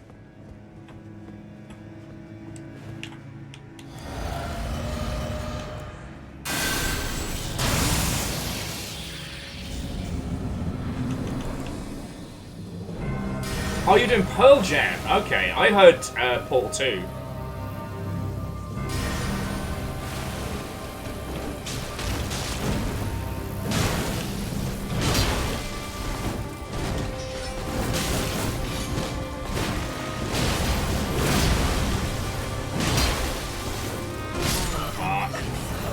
Got greedy.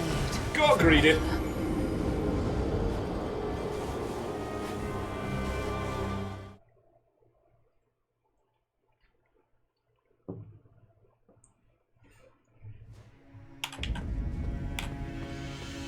Okay.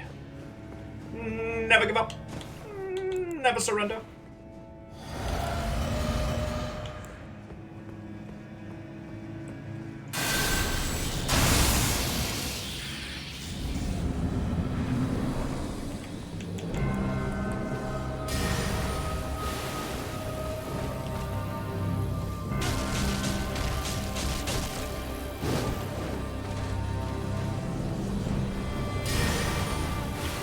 Away from my bees!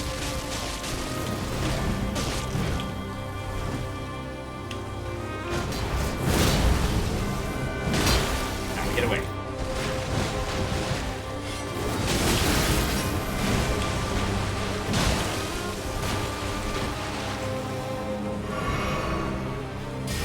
I can't be too mad that she's able to heal as much as she does, because it's not like I'm not healing. Redhead to redhead have to get at least a little bit of a fair fight.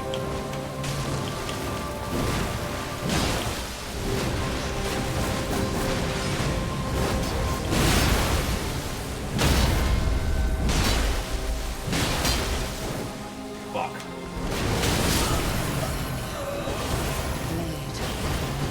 I grabbed Thar's hammer. What a saving.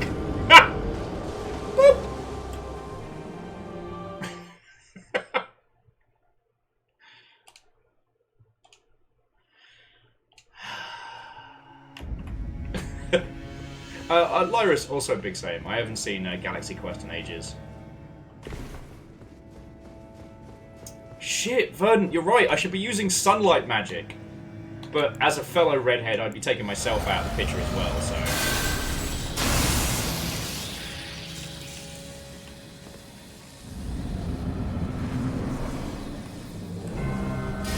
Oh yeah, no, numbers. Wholeheartedly agree.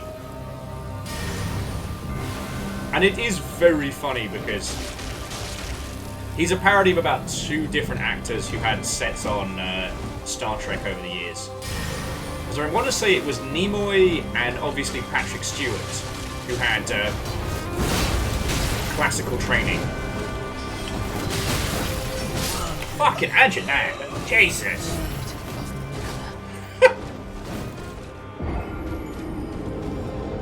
Imagine fucking that.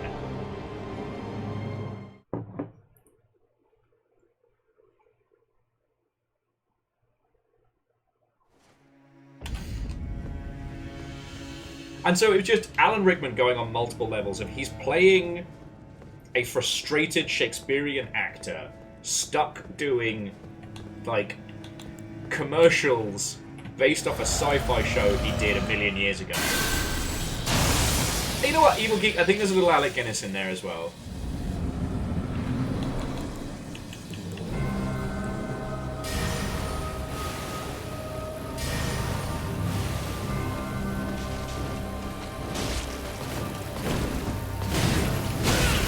Fucking hell. Whip, whip. Okay, back to the beats.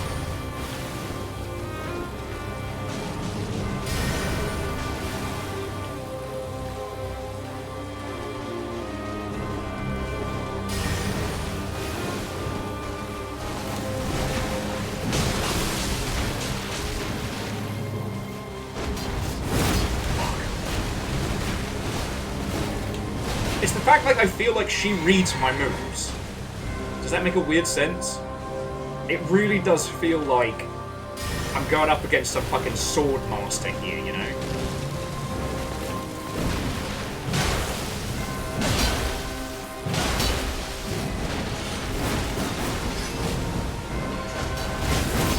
Fucking hell. No, no, no, no, no. No, no, no, no, no. No, no, no, no, no, no, no.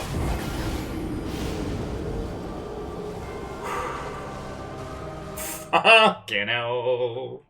She's coming for my face, and not in that way. Fucking hell. Ah, it's Sekiro all over again. I love it!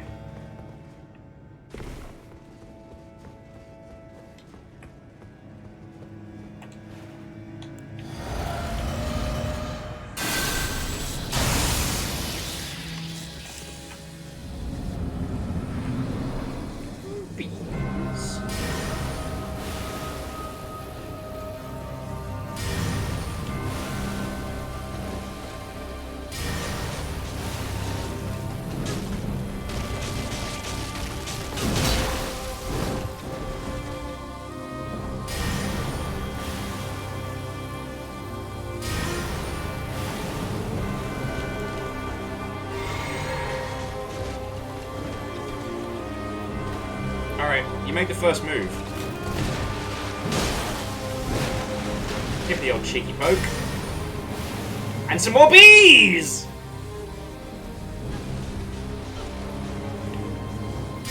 More bees?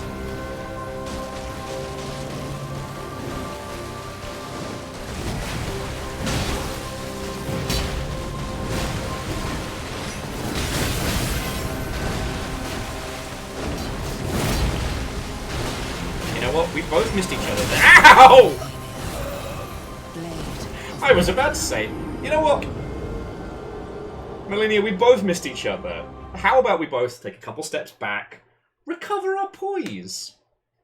She's like, who missed who, sorry? I couldn't hear you have the sound of me cutting your torso into ribbons. Jesus. I was attempting to use more bees. She also didn't miss. 750!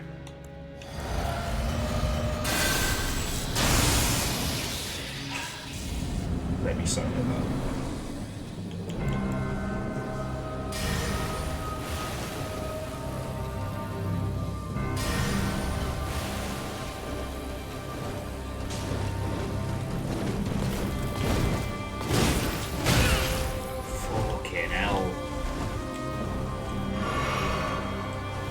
found our little cities here. Bees.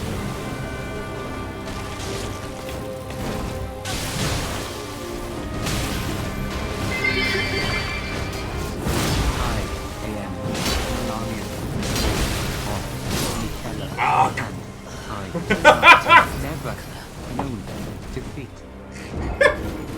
I am Nelania, Blade of Milequa, and I have never known defeat. We're at over 100 deaths just on her. How you like me now?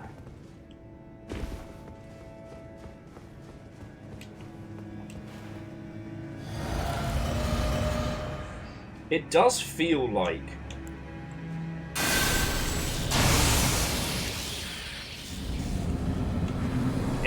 I almost need the rune arc, a level of like additional protection.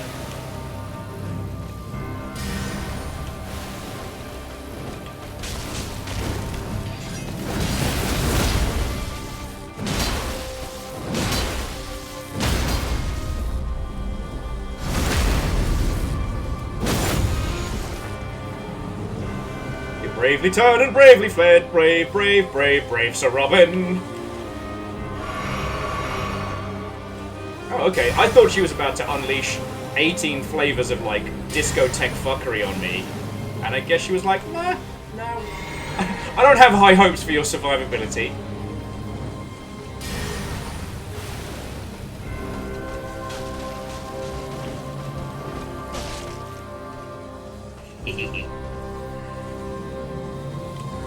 What's this?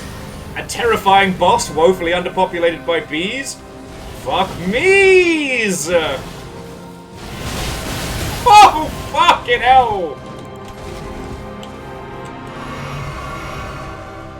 Alright, alright. Now you know what? Game respects game. Says me who has no game.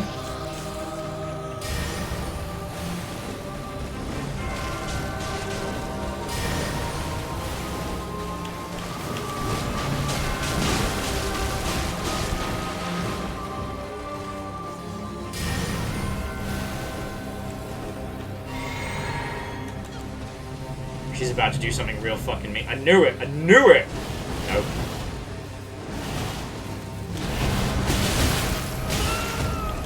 Fuck me running! These? Again?!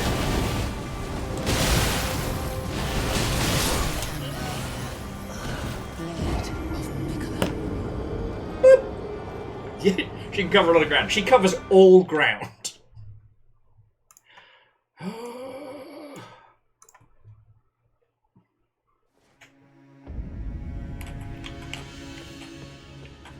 I took off my fancy horns for this.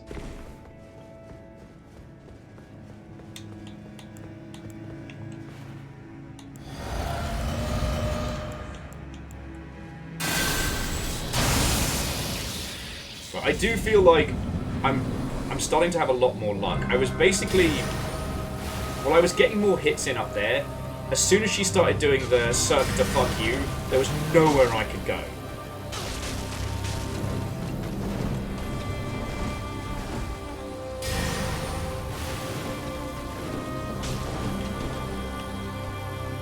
Give me the old kick. Oh, you're a little skippity-doo-dah.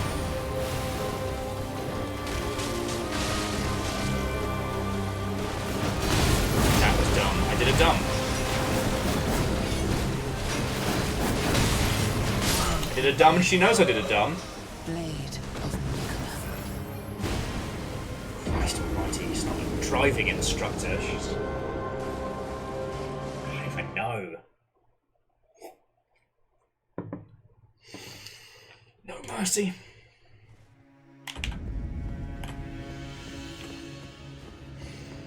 Oh, sorry, J-Post. Have yourself a lovely rest of your evening. I hope you get some really good sleep, friend. I'm going to keep chipping away at this. Like,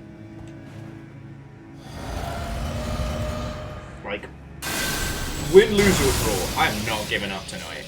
Alright? Because how do you fail at Dark Souls? You give up. You don't lose when you get defeated. You don't lose when you die. You lose when you quit. Fuck me. Fuck, you know. That one wasn't even a fight. In fairness, I was thinking about ramen.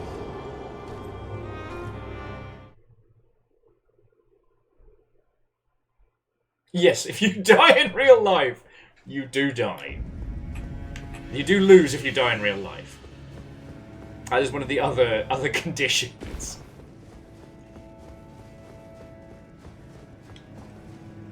Oh, beans. You know what? I'm going to try Blood Flame Blade.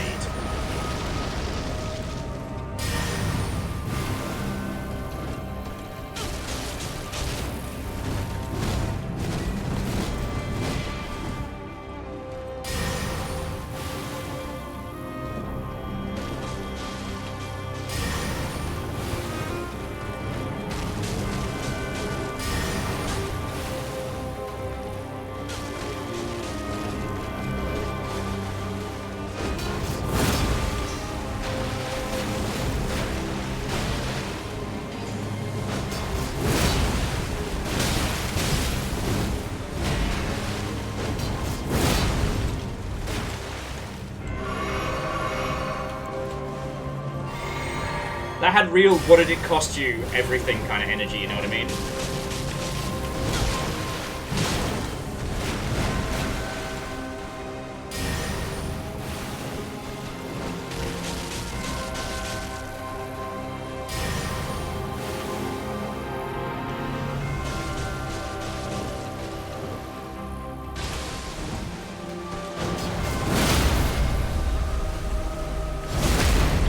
Oosh! Now we run away.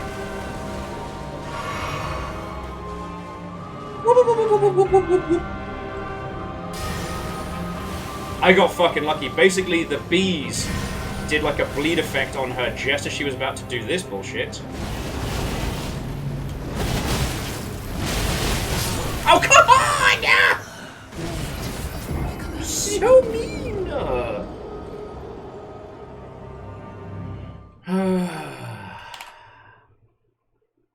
Fuck. I've got to stop having faith in myself. That's what's getting me killed. I just have to keep assuming I'm going to have the shit kicked out of me. Alright. Ooh, that sounds glorious. Cold ankles with the chip, you got a stuffed potato. That seems fucking great.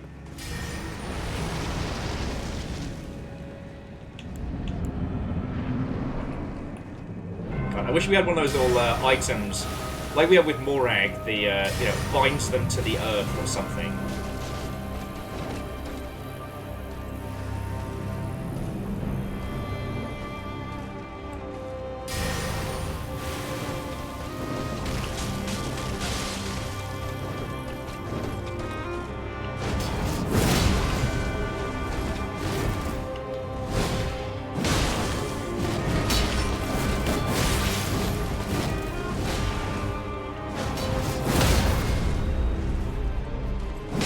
Oh, I had that. No!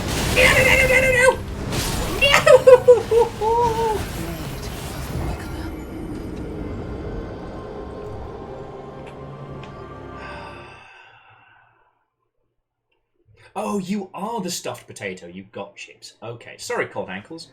My mistake. It's a chippy called. Does this place only sell fries?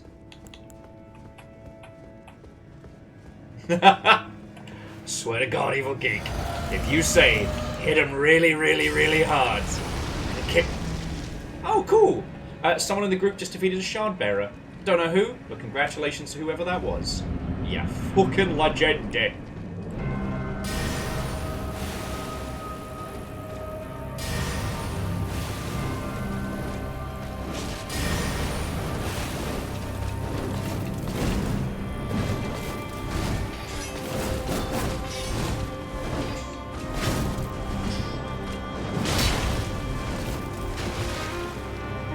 Skippy fight there, that was fine.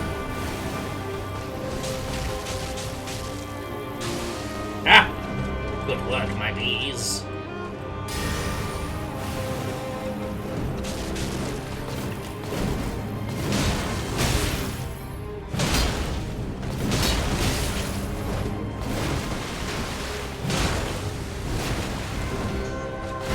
Oh, come on! Boop. That fucking poke!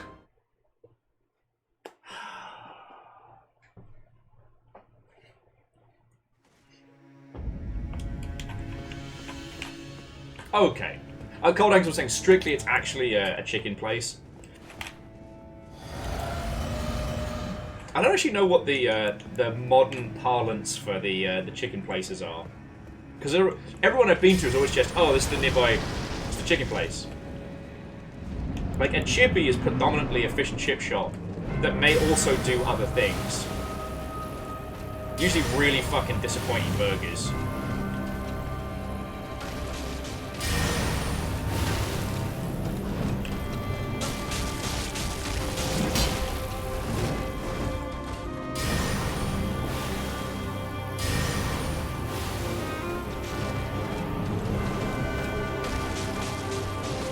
Good work, my bees. It's off.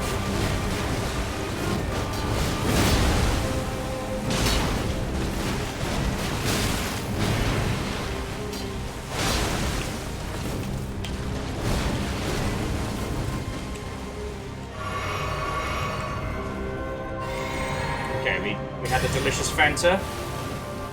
Time for more bees.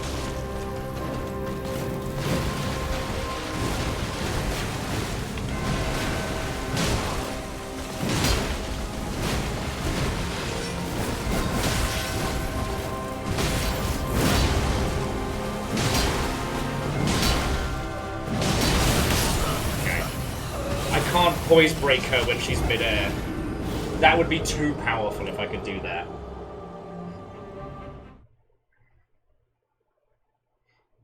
Oh, sorry, Evil Geek. I was talking the parlance of, like, the UK.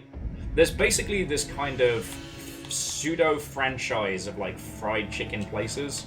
They all have the same decor, and they all have the same, roughly the same kind of menu, but it's not like a fried chicken place. Like, out here in the US, a fried chicken place is a place of glory. In the UK, it's a mixed bag. It's a very mixed bag.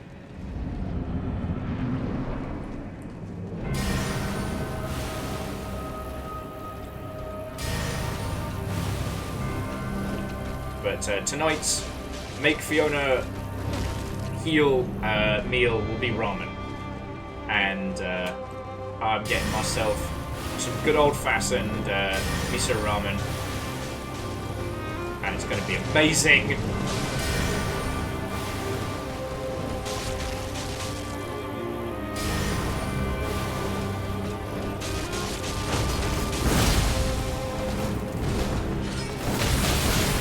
Fuck me running.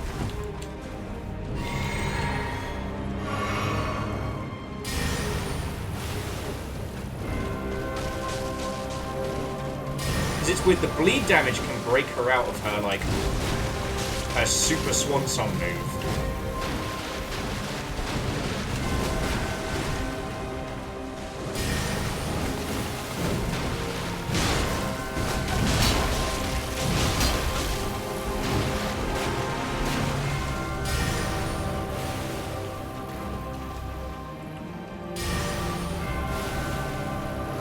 Power of fucking bees.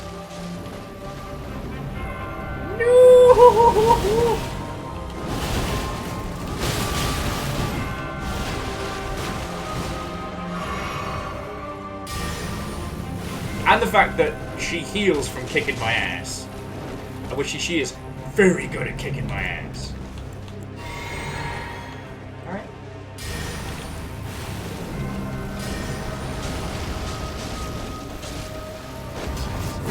Oh, the one time you decide not to.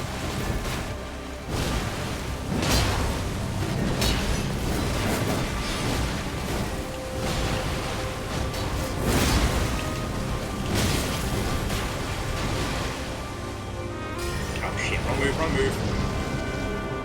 Just take a cheeky heal. and some bees. She's like a fucking predator sometimes.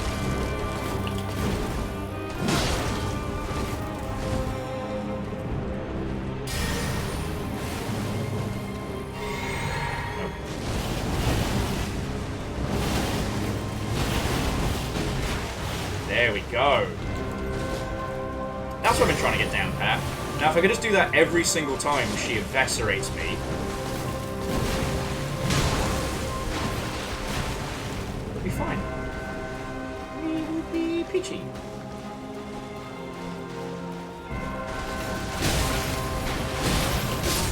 Oh, come the fuck on!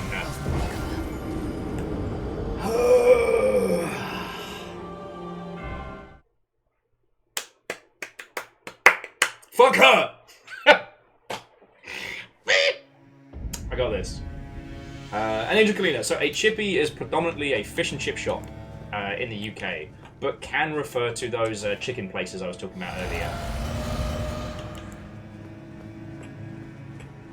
Yeah, Ozzy, she's being exceedingly unreasonable. She just has one super duper god tier move. I'm over here being like, please don't stab me in my gob 18,000 times.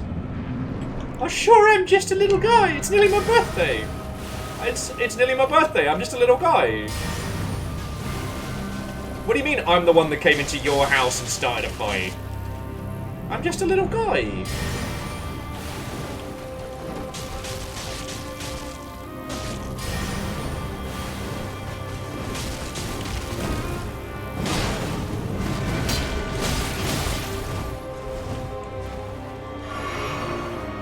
I do pay for every single one of those mistakes. Every time I get a little bit cocky, try and bait her into doing things I can actually dodge. See there? Didn't need to. I didn't need to get greedy.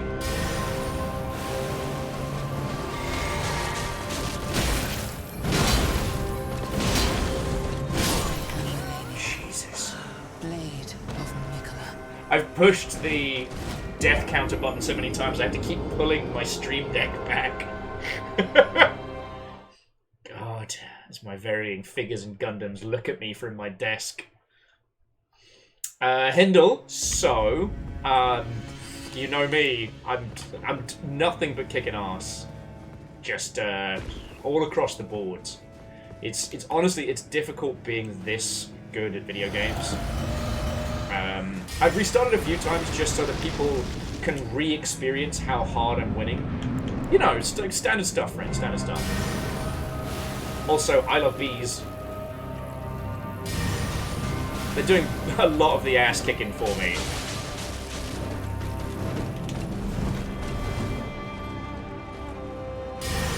Yeah, thank you, Vernflow. It's just speedrunning now.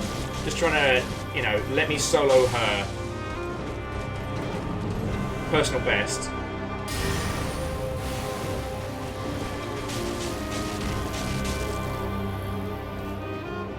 Alright, give me the old little kick. You know what? I literally asked for that kick. Oh, I'm fucked.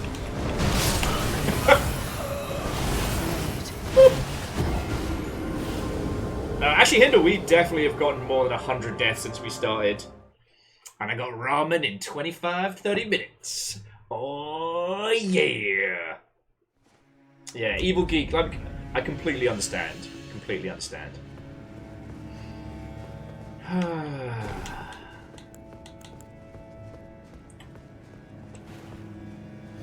I'm definitely in the fucking rhythm of it now. I wouldn't say that necessarily I've got it down pat. It's just, I'm feeling it. I'm feeling it.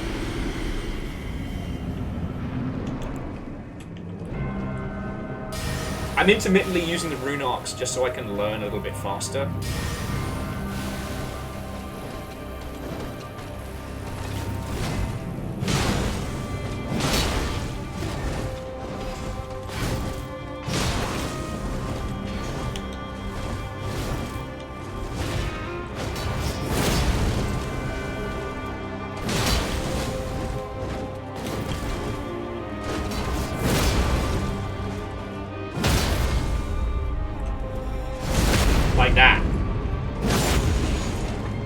Yeah, so Vanderbeest, Fiona's under the weather at the moment, so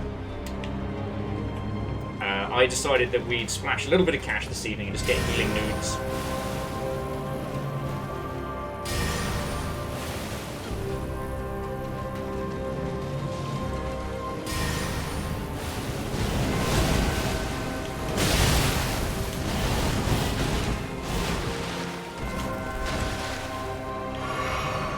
That's probably the best I've handled that yet.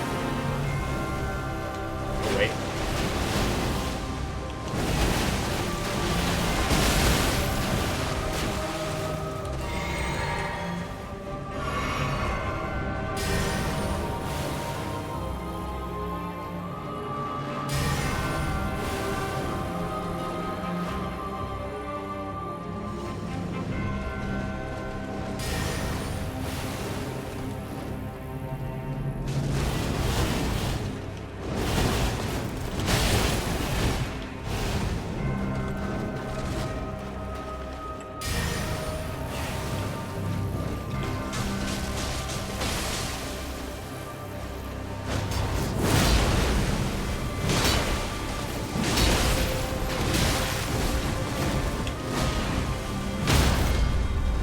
Okay.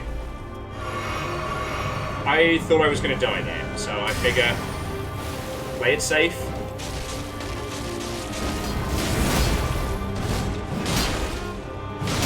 Here we go! No, no.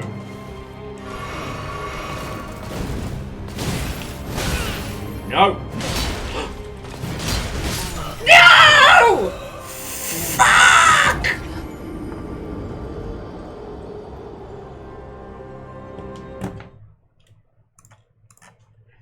So fucking close. So close! Alright, alright, I know what to do. I know what to do. I know what to do. I am Melania, pleasantly colour, and I have never known defeat. Through 760. Last one for the night. Alright, well, Quasi, you've thrown in a ton of bits today. And I know it's been as much of a bit as a supporting my dumbass, but you know I'm super fucking grateful. Even though I had said a lot of swears a lot. Alright, let's see if I can pull it off without the rune arc. There was a couple of times I got greedy where I should have been playing it safe, but I didn't, and it cost me.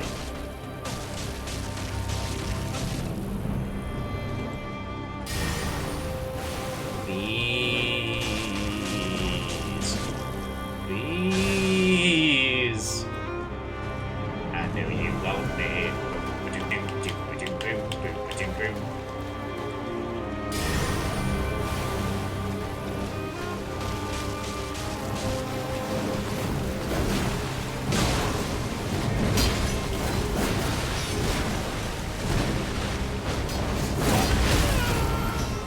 Missed time, all of that.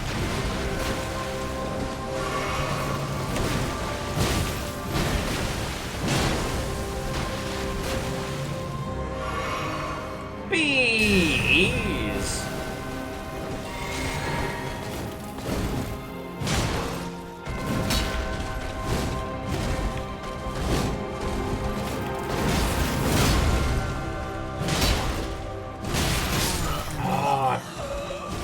Wasn't paying attention to my stamina there.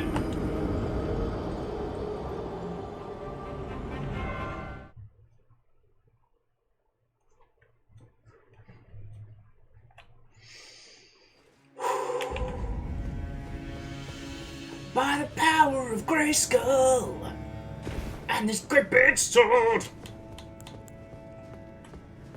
Got this. We fucking got this. Alright.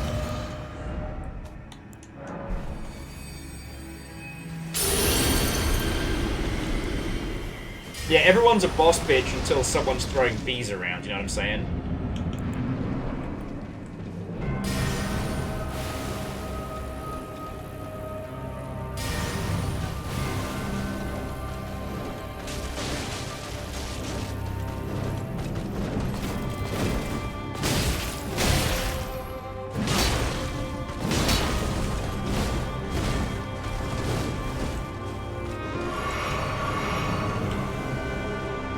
Someone say, bees?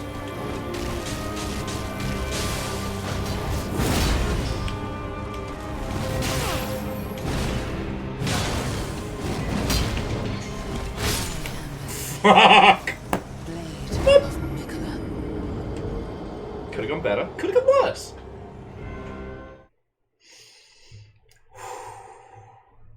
Fucking bees. I kind of wonder if I should be using, like, bleed as well. But...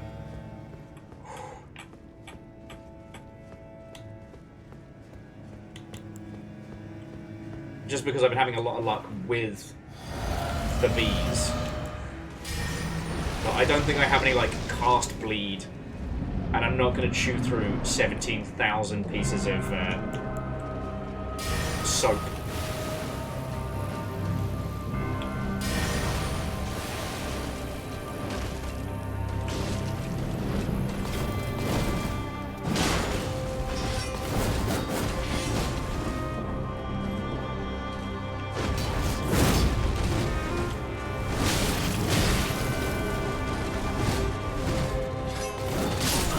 Fucking hell. Blade. Not even a hesitation. We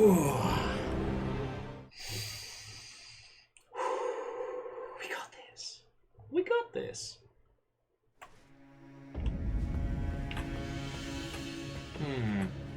Evil Geek, that's tempting. I don't know if I can mix my anime bullshit with a bleed move. Would lower the overall amount of boom shellac lack boom that I can bring to this one.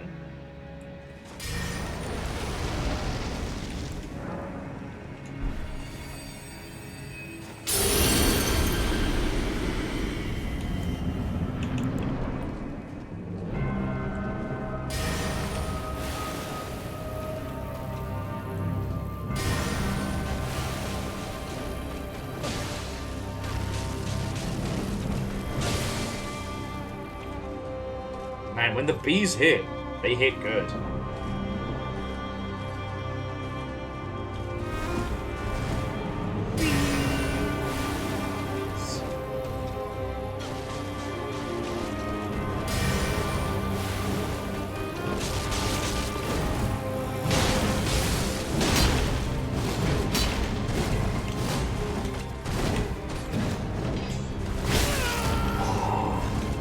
A little fucking happy skip.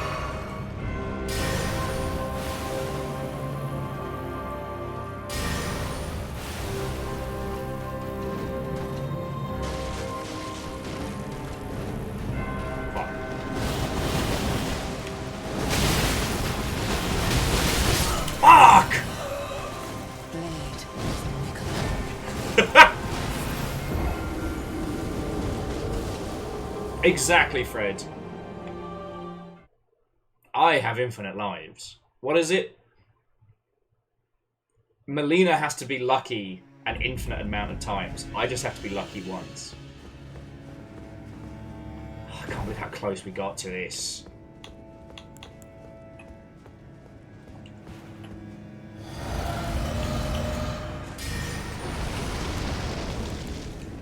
And honestly...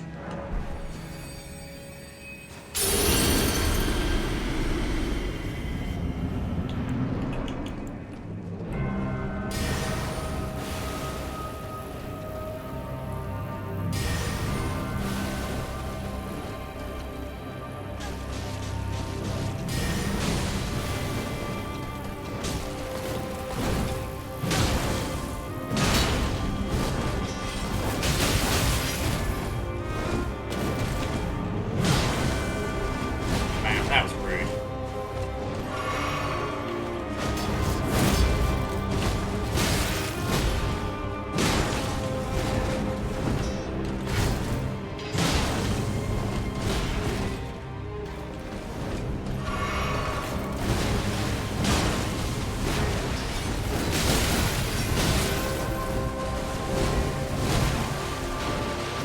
Oh no!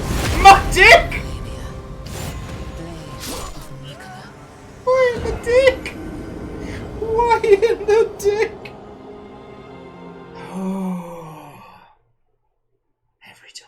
Every time. In about 10 minutes, I will have to pop on down and go grab our ramen. But that feels personal.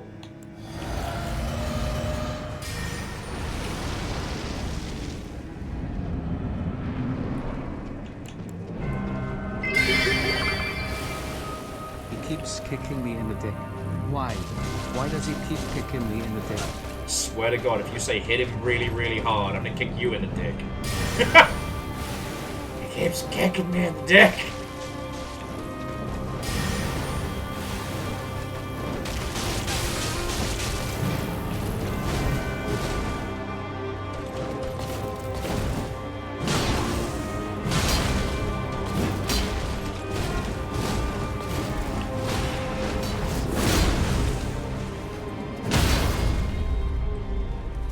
There's that poise damage we love so fucking much. And now we run the fuck away.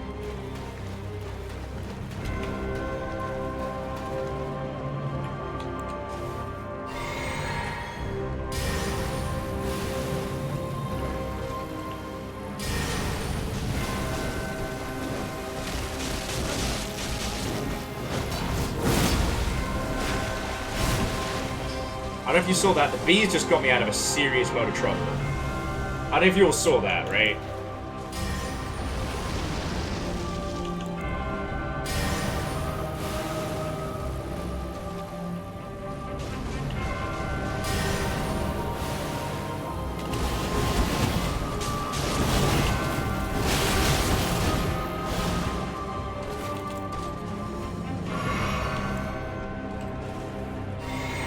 Okay, back against the wall, don't like that. It's alright. It's alright. There's no time limit on this, right? Resources, limited, certainly. Time, we can take as long as we want on this fight.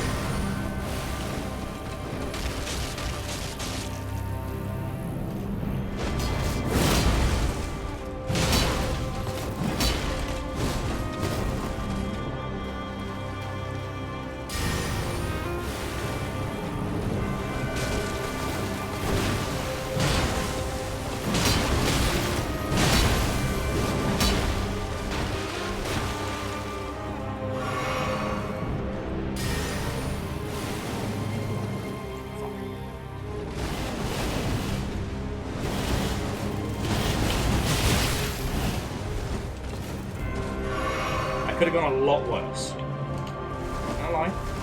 Give ourselves a little bit more room. She can have more room for zoomies.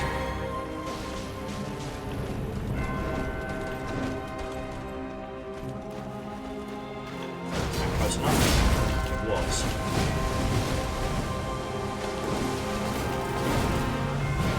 That wasn't.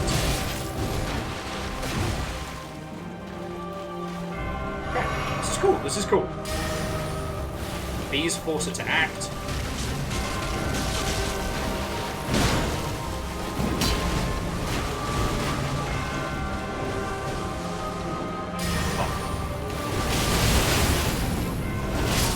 Fuck. 767.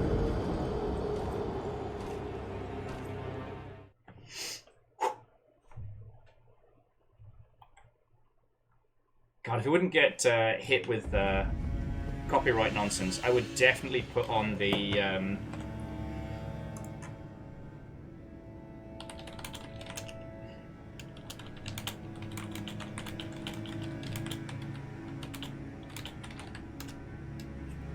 sorry. I mean, Hinder, we can absolutely hit 777 tonight.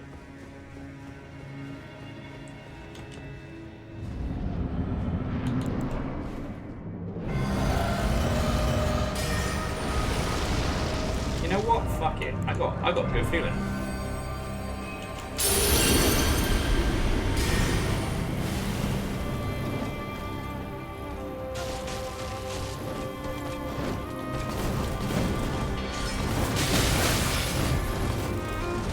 It's cool. It's cool. It's all part of my plan. All part of my plan.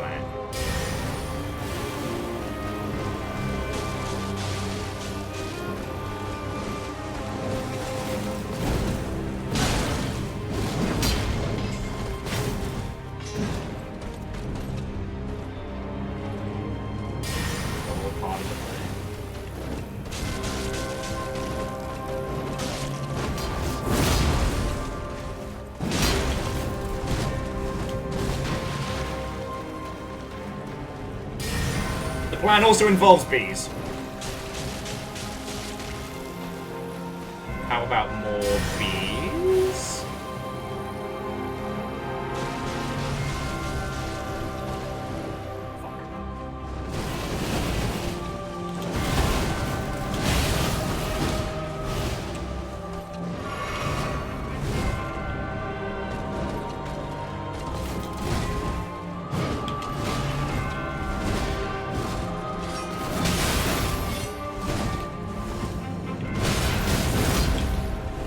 Very poorly timed.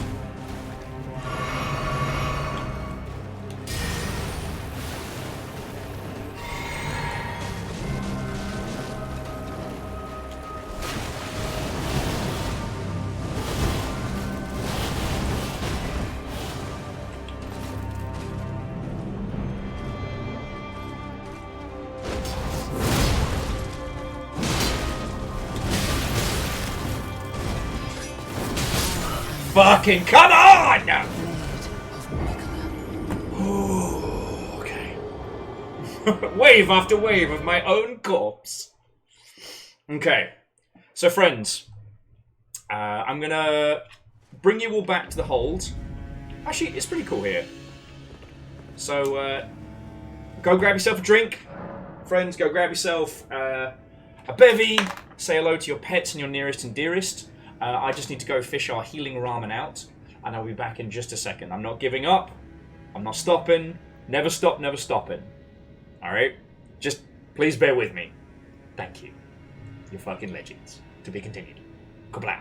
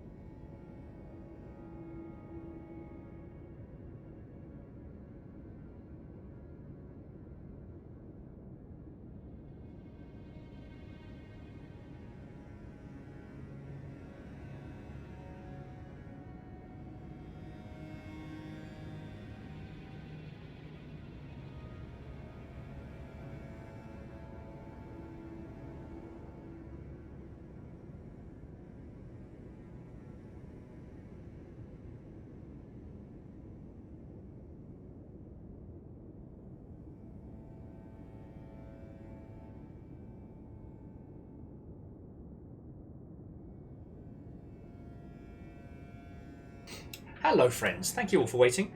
I've decided I'm going to go full ramen mode after stream. So I can... It's constructed in a way thusly that it won't be a complete disaster. And it's good to be back. And yeah, this is my little treat. But I did get myself some croquettes. So, a little bit of potato. For my potato brain.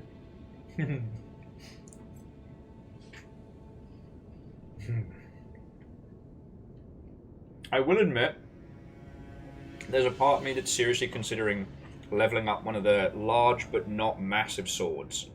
Maybe doing like a different bleed build. Right. A different sword other than therapy sword, because I mean when it hits, it's fucking brilliant. But like honestly, I don't know if the poise is being as much a return on investment as I want it to be. Not a chance, River. Meat sword is good in this fight. Oh, but it's so fugly. Settle. Lay down. It's so fugly. Lay down. Lay down. I mean, whilst we're on break, sort of break. Let's see. I'll leave this up in case people don't want to hear me crunching. This croquette's really good. So I'm like, what have we got? I'm obviously not going daggers. And like, you know, you can't imagine me going katana rama.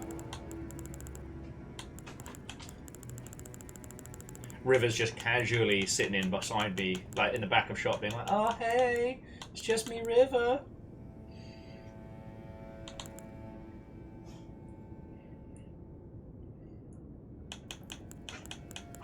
So like we've got our colossal swords, which we've had a lot of fun with. Great sword's not a terrible shout. And you're right in the sense that like the blasphemous blade is the things that we've got. You know, it's a bit of strength, it's a bit of dex. We could easily boost that up. So maybe it's fucking hideous.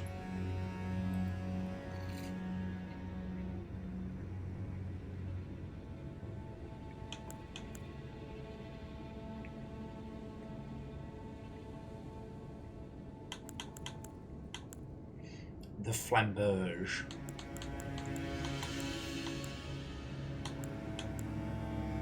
And according to this, these weapons also do have like good poise damage. Or at least it says it's about the same.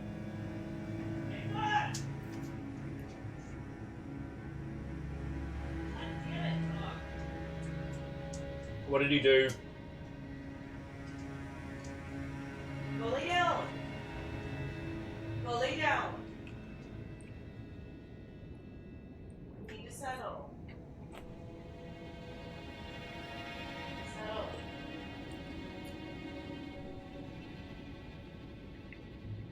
Come on, lay down. Let's go. You're gonna make me use this horrendous looking weapon. Amos, settle. If you haven't seen it, by the way, where is it? This thing is covered in tiny grabby hands. It is nasty. It's nasty.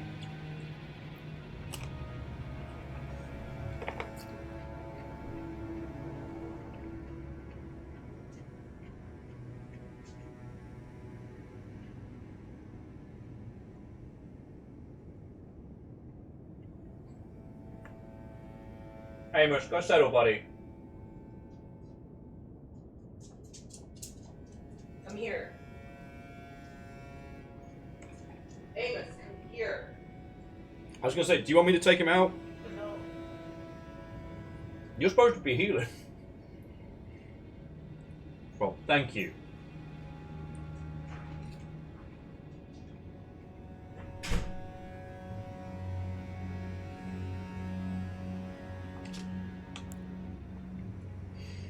And the gargoyle sword's not awful.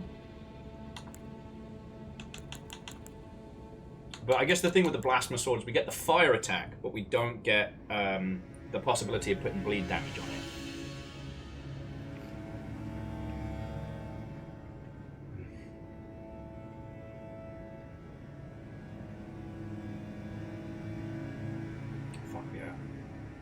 Sorry, this croquette is amazing. I needed this. Also, I don't know if this makes me weird or otherwise, but I do enjoy putting like the dip sauce, I think it's tonkatsu sauce, on the raw cabbage you get with it, and then just eating that like an extra salad.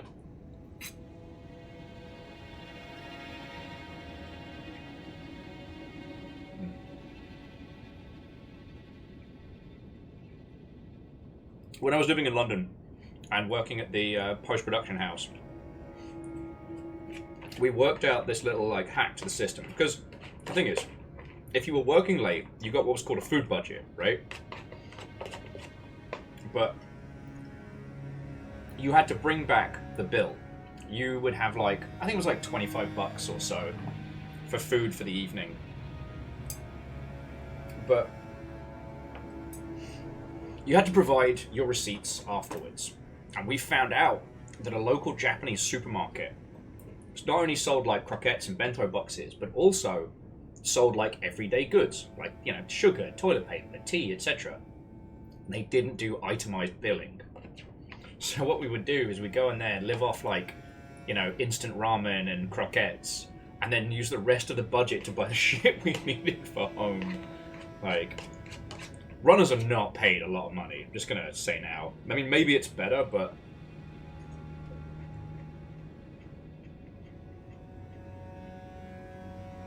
if you think QA get treated like shit, oh boy.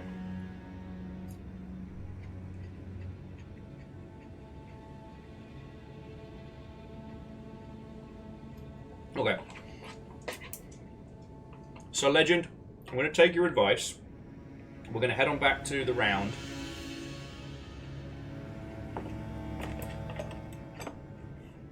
I'm thinking about getting this up to snuff.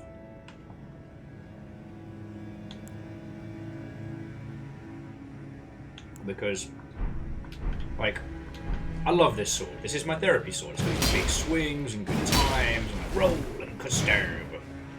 However, this thing is faster. And it has this. Right? Now, it doesn't have the ninja flippy move that slams them down, but, like, right now... No, you know what? No. No. What is wrong with me? The whole point of therapy sword is therapy. You can't put therapy aside just because you feel it isn't working.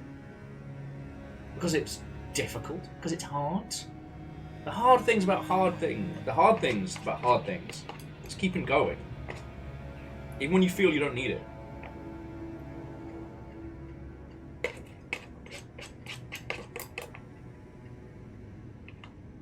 So yes, I could get a hideous, tentacled monster sword.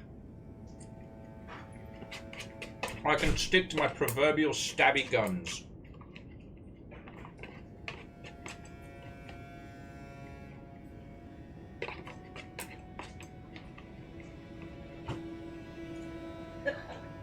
Did you even breathe?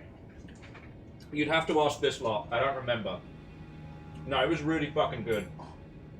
And, I'm a sucker for the cabbage, so I just pour the dipping sauce onto the cabbage after and just eat it.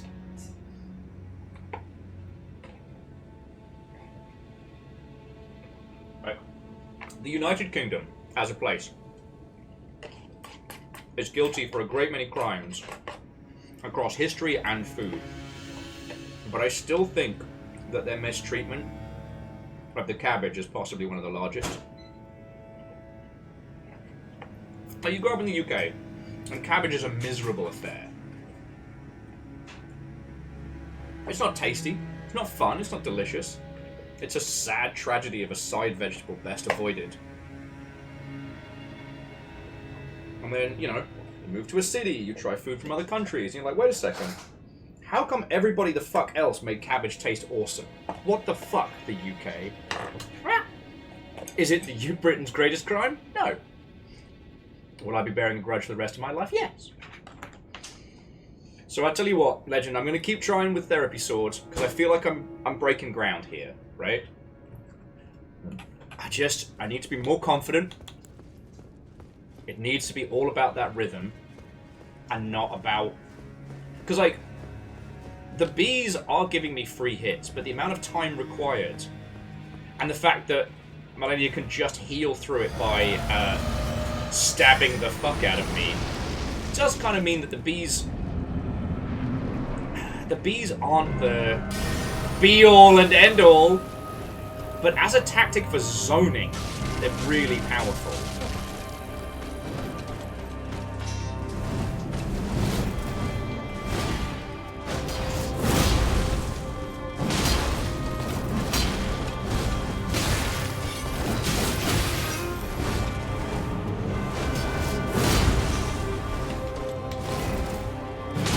Ah. 769! Nice. 769.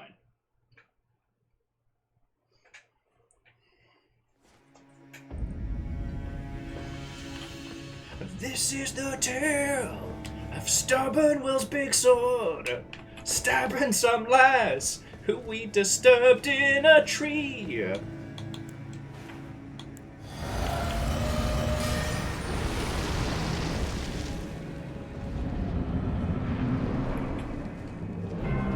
Okay. Legend, that's not a bad shout. I'm usually the stubborn sort, you know. Shocking, I know, but in that sense of like...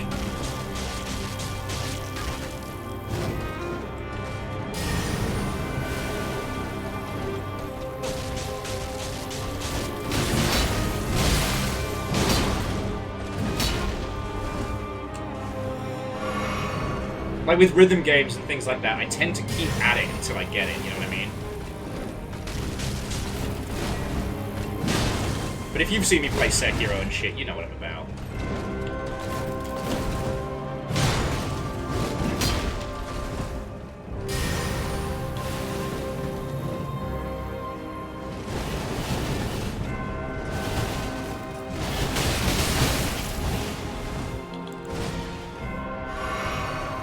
That was definitely personal. Hello, Amos. Hey, no scritching. I'll tell you, man. I'll fucking do it.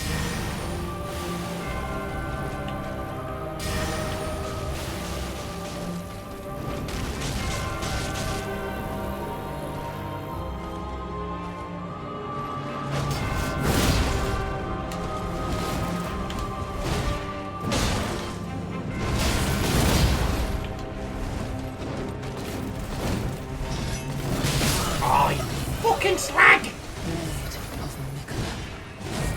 770! She's not a slag, she's glorious and I love her dearly. My gigantic wife.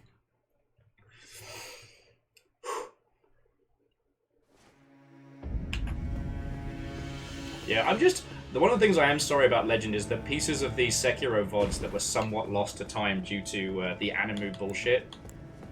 I learned a lot during that era, you know?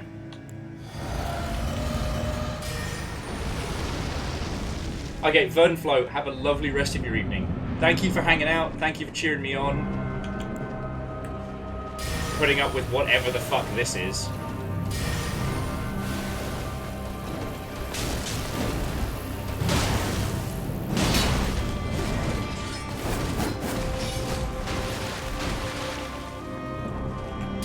It's bees!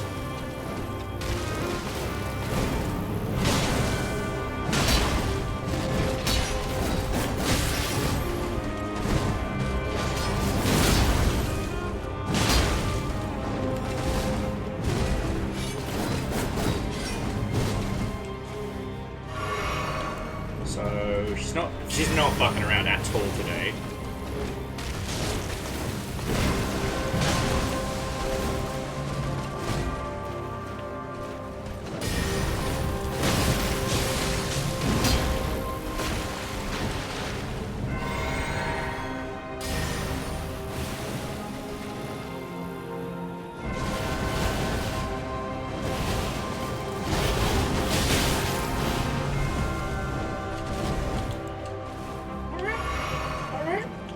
have done more with less.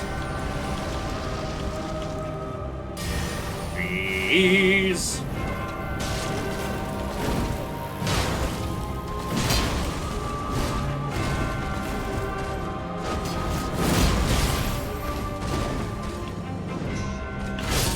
Fuck, that timing is so hard.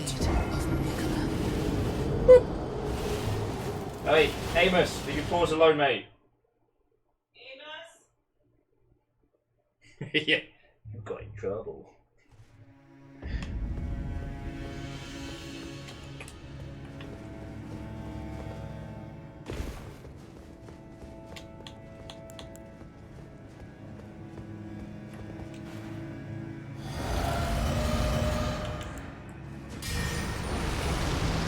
Alright, I'm in the zone. Please.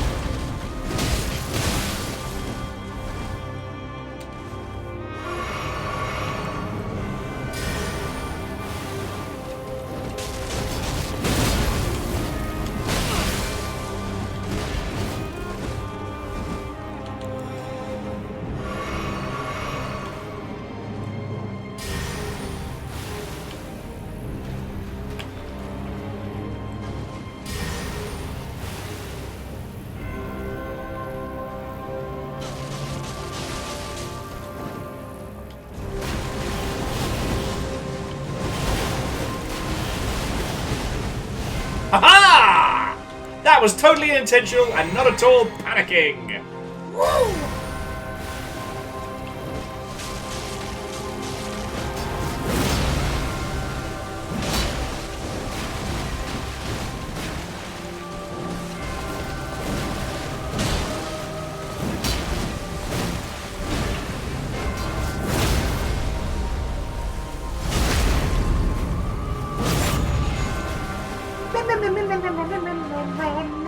Run!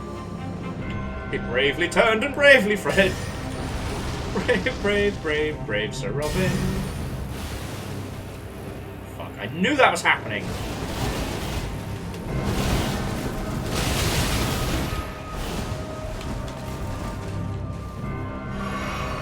She gets mad when I start showing competency.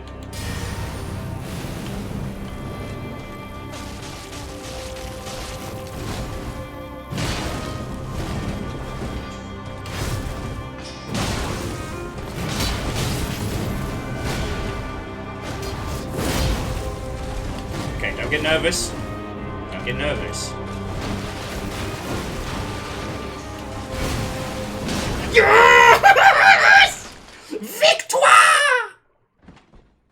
You said I wouldn't do it tonight. You said I couldn't do it tonight.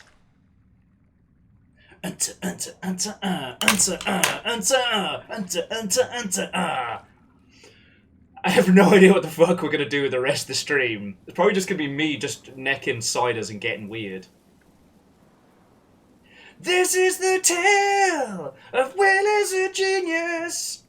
I kicked some ass. It took only 2 days. Yeah, alright, Quaz, yeah, we'll just waffle. Sorry if I missed any comments or anything, I really... No!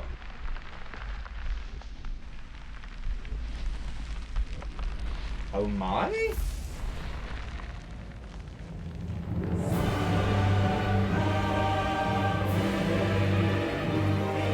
What in the 9 tails? Fuck!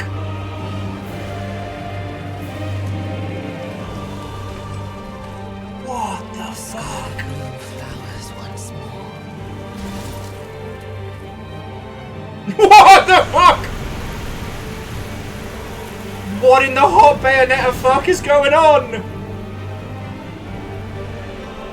will witness true horror. I'm in danger. Second floor. Get ready. Rot. marry me? Sorry, that just keeps coming out. Sorry. By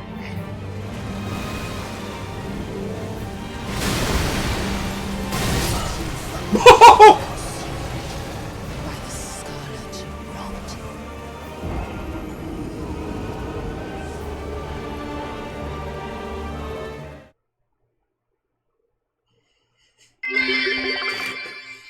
The goddess blooms for the third calling.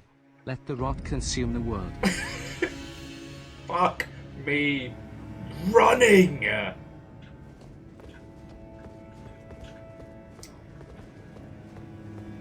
Yeah, okay. You know what? I should have known. I should have known. But there's been so many bosses in this game so far that haven't had second forms like that. And like...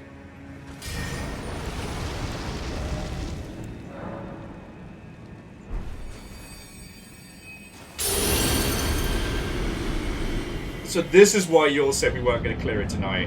And let me guess, I'm still going to fight classic... do classic Melina still.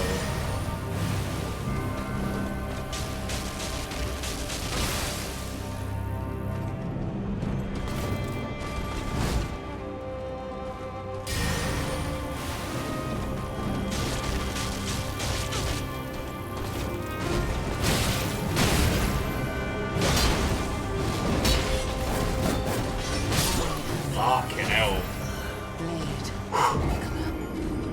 Okay, yeah, so we know what we're doing for the rest of the night. Watching me get the shit kicked out of me even more. And Legend, you also took the Yaldum. Sorry, where are my fucking manners? That was still 1,000 bits. Thank you. No, it turns out that the last 4.5 hours was just the Disney original Melania. Now I have to fight the live-action remake.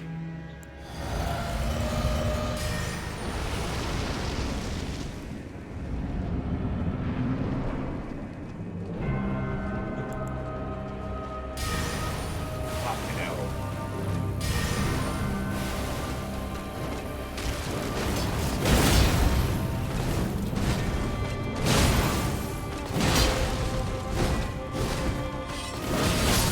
Fuck. My rhythm's completely off.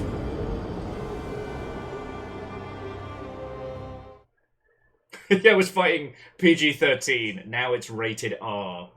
As in for, fuck me running. Please.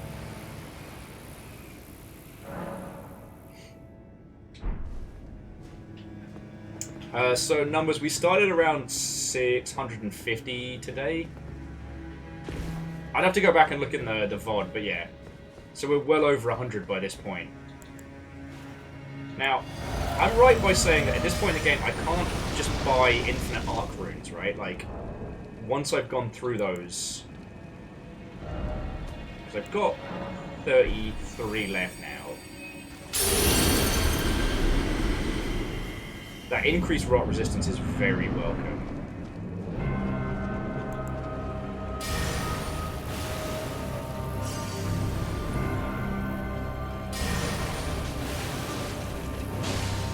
This is just like Sekiro.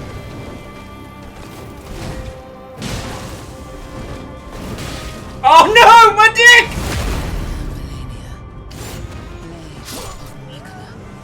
My dick! I need that! So, okay, rune arcs come from co-op and PvP. Okay. Like, I've managed to get quite a few. But it's just... I don't have infinite of them, so I can't just binge them for everything, you know?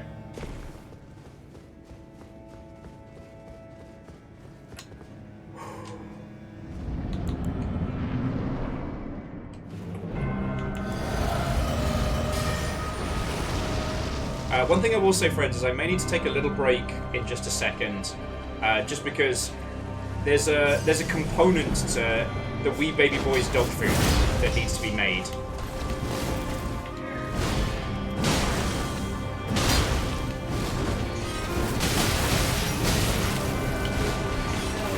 Fucking hell. She's not even messing around anymore.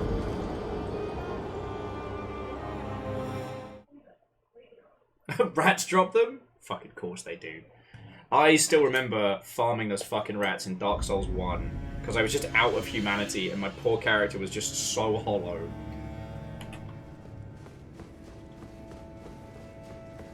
Oh. It's interesting because that's another system they got rid of and I'm really grateful for.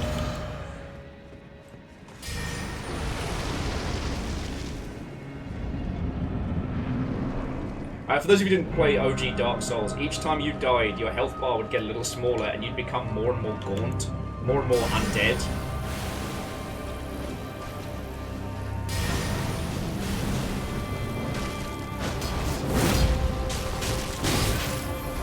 Okay, I guess I'm just not dodging anymore.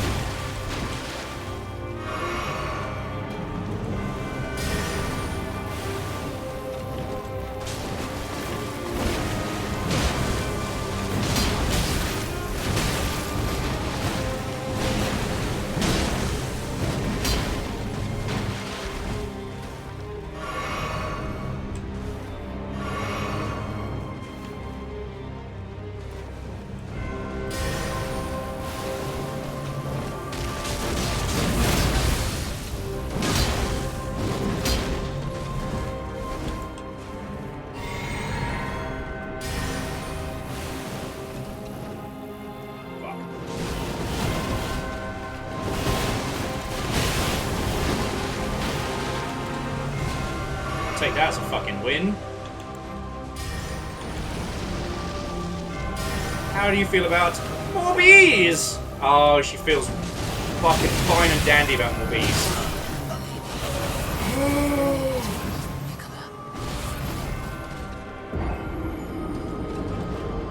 Well, so far as I understand, Demon Souls did it first. I don't think it was in Kingsfield, but don't quote me on that. I'd have to go back into the archives. But it was, you know, because the whole theme of Dark Souls 1 was like, you know, everyone is undead, but the more you lose your mind, the more you become hollow, the less of you are. And so when you bust out humanity, it's like you are at the most competent you can be.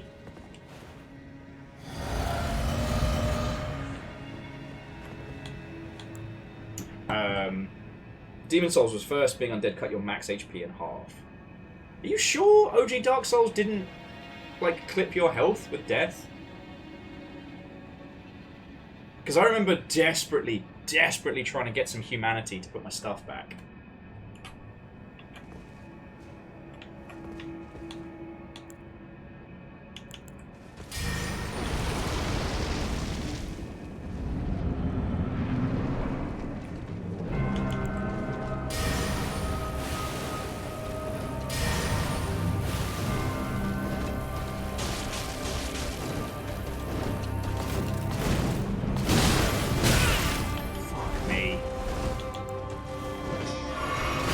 Fucking hell.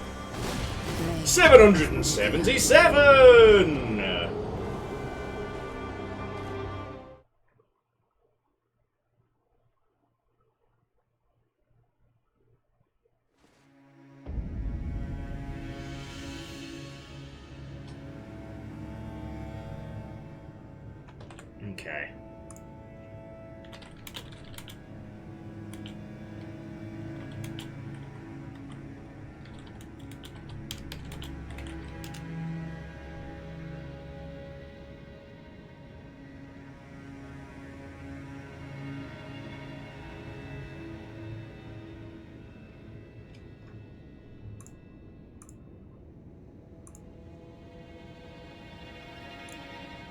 Okay. Okay, so this is one of those ones where it's presentation and semantics.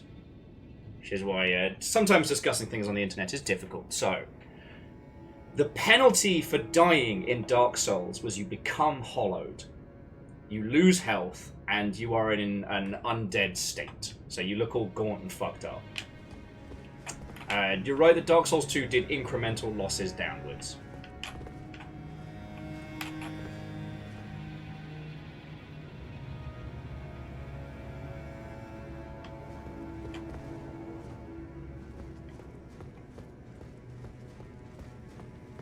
And Fred, you know what? You nailed it on the head.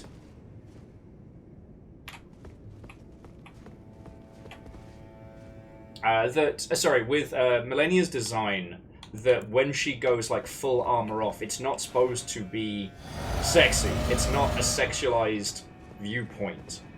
It's definitely meant to create this like horror and beauty, like back and forth. Like the wings, the butterflies, but also and the swirling bud, but also like the rot wings. You know, the fact that parts of Millennia are covered in this like horrible, it seems like a white fungus scale. Like it's meant to be discombobulating. At least that's how I'm reading it right now. But I need to... Right, we might have to do like an extended break of swords, just because I do need to get some of Amos's food ready for Din-Din's. And also... my timings are way off.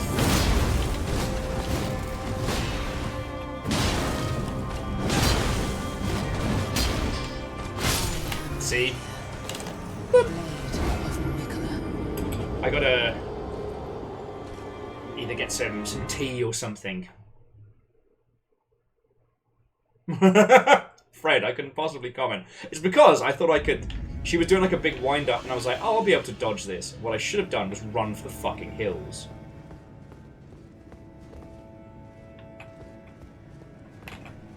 But no, so jumping back. In Dark Souls, if you are... The state that you start in is your humanity, your human state. You die, your HP is deducted, and you enter a hollowed state until you use like an effigy or something.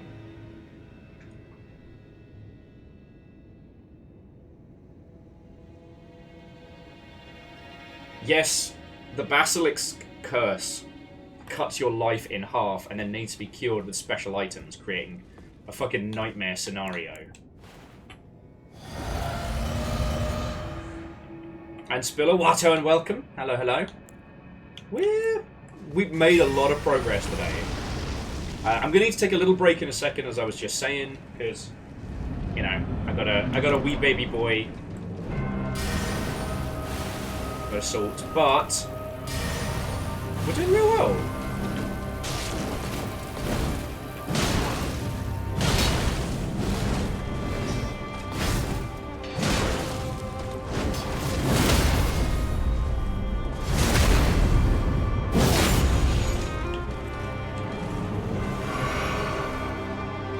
I found if I back off, she doesn't tend to go into a flower dance immediately. If I press the advantage, she absolutely makes it my fucking problem. Like this.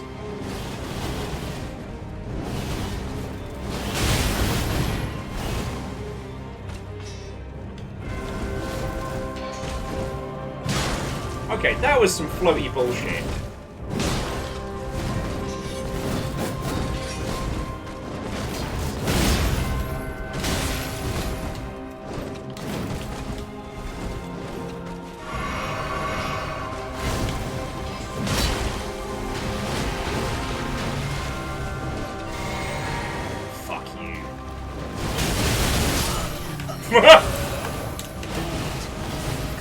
I also got to put these chopsticks away because I keep bumping them every time I hit the tag. 779! 780!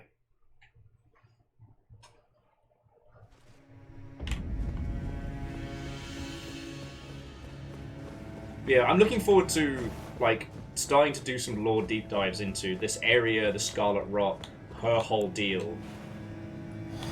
Because it feels like, in a world where no one can die, the Scarlet Rot's supposed to help with that. Alright, I'm going to give it one more swing before I redesign. I know, Judica, like, these discussions are interesting.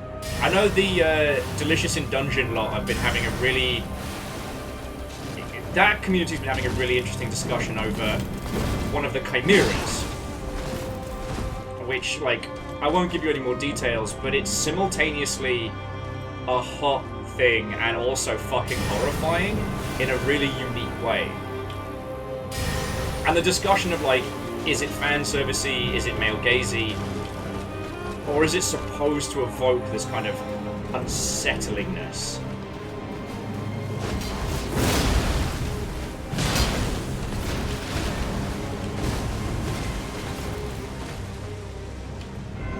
And I think it's a really interesting discussion.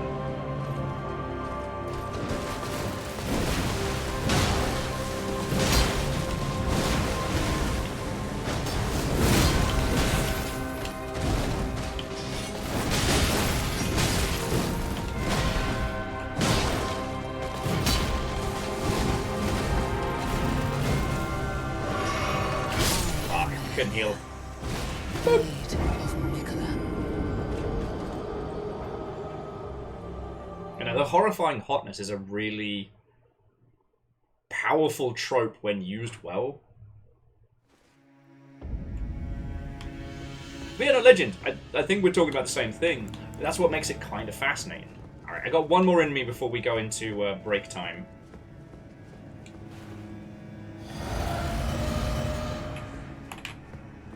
What I was going to say, friends, is if you want to have a putz around with the fishing minigame, I can turn on both the channel points and I can make it a command.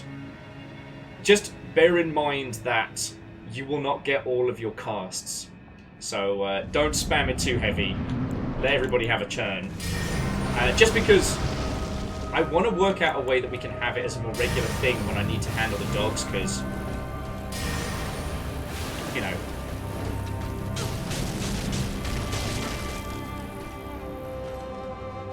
You know, Judica, you deserve it. Also, what's fascinating about it is that it is a show about food. It is a cooking show. And by the time you realise the story has you, you realise just how good that story has been.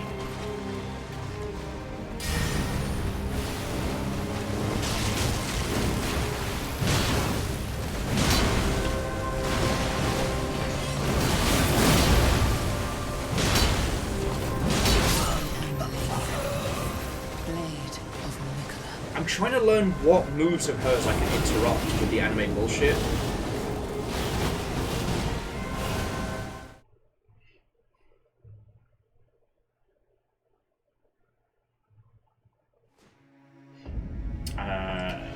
Okay.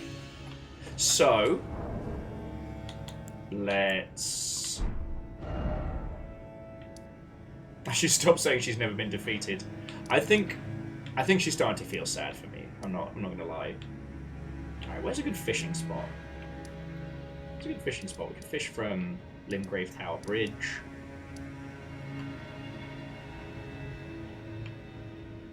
That's just kind of where we murdered a dragon. Anyone know a good fishing spot? I haven't tried running... That's more of a ravine.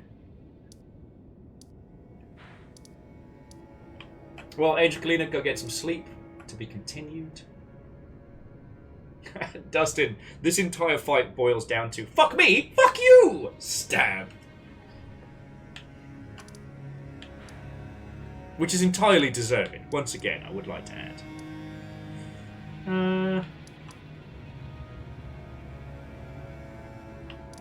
Fuck it, let's go fishing with Turtle Pope. He knows what's up. He's a good guy.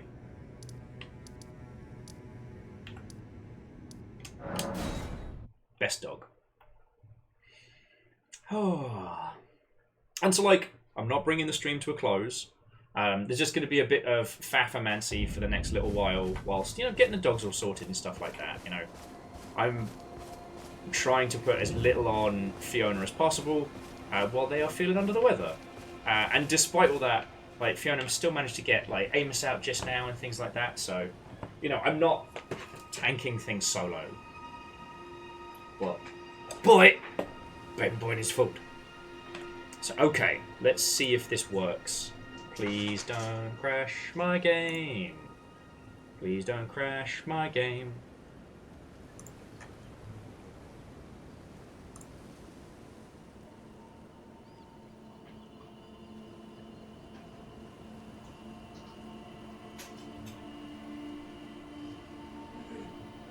Fingers crossed. Oh, and Lyris, I will pass on the good vibes.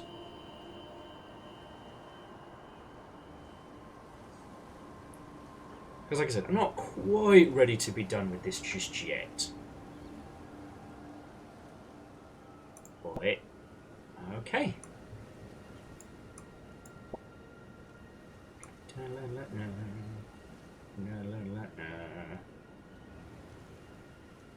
Yeah, you can have Pope and fishing, but you can't have me, Pope, and fishing. Okay, bear with me just a second. So, your rewards. Power up and channel points. I say. What kind of channel points do we make available? Fish!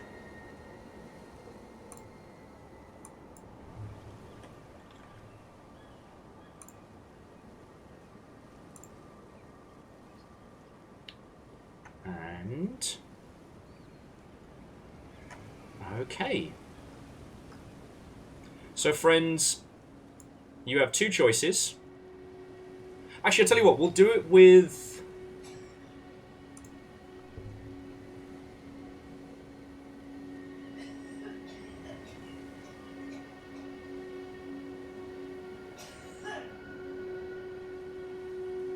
okay. Do this with 10 seconds.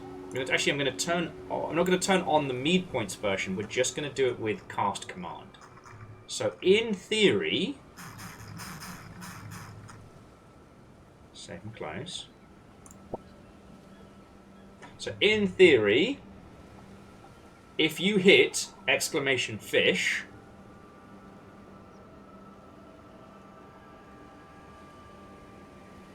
let's see if that works.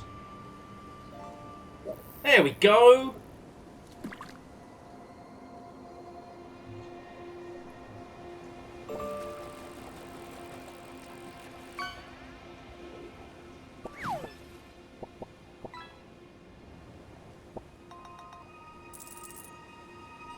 And there are 12 fishes, and I think it's a... like a... I think it's a 10-second cooldown for each person.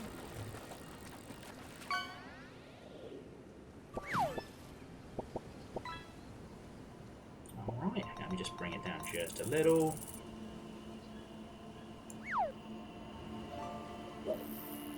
Oh, it says, yeah, already in line, Holy Boss Crusader and everybody. Okay, this might work.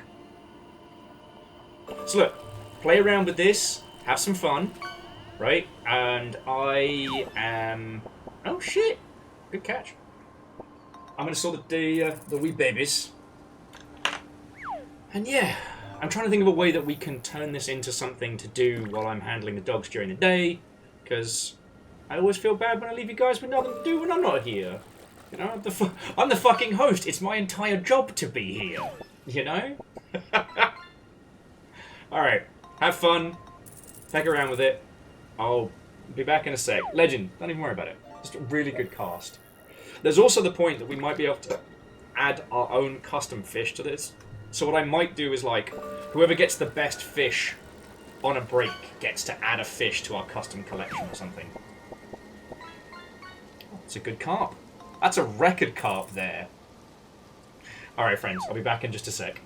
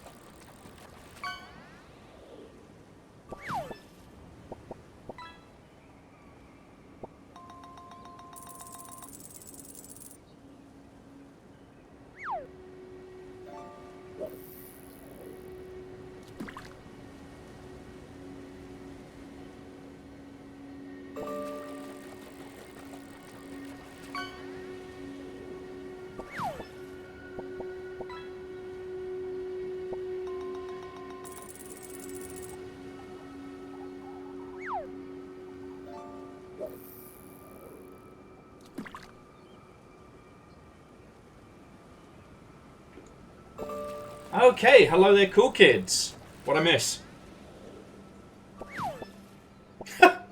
Hindle caught a whole ass hamburger. I don't know if you want to eat that, mate. That has come out of a fucking pond. A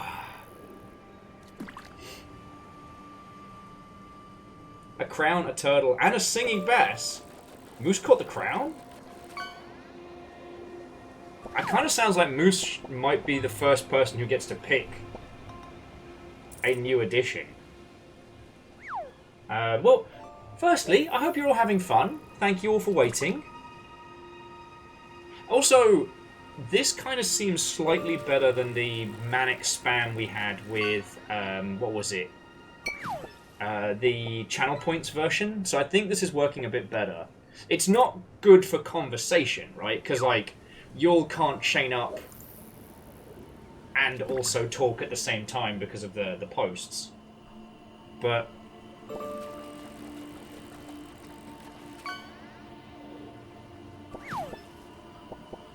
alright, so no more fishes.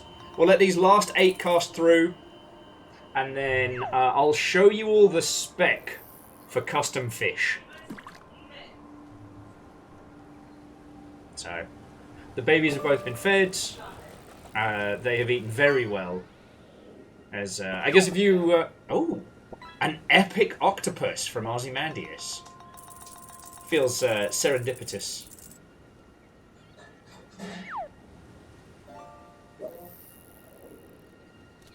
Go on. Amos. Out. Well, so Bacon, what I've seen is we just need a name and an image. And we should be good to go. The only other thing will be working out like a leaderboard per session, maybe? I don't know.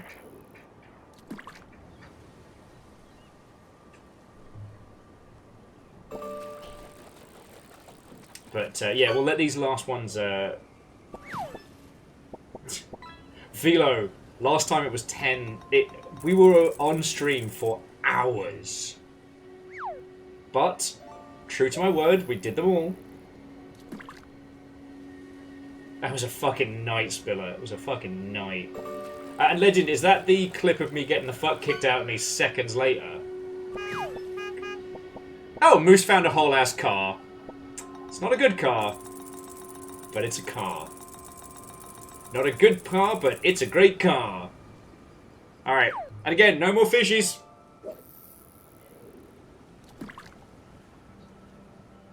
The clip is my victory dance. Oh no. It's a carp. Oh, fuck you, Spiller. Okay, so Legend says clips can't be long enough to do both. Well, if you could, I mean, I know I'm asking a lot of you, but if you clip each one, you know, they will be kept for eternity.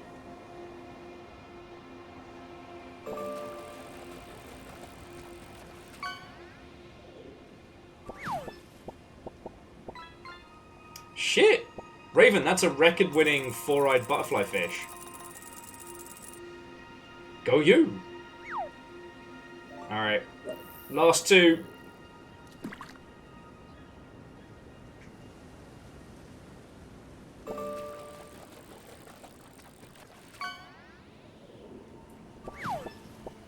Cold ankles with a record-breaking common pike.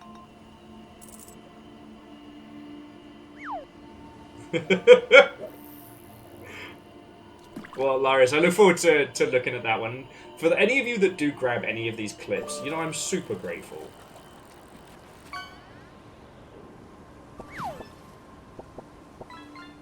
It's a pike? That's good eating.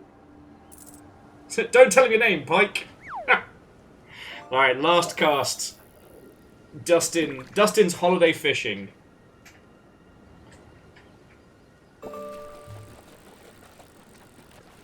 So Ozymandias, this is called Lurk Bait.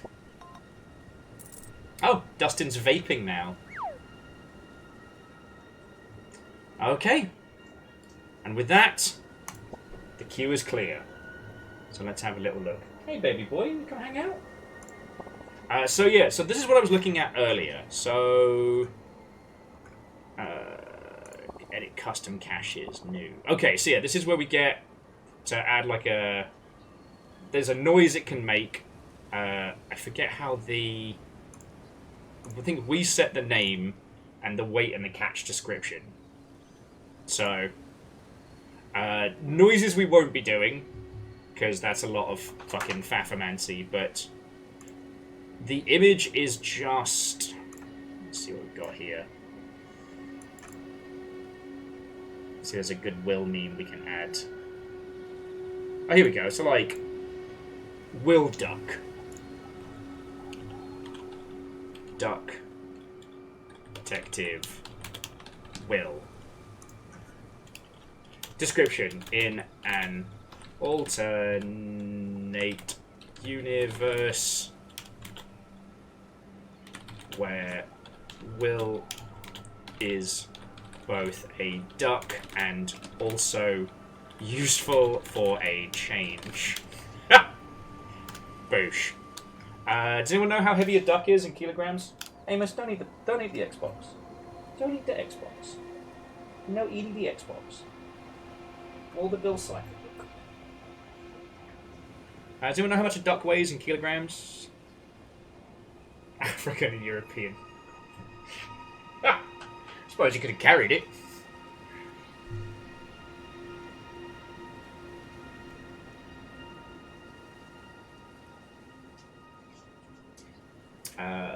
Let's go 1 to 2 kilograms. We'll go just like 1.5 kilos.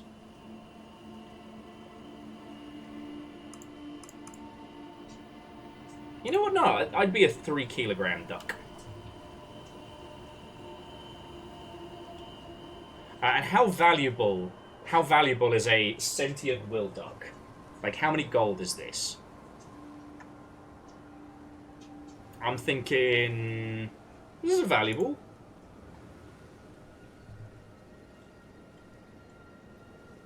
$69.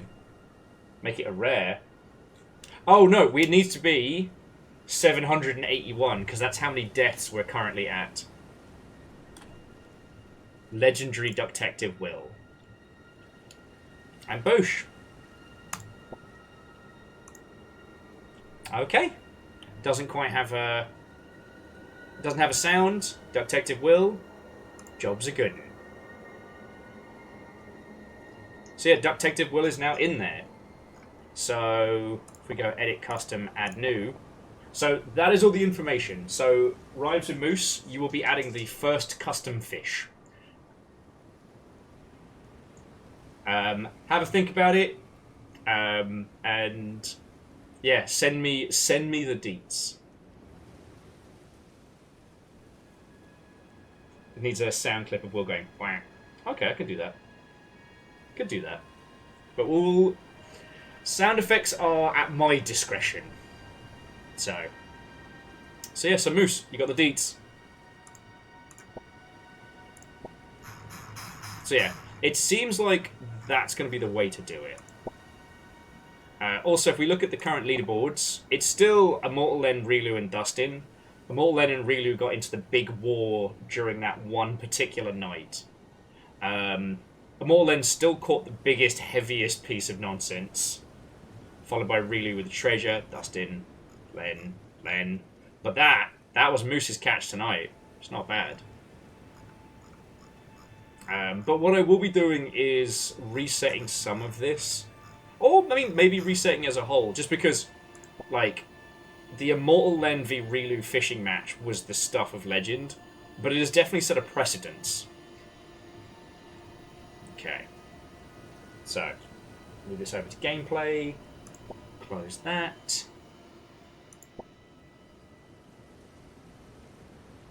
But yeah.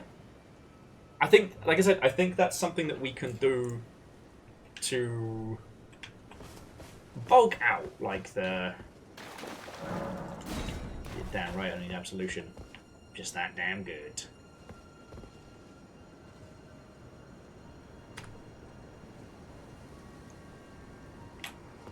Yes, a clean slate would bring new competition. Legend suggesting a reset each stream but not each session. Interesting.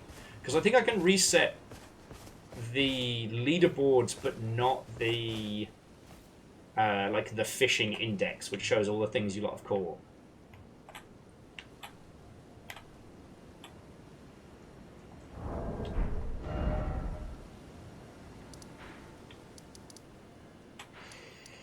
Okay.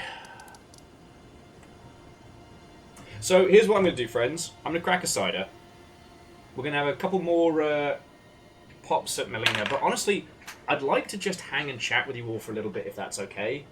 You know, we've done 5 hours on her, lol, and at some point I will have to. Not admit defeat, but admit a truce, because you know the physical limitations of the human body. No chat, only waffle. Fuck. James, you gonna help me waffle? You gonna help me waffle on? Just getting cider and having that up.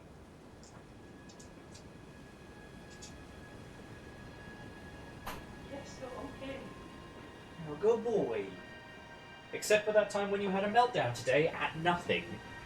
Sorry, Fiona was saying that when they were taking Amos for a walk earlier on, he's starting having one of his little tantrums. Now, if you're not aware of this, Amos is a sweet boy. He loves people, sometimes a little bit too much. His thing is, he doesn't know what to do with all his energy. So if he sees another dog, he desperately, desperately wants to go and play. He can't at the moment because of his allergies and all of that. And when he's not allowed to do this, he has a screaming meltdown. And because he's a pity, it sounds like he's going to chew through a fucking armoured door. Sometimes he does that at people. It's hard to tell. But today, apparently, he did it to no one. What are you doing? I think that's my hair. Don't eat hair. You're a little weirdo. Alright. Sorry, he's just being really fucking cute right now. Look at this little face. Look at his little face. Want to know why I'm sleep deprived and poor? It's this cutie patootie. Yes, I know. Hello. Hello, sweet boy. Who's a good boy? Alright, you're getting stuck. Okay. Hey, see? These are the people who pay for your life. These are the people who will keep you alive. Alright, down. Amos, down. Please don't tear my jeans open, because I can't afford new ones. That's the wee baby boy. Fucking just get by the dog. It's okay. Bless him, he hasn't felt well enough to do that in a while. Oh. You're okay, good boy. Lie down. Lie down. Don't fucking scare me again. Oh yeah, Spiller, I saw there were some weird patch notes for Vampire Survivors. I think they're gearing up to do something weird in-game.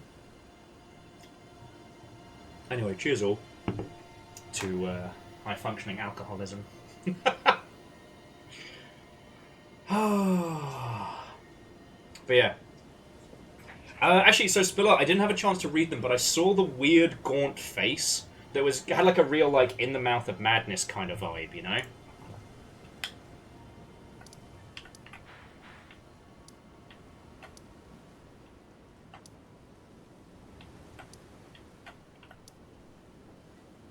Is it the roots? It's not a drainage canal. You know, it's... Yeah, Legend says, Vampire Survivors is not gearing up. Nothing to see here. You know what I would love to see is then do something similar to Outer Sloths Fund. Like, fund the next Vampire Survivors clone. That would be very funny. Alright, yeah, okay. Spiller, I'll have a look now. Just wanted to get us kind of all settled in here.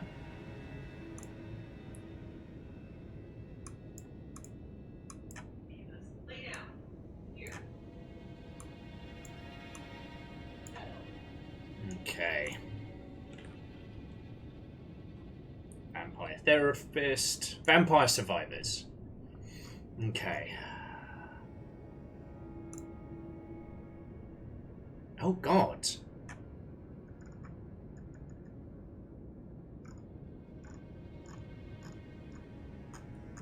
Is it an ARG? Is it some fucking weirdness?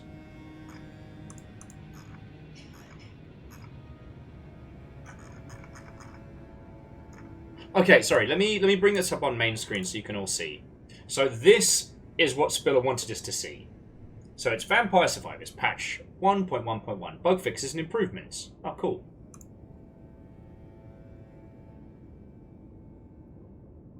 Firstly, look at the weird-ass face in the top corner.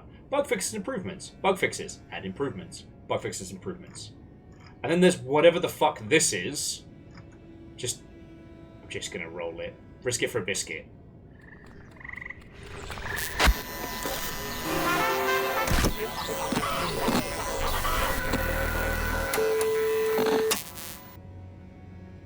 Cool! Cool. And this is either broken ASCII art, or this is ARG type shit, and I can't tell you which. Though a live-action Vampire Survivors would be very funny. I only recently found out about the Dead Cells cartoon, so... Yeah, no, that's some peak Devolver Digital. Though it is weird that the Devolver Digital last few ones haven't been the same team that made it. So far as I understand, it's because the guy behind it, Dom, has been doing other Cool Kid stuff.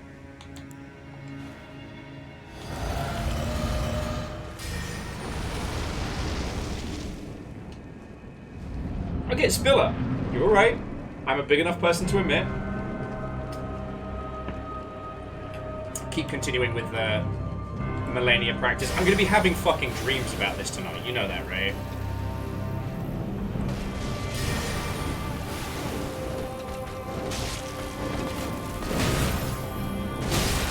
Fuck me. I was so off on all of that.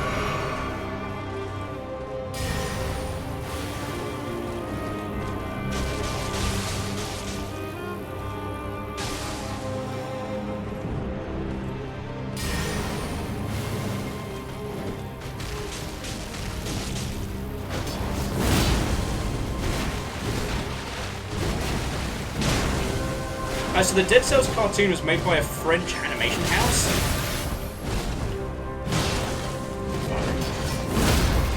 Oh. Je m'appelle kicking your fucking ass! It's a weird middle name, I know. I also realised the Bloodflame Blade also does bleed, as well as fire. So I've already been doing... Oh, piss.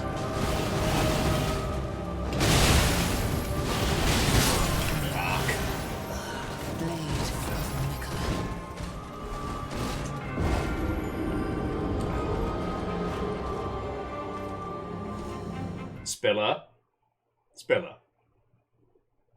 I'm just gonna say, I've been playing this for 5.5 hours. I want you to read your question that you just put. I want you to read that aloud where you are in the world. And we'll leave it at that. We'll leave it at that. Oh. Actually, so Gear Graphic, I haven't hit the ramen yet. I have that to look forward to. I had a croquette and a whole bunch. And it was very good.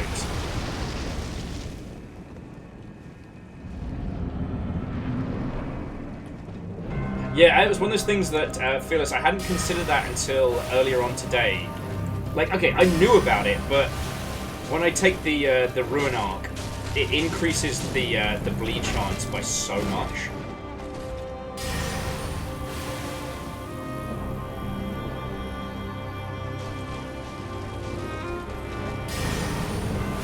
Oh no! Well, Gear Graphic, I'm sorry I didn't hit the spot. Come on, do the kick. You always love doing the kick to start. She did not do the kick. That was what I was expecting. Blade of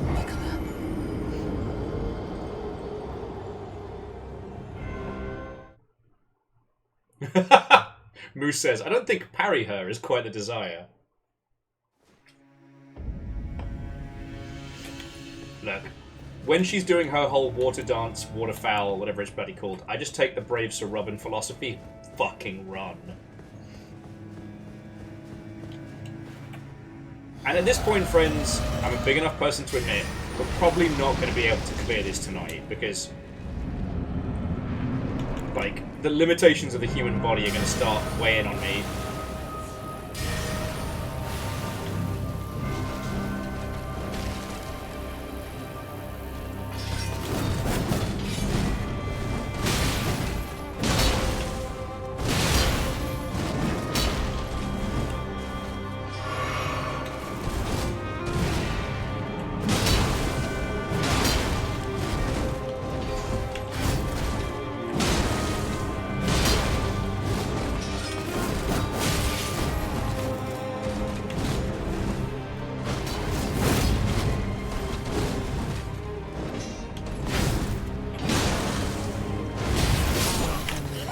I don't know why I tried to go for that.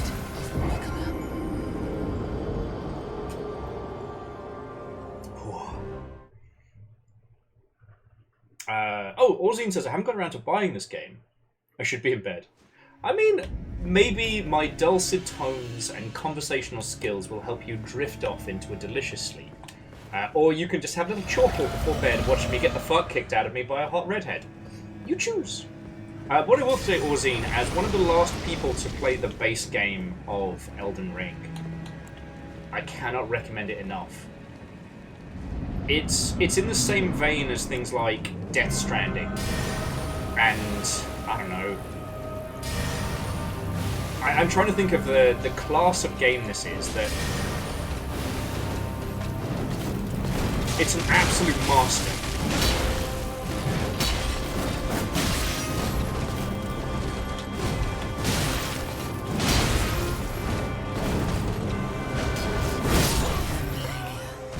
I was about to celebrate the fact she had stabbed me in the dick again.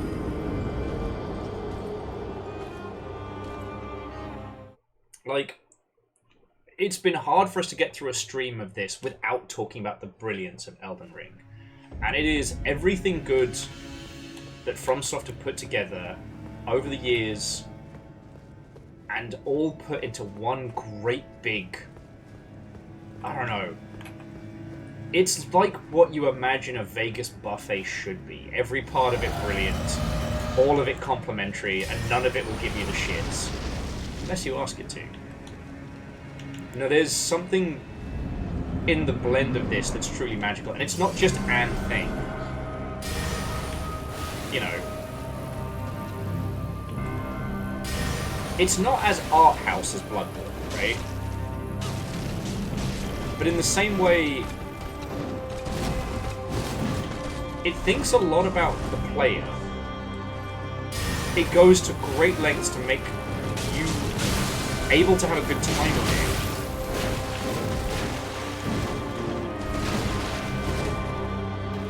Like, in a stubborn way, I am playing this boss the hardest way that you can. Oh, come on! Leave my dick alone!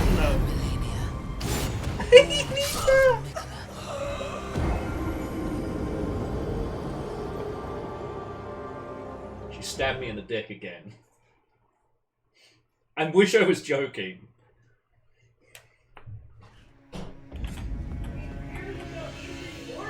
Yeah. If you're dead, don't need it. Don't need a dick if you're dead.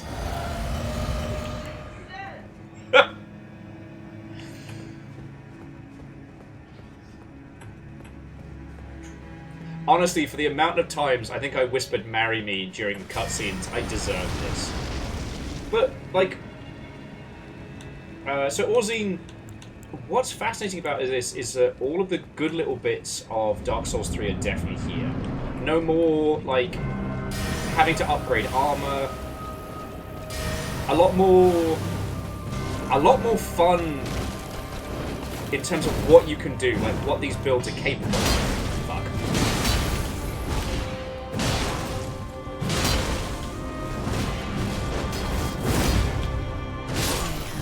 I ran out of stamina. And yeah, so what you're seeing here, Melania here is a side boss, right?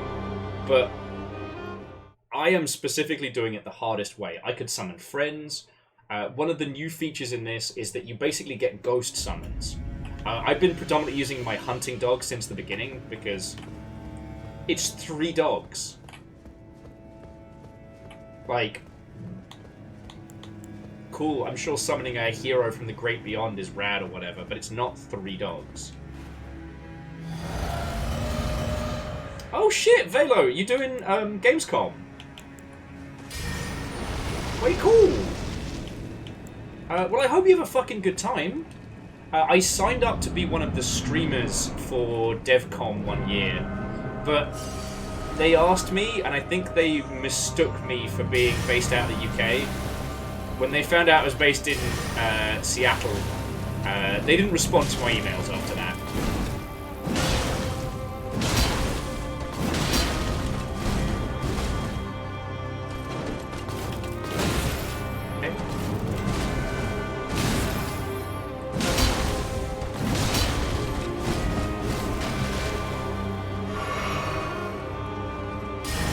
The readout coming to you live from the capital wastelands. You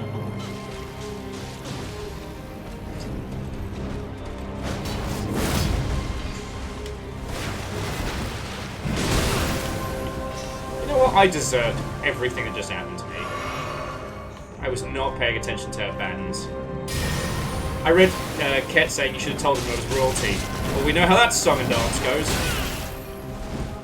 Again, another reason why this lass is totally deserved for kicking my ass. No! Leave my dick alone! Already cut my dick!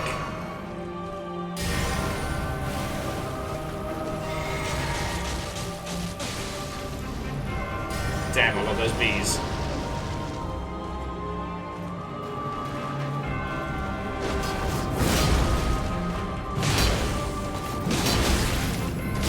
Fuck. 787. Spiller, 2 redheads, 1 room. No survivors. But yeah, so like Orzine, if it's on sale and it's in your budget, you know how sometimes there are certain games you've got to be there for the zeitgeist, right? So, especially when it comes to AAA stuff. If you're playing it at the same time it is the new hotness, it can have so much more of a pronounced experience than coming to it later on. This is actually not the case. I've been having an incredible time with this. And I am like the last of everybody to play it. Because when it dropped, it was so successful that you couldn't swing a cat on Twitch for somebody streaming it.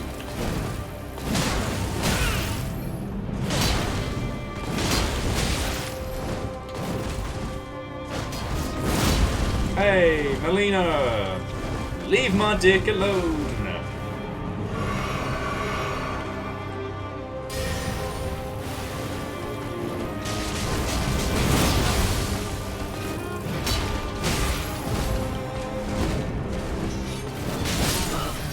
I got distracted by the shard bearer.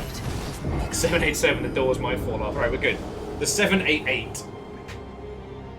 But no, Orzine, I could bore you with the tiny details that make this brilliant. So alongside the other multiplayer features, they added one in this, which is like a group password. So like, I'm vehemently doing this solo. I could bring friends in, I could summon people, I could make my life a lot easier. I haven't. But if you see over there, we have the standard Dark Souls thing up there's our password. So if you want to co-op with somebody, you can make sure you're only co-oping with your homies. The group password is anyone else in the longship, or who has the longship tag up. I'll be able to see their posts specially highlighted. So you see this message here. That's a regular message. This is one from one of the other longship. Right? And I love that. Oh, you know, and Orzine, I completely understand. I mean, you know me. I fucking avoid the big AAA nonsense like the plague. But it's more just a case of, like, if you got to play Bloodborne during that window when it was the zeitgeist, it was a hell of an experience.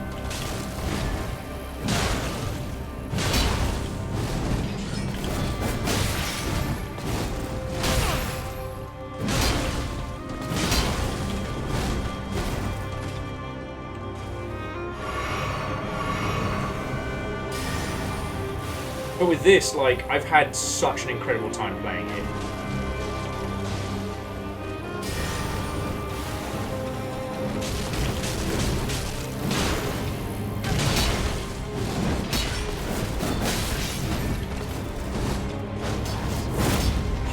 Fuck! Fucking skipping booger.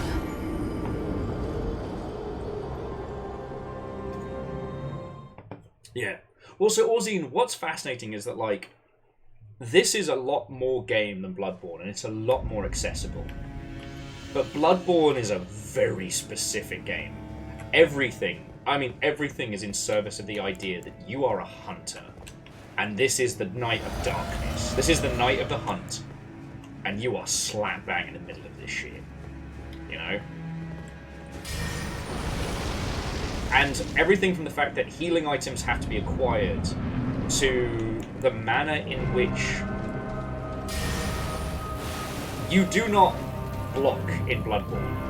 You parry, you avoid, but you do not block.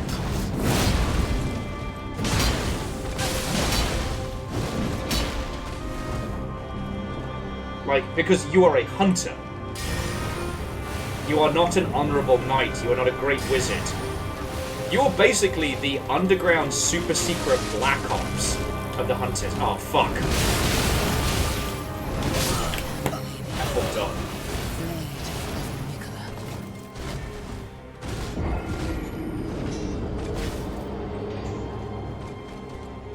Like, one of the core conceits of Bloodborne is that if you take damage, your health bar shrinks slowly over time. Well, I should say quickly. If you can aggressively attack your enemies, you can recover damage you've taken.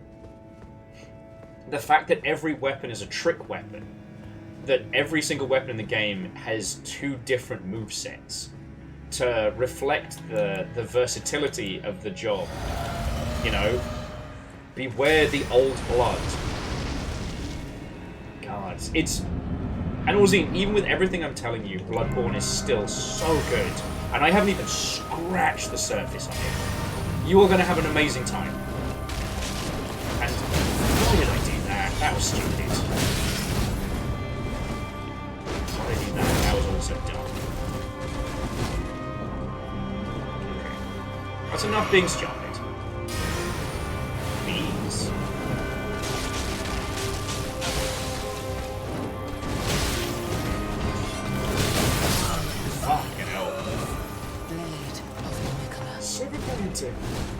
But with this whole game is your story. You are the Tarnished. It is however you choose to take it. Some bosses will kick the fuck out of you. Some will seem so easy as to be trifle. Like, this is the most flexible of the FromSoft games because they allow you to do so many things. Like, I'm not just a beefcake with a big sword. Admittedly, this is my most formal attire I put on. But predominantly, I'm all about the dragon shouts. I breathe fire. Usually, I would use what I've dubbed Stinky Breather! A special form of rot breath I got from slaying a dragon, which I'm very proud of. Except...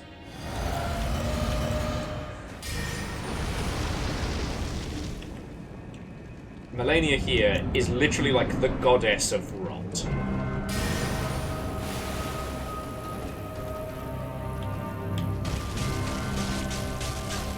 So while it may seem like my bees are kind of doing rot stuff, they're actually bleeding, which is kind of fucked up.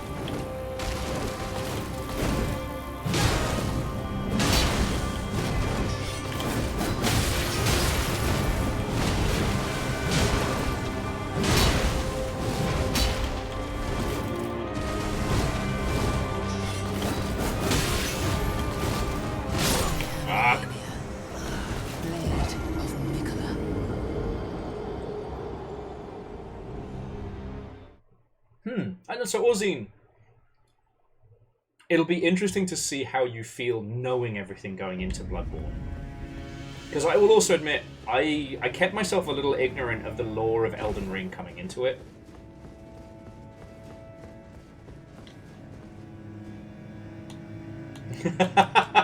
Spiller with. You're free to play any way you want. You can even get murdered over and over again, chasing that parry high. I can stop anytime I want! Sorry. I once watched Hero to the People Dan Jones' No Weapon, the opening to Bloodborne, with the kind of parry skills that scare me to this day.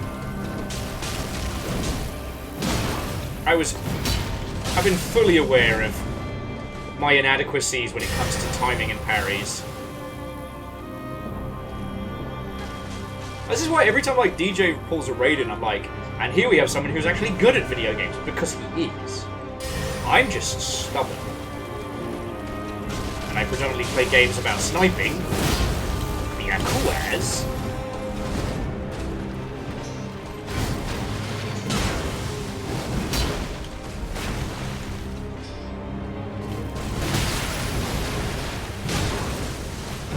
Oh, fuck.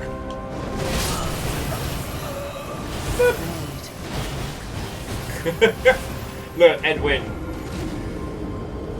I'd be lying if I said I didn't ask for this.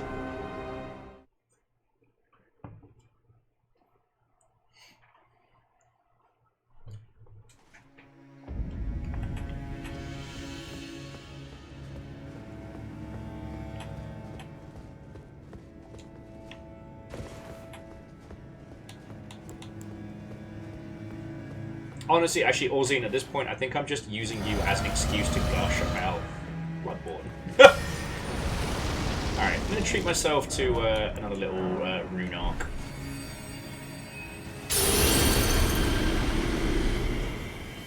Yeah! It's all fun and games until Waterfowl.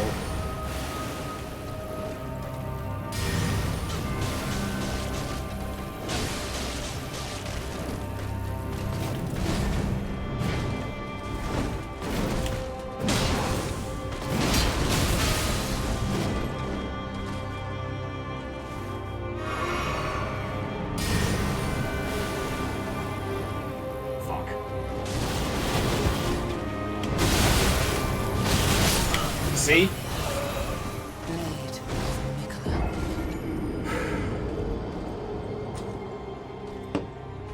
It always comes down to ducks. Have you noticed this?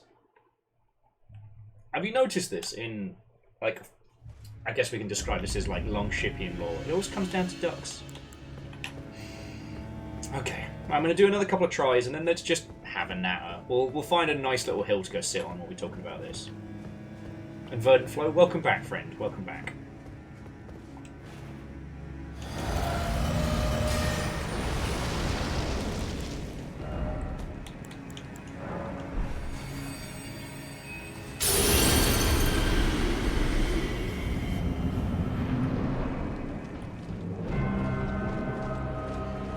Like, I'm sure there are builds in this game that work way better than what I'm doing. And hey, maybe I will cave.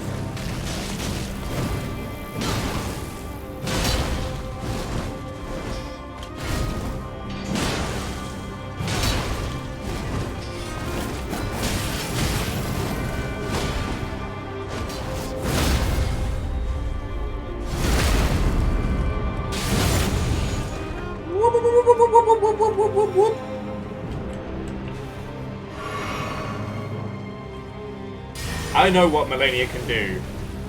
It's that! It's that! I knew it was coming!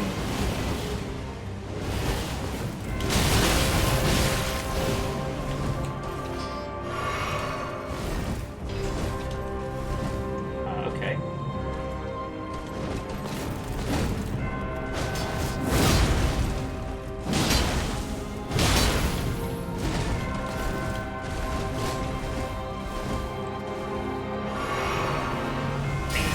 Please.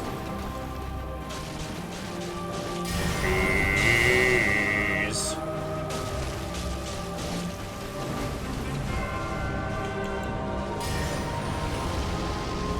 Hey, Deus! How's the holiday going, friend? I've got a gigantic redhead kicking the fuck out of me. How are you?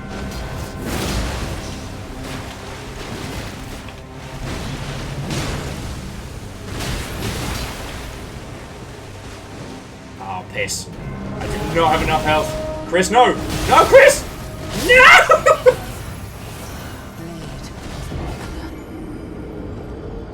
So she's never been defeated. One more to the tally. Chris, how are you doing, friend? Watto and welcome. How was your stream? What were you up to? Tell me your tales, friend. Honestly, at this point, I've come to understand that it's unlikely I'm going to be able to clear this tonight before the frailty of the human body and my reaction speeds go. Oh, lovely. Nick, Jesus. Chris. Nifty Chris. That sounds like a lovely evening. I've had a real good time. Yeah, Legend, I have managed to clear Phase 1 once. So now it's just like sparring practice.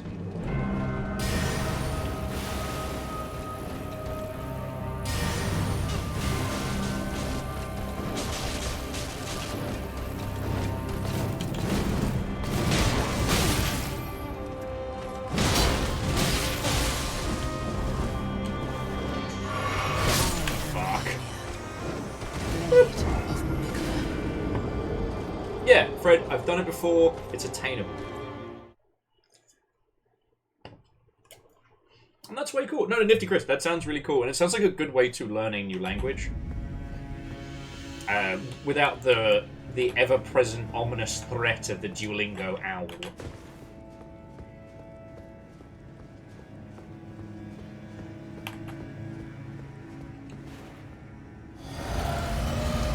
Tell you what, friends, seeing as a lot of you are here way later than usual,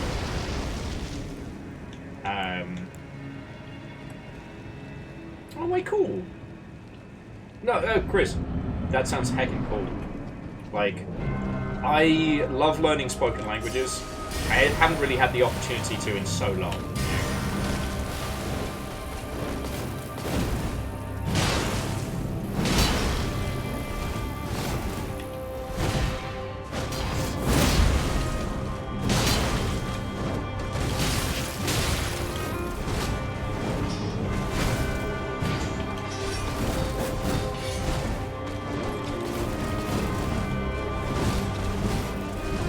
Very quickly that her prosthetic changes the length of the sword depending on what she's doing, and that's kind of rad as fuck.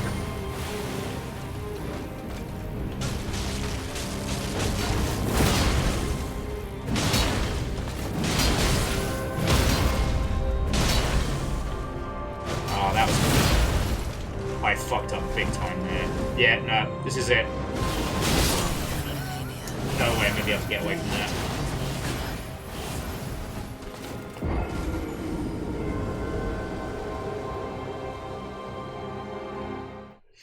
Okay. So what I was going to say is that a lot of you are staying up way later than usual, outside of a Friday night of thieves. And I realised that some of you... Am I missing a death? Alright. And we're back. 769. 796. Back to back. Don't make it weird.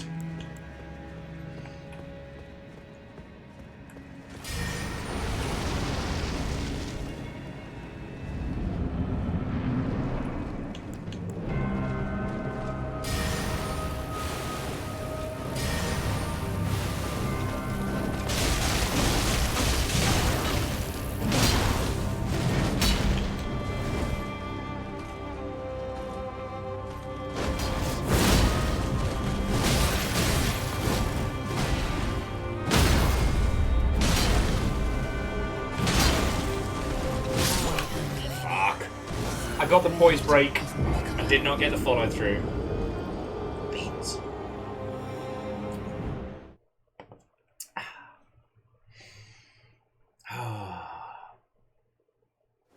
But no, seriously, Chris, thank you for bringing your lot in.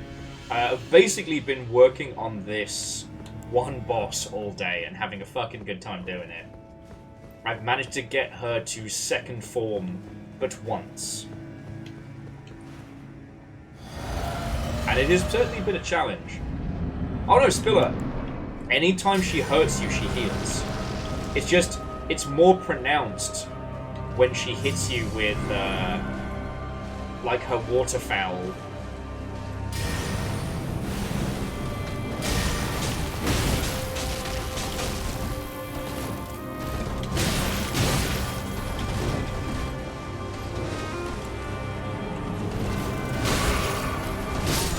Fucking hell, that was in a fight.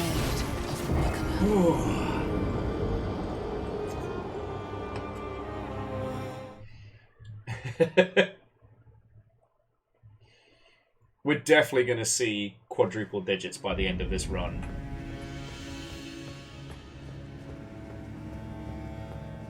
So what I was going to say, friends, is would anyone like a spoiler to what I plan on doing for Saturday? Because I put in the schedule that it would be, air quotes, surprise. And I know what we're going to be doing. Or do you want to have the full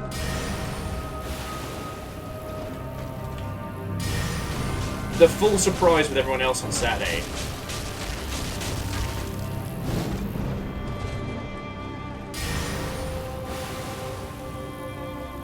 Judica, I will share a hint. It is a 16-player game.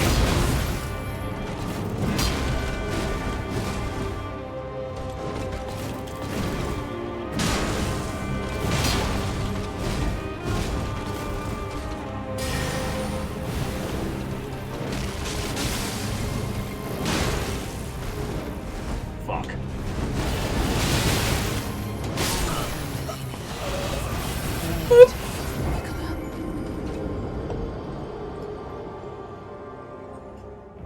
Nifty Chris, it is not a 16-player game of werewolf.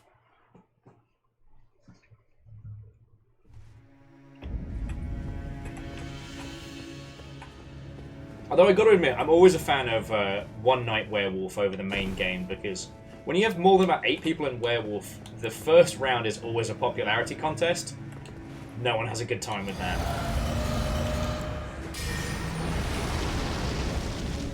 I'll be playing Bennett Foddy's speed chess. Verdon, are you telling me Bennett Foddy made a speed chess game? Because you know that would do me a damage, right? I already finished Troll Chess, basically broke my brain. And Caffeine, have a good evening, friend, and to be continued.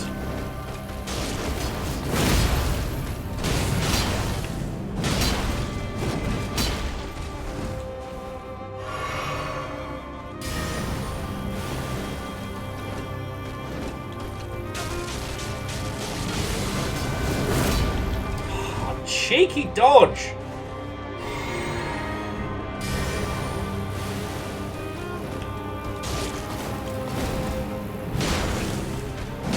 Fuck.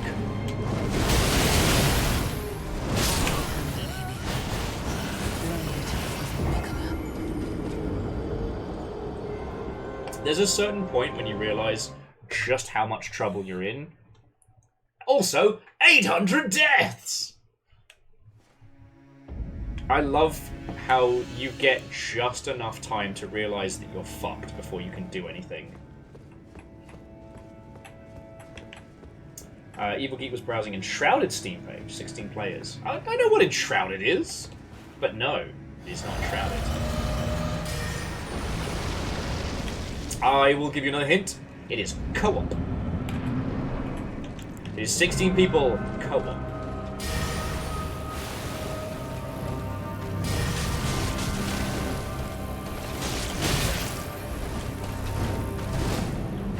I'm gonna have to tap out at least of this fight pretty soon, because you notice the stuff I'd learned to beat earlier on tonight, like her little hippity hops and her skips, are actually starting to trip me up again.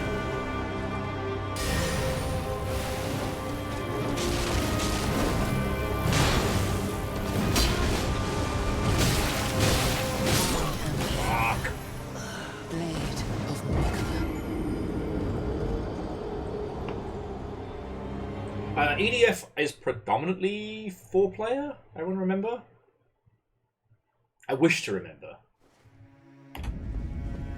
Also, I might add to the list of games original EDF on the Xbox, because if you haven't seen it in its classic, EDF is another great example of a game series that sticks to its guns, its thematical guns, and everything else about it slaps.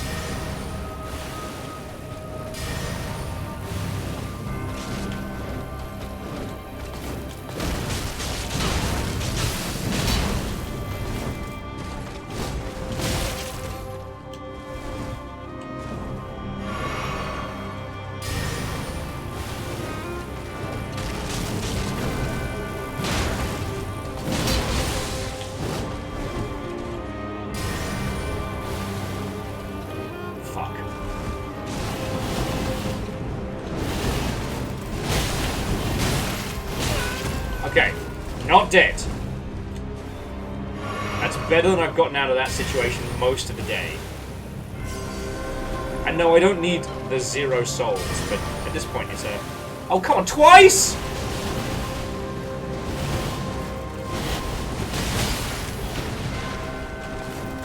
Oh, that was spiteful.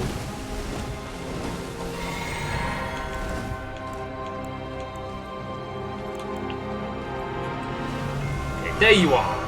Fuck. Alright. Alright.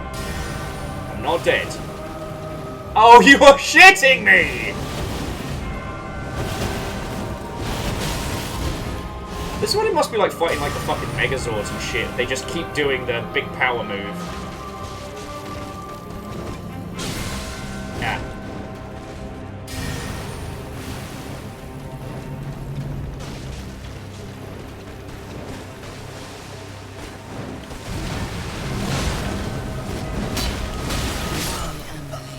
Really.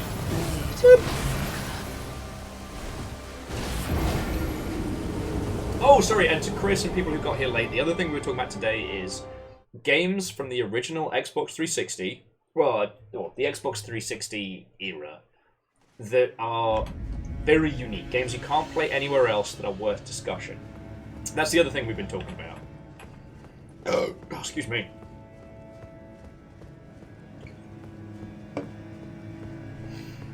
Oh, okay. I was very, very kindly given a hand-me-down Xbox, and I am going to be using it to share with you all some gloriously ridiculous games.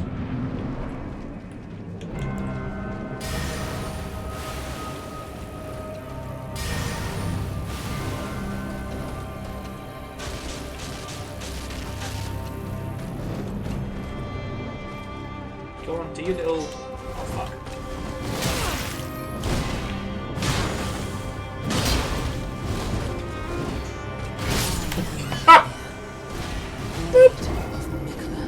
Don't even worry about it. Don't even worry about it. It's all part of my plan. And yeah, Chris, it was a good era.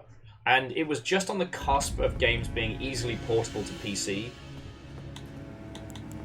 But also we had to deal with the whole Games with Windows Live bollocks, which I have cursed out several times today. And because of that, there are a lot of very unique games from that era that you can't play digitally on other platforms. So like Lost Planet 2 is probably the biggest one. And that game's incredible.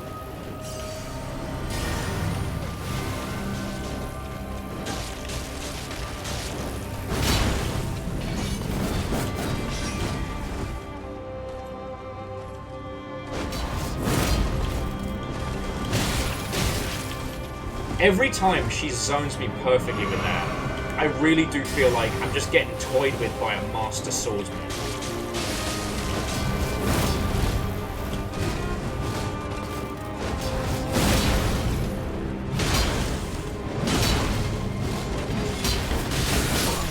See?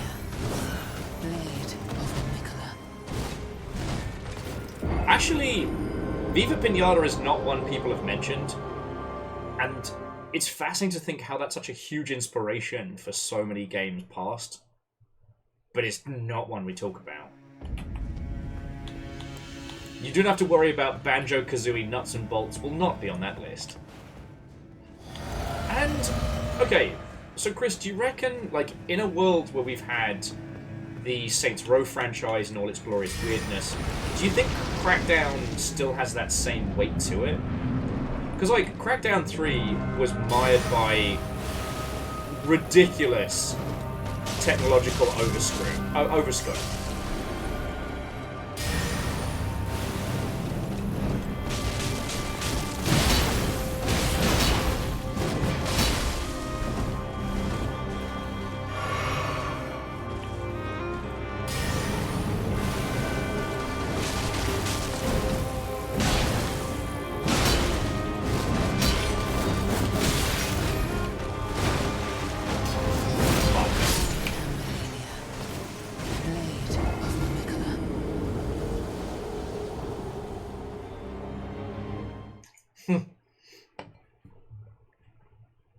Oh no, and I'm not saying Crackdown 1 and 2 are bad.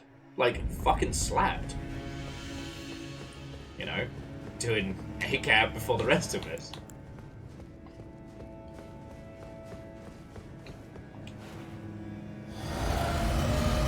I've been chipping away at the new series of Solar Opposites, which now has 2 completely separate, only quasi-linked B-plots.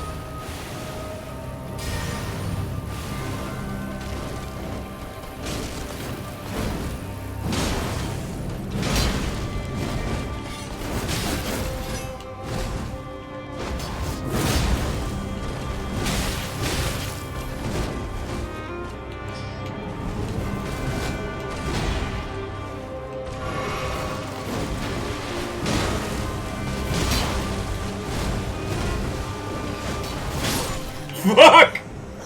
I think she just cut me in half. You ever seen 2 404s together? You're about to.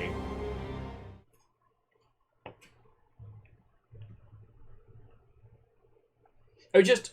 The reason I mention it is because, like, Saints Row 1 was supposed to be a GTA competitor that was very broken. Saints Row 2 leaned into more of the weird comedic and started to find its feet. And by Saints Row 3, it was using a lot of Crackdown's formula in a different, more weirdly whimsical environment. And then the following Saints Row 4 was basically Crackdown. And 5 was that, but it's a musical.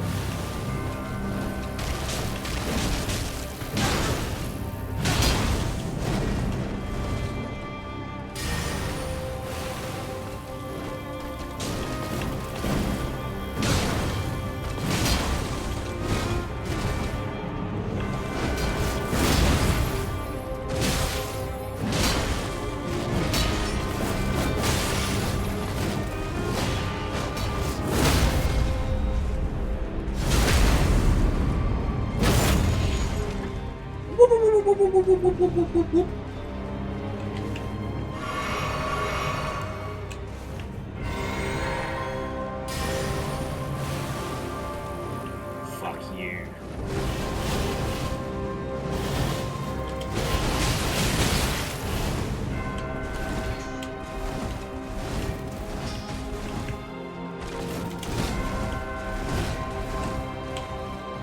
I feel like I just got put in my place. You know what I mean? Like, you seem to be doing well here, Tarnished. Time I remind you who is the god.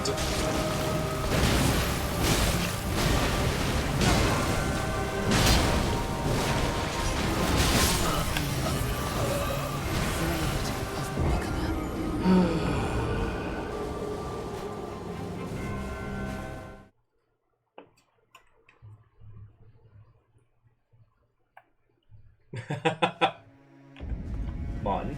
Fair. Oh, okay.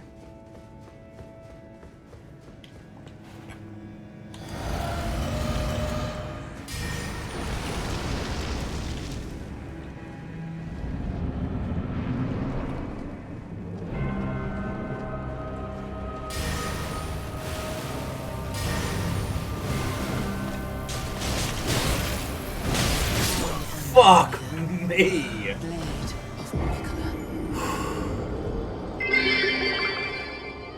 We have received an error 808, 2 halves of will not found. Will entirely not found in any way, shape, or form. By the 9. By the 9. No, Judica, as much as it pains me, I think that last run was a real good indication that I too should bring our adventures to a close for an evening, at least. You know, we've got next week.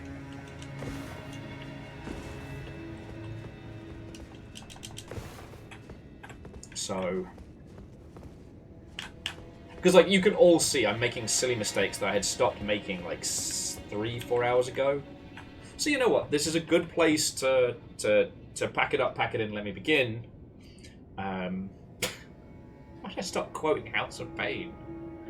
Oh, because I'm in pain. I have been beaten.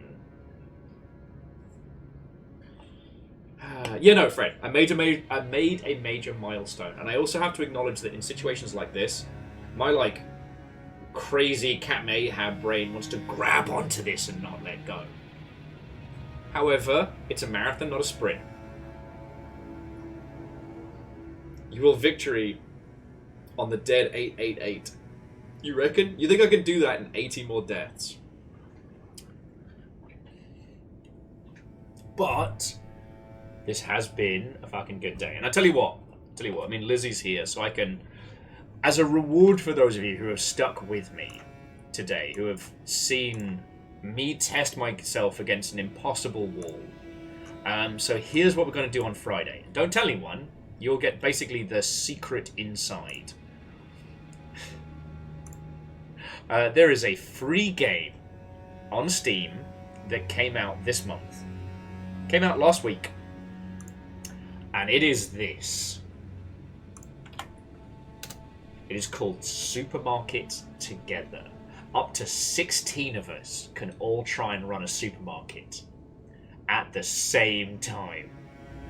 Oh, so Ket, it procced on my radar because you've played it.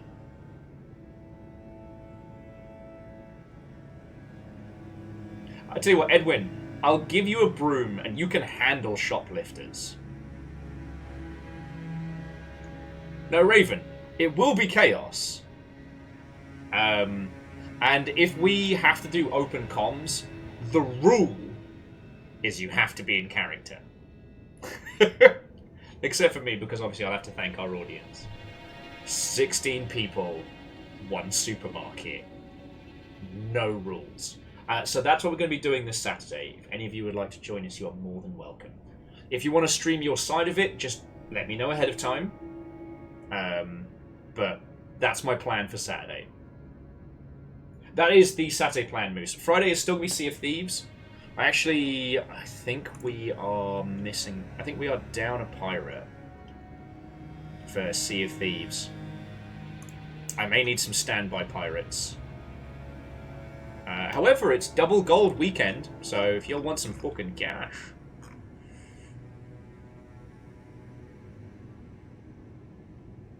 Yeah, we're actually down a few pirates, so I'll start blepping at some peeps.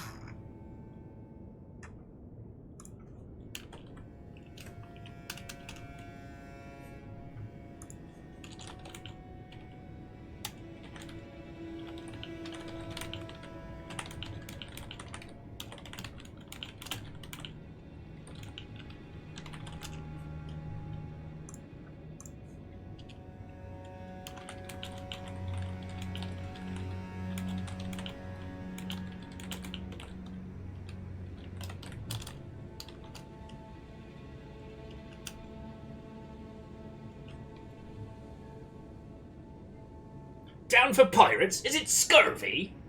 It's not. But I ever tell you all there was an outbreak of scurvy at Sega once? Good times, good times. And before you say anything, if you haven't heard the story before, yes, I know scurvy is not contagious.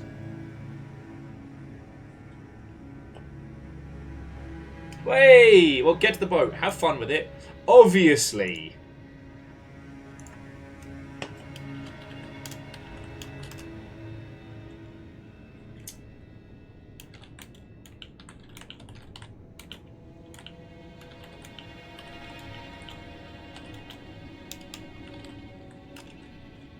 Obviously, none of us are actually playing the Deadlock beta, and we would never discuss the NDA information or friendly information. But if we could, we would definitely say something on the lines of, "It's actually a lot of fun, and it's weird to be rooting for Valve again, but it's going to be nice to see them eat Overwatch's lunch."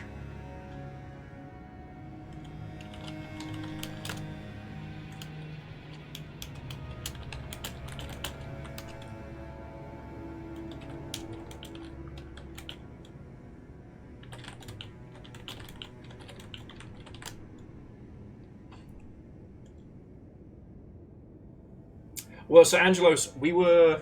If you Angelus, if you hadn't heard the story, TLDR is that we were working corporate QA for Sega Europe. That's where I got my path into Total War. It's not how I started in video games, but that's the beginning of my story. Oh, Nifty Chris, are we friends on Steam? For no related reason.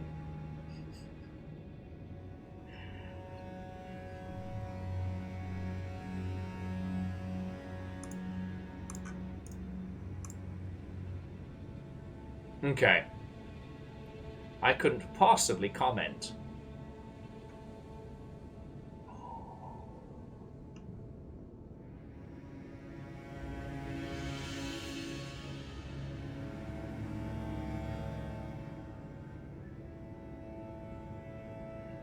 Okay, we are. Okay. Wink!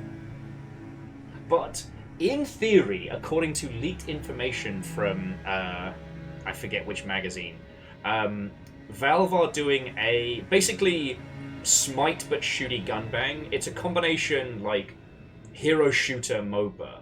It's got this kind of film noir diesel punk aesthetic. Kind of like Chinatown meets Dishonored. And aside from the fact that it's a hero shooter with a MOBA back and forth, it also contains this cute little thing of Bioshock Infinite style sky rails that move you between the lanes. So it's very fast, it's very redirectable, and it has really tight shooty gunbang, but it has a MOBA philosophy in terms of like items, upgrades, creeps, etc. In theory, according to what I've read, I, Will Overguard of Twitch.television, couldn't possibly comment. I've not played it, and if I had, I would never admit it. But from what I've seen, no, it genuinely looks fucking good. Right now, Valve have not officially announced it. Like, from a comms standpoint, Deadlock doesn't exist. Deadlock? What Deadlock? There's been no trailer, there's been no announcement, nothing. But, at least according to what I've read, the behind closed doors beta-y alpha thing is now at the point where people can invite their friends directly on Steam. I mean, there's like thousands of people playing it already.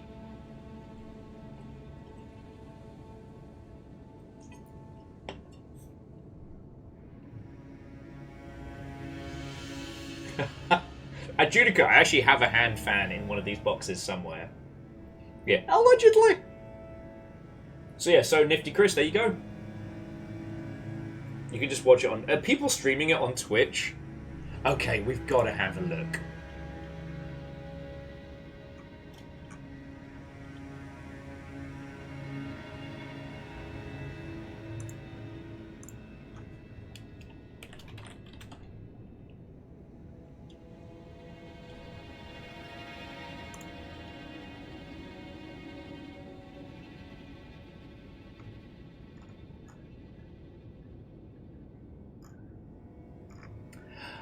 Oh. Yep.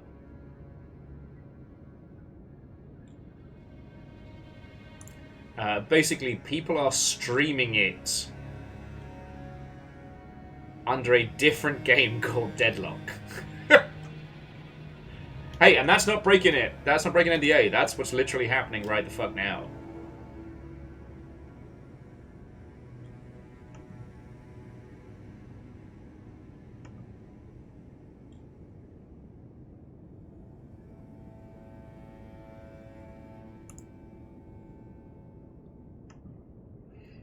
Okay. Sorry, I'm just checking in with homies to see where we're going to be heading to next. So we've got a lot of choices. Varbles, people on YouTube breaking NDAs? Oh my word. Lyra says, to be clear, this is the game I'm looking at. Okay. So, Lyris, on Twitch, that is what people are streaming under.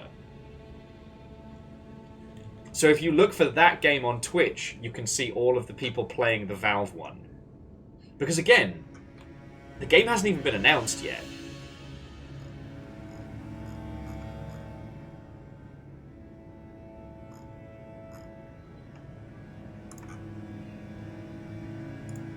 Anyway. Okie dokie Loki.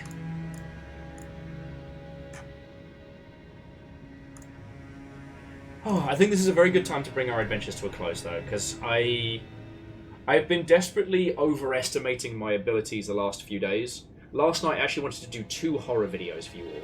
Oh, actually, you know what, friends? Do you mind if I just be a shameless fucking shill for a second? Is that okay?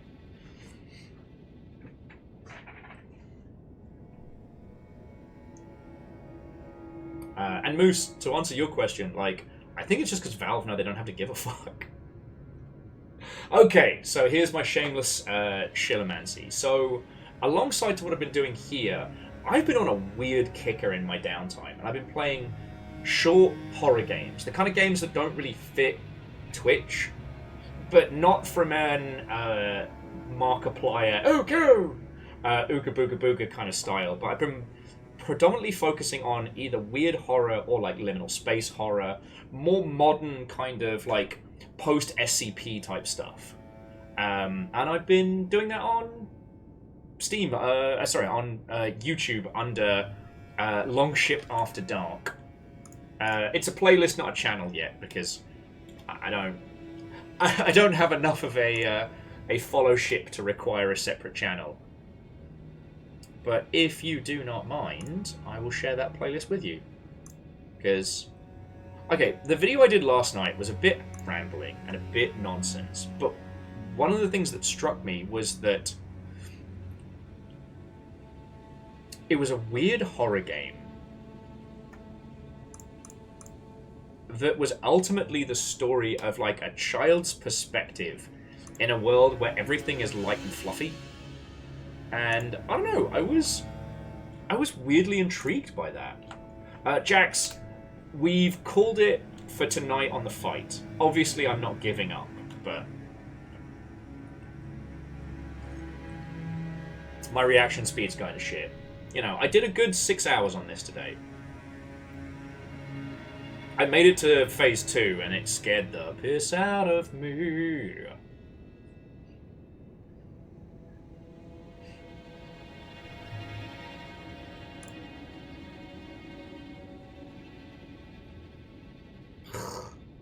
Also, for some reason, the playlist is a complete mess. I do not know why it keeps gangling it up. But yeah, so I've been doing these little videos, and the ones that I really, really want to share with you all is my video on pools, and also the one I did on the Nameless City, which I guess is my currently most viewed one, but just because I pissed off a lot of people when I said that H.P. Lovecraft's a shit writer. I was really mean.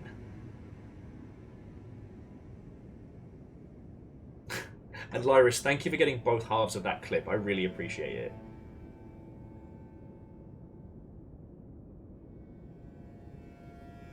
Hey, no, I did not give up on the big sword. Jax, I got real close. I got real close to abandoning Therapy Sword.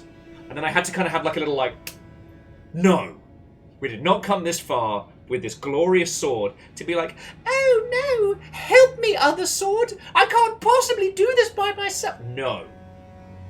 Therapy Sword's coming with us.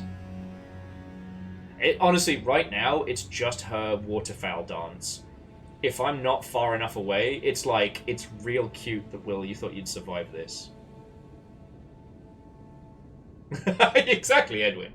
Well, I was talking a lot about how, like, H.P. Lovecraft was one of those examples of a guy that hit upon a topic before everybody else, but he's not a good writer. Hang on. If we're gonna while away our last moments, let's go somewhere fun.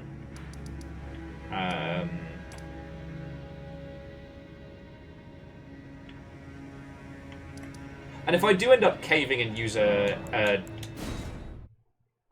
using a different weapon, then I will admit it. Yeah, like, Edwin, the fact that he throws around non-Euclidean geometry like it's this, like, concept from beyond the stars. Homie, it just means on a curve! We live on a sphere! That's where we at! A monster too terrible to even describe. I will now spend 2 pages describing this monster. Anyway, I'm not saying H.P. Lovecraft's writing wasn't influential, but literally everyone has taken the concept he kind of biffed his way into and done better. Oh yeah, no, like, the fact that the color of space comes from the fact that he was completely confused as to what infrared light was. By the way, it boils down to kind of like a luminous purple. In Lovecraft terms, purple is evil.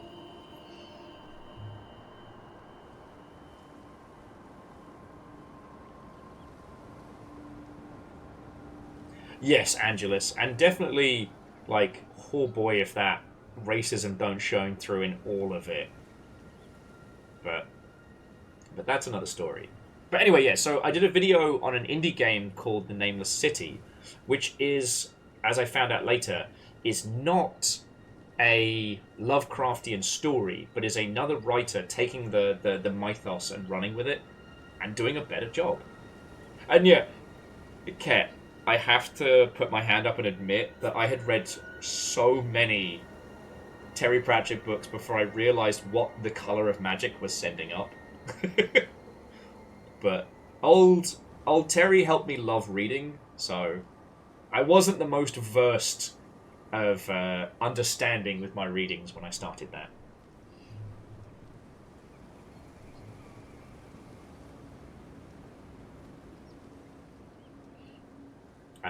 But yeah, so jumping back, I want to keep doing these videos. And again, if you don't mind me, yeah, GNU Terry Pratchett. Fucking legend. So aside from the Supermarket Together, which we'll be doing on Saturday, and again, don't tell the rest of the Longship. They weren't here for the late nights. This is your secret knowledge. So the next one I'm going to do, I have 3 spooky games. I don't know the order. So I've got Flathead, which is, I don't know if you've seen Buckshot Roulette, but it's what if that, but actually scary. You play the most violently fucked up game of over and under, and it's... Oh yeah, Judica, if you're watching this on the VOD, it's a secret! It's a secret. Oh, actually, if I play the It's a Secret song, that might mute it. No, I don't do that later. And Jax, I'm glad you enjoyed. But yeah, so I've got Flathead, which is really intense.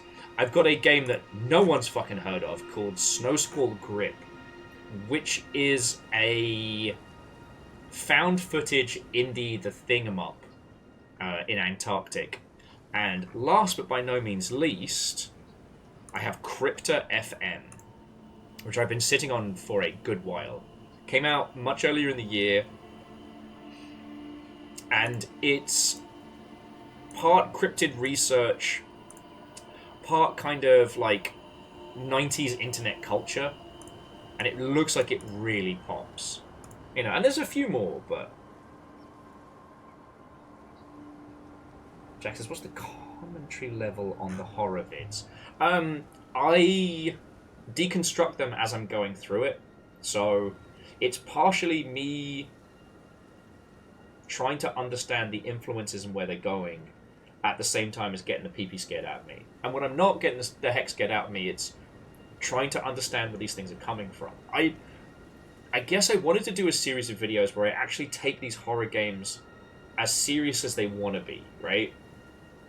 I realized that in a post-Markiplier world, and this is no hate, Markiplier's a fucking great guy from what I've heard, but the spoops become mimetic, right? Which means that the only value that a lot of the YouTubian horror discussion has is, does it make you go, "Ah!"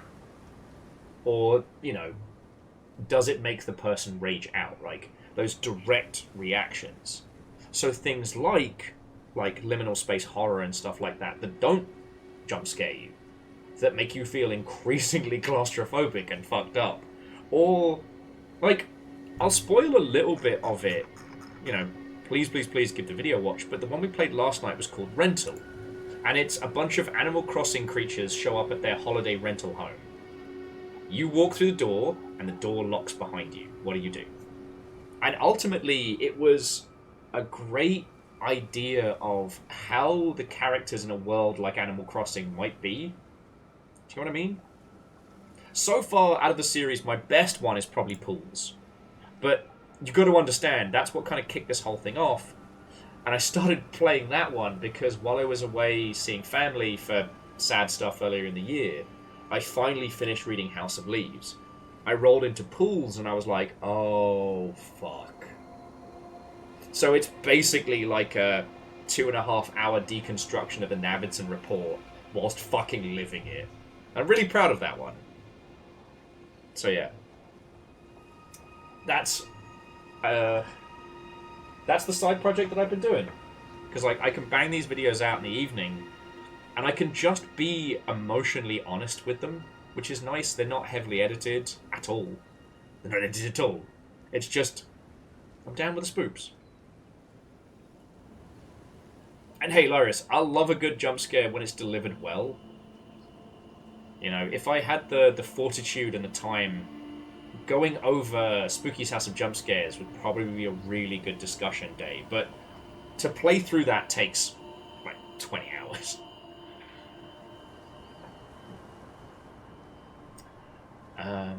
But yeah, I think that's it for self-promotional nonsense. It's my birthday next week. I don't know what the day is going to be, but we're going to have kind of like an evening party farewell to Sniper Elite 3, because it's just getting too old in the tooth to get everyone together to play it. And the other Sniper Elite games just don't have the multiplayer chops to make it happen. And, oh god, let's look at the schedule before I stop the self-promo routes. No, homies, that's it. The week after is PAX, and if you're at PAX, please come to our panel. We got the Saturday night party slot for Make a Game in an Hour, so you better believe it's going to be good. Better believe. Right. I'm going to roll credits in just a second, because I need to get the dogs out for their last and whatnot. There are tons of people that we can crash into, so have a ponder if you want some subtle spoop, obvious spoop. Oh, okay, that person gave up. Or some...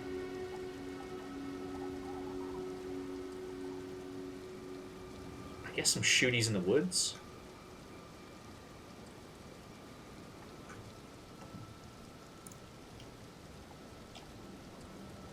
So yeah, subtle spoops, obvious spoops, shooty in the woods, which sounds like a great way to start a conversation. Actually, you know what? I'm gonna take obvious spoops off the wall, and I'm gonna add Mega Man. So have a little ponder about that, but I do need to see my thank yous. And I need to say thank you for a lot of reasons right now. As I'm sure you've noticed, schedule's out the window. Start times are a vague suggestion at best. And I've been all over the place. But despite all this, despite this being some of the, I wouldn't say worst, but least prepared streams that I have done to date, despite all of that, you lot have been so lovely and so wonderful. You know? since I was a moocher on Ket's couch, using their PC during the day to do this, to now. This has been like, what? 6 years of lives? I'm super honoured to be able to do this, and God, I want to be able to do it. For as long as you lot will have me, right? So.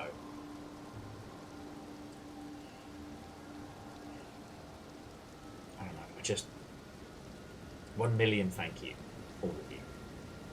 You remember the Ket Couch era? Yeah, because we had the Sofa arc, then we had the GameWorks arc, then Longship HQ1, then Hellbase to HQ2, and now here. You know, no big deal. No big deal. Right! Let me say my thank yous before I start just basically drifting off into the middle distance and reminiscing about negative breakfast and midnight fresh cookies. Verdant Flow. That's the twist at the end. All along, you've been in an anime. You just didn't realise it. Okay, so to Jackie, Friendly and Aspects, whether you were gifted a sub, celebrating 70 months, or 4, thank you so much. Now, you lot threw in so many bits today. Admittedly to mock me, but it still helps. So to Quasimoto, Akira Zero, Bacon Avenger, Eraman, J-Post, Legend of Moraid, some numbers, Lyris Dragon, Vanderbeast, Alnus, Raven Day Gaming, Occult Game Dev, that's Nick, Dust in Your Eyes, Get to the Boat, Holy Bus Crusader, and a very doubtful guest. Seriously, whether it was 2 bits or thousands of bits, that's how I keep a roof over my head. So seriously, thank you. Your moderator today was not just Lizzie T. Pow and Rhymes and Moose, but also Caffeine. And look at that slay-up of raids. Jetman J, Nifty Chris, Denas, and Restless Roots. What a rogues gallery of lovely Mother Hubbards. Lovely Mother Hubbards that you should all consider following. That! Yeah, no, Lizzie, you lot put in the hours, and I do not give you the information that you all require. And to this day, I will be continuously thankful for that. But we're getting there. We're getting there. Also, Moose gets to add the next / first proper custom fish to our fishing list. I know, Lizzie, I know. Thank you.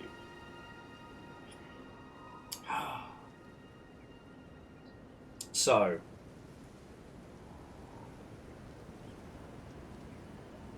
you know, so far, what people seem to want is either Mega Man or subtle spoofs. Do you want, I could call them soft spoofs.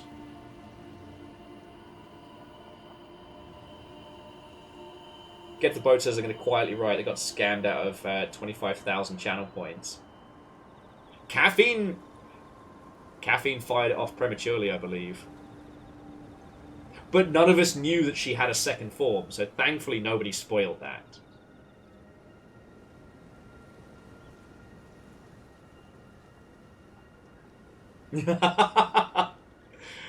Well, Raven, I'm just happy that my dyslexic nonsense is an improvement and not a detractor. Okay, so Lyris would also like Mega Man. So we're going to go over to Furret Turret.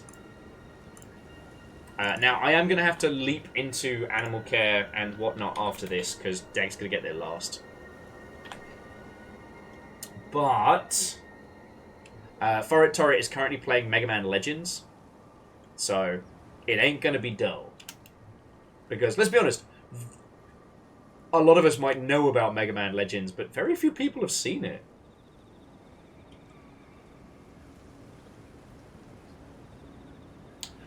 Lizzie, you're right! Because Caffeine handed out the points, I was so sure. So get to the boat. I'm sorry that your points went AWOL, but in the same breath, that's what it paid for. But yeah, so please tell Furret Turret that I will be back.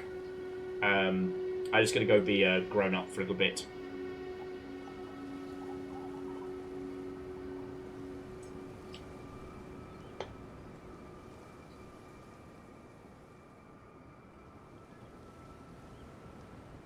You enjoyed the drama it created. Fucking yo. I can't wait to look over the clips from tonight, friends. Anyway, thank you so, so much. I hope you had a fucking good day, because I did. And, as I'm reminded, Elden Ring is a marathon, not a sprint. When I finally clear this, I will miss this fight, you know what I mean? So thank you for letting me solo her. It ain't over yet, but it's gonna be. Yeah, tomorrow I'll see you for Sea of Thieves, and whatever you do with the rest of the evening, I hope it's fucking good, okay? Alright. But from me and Longship HQ, good night!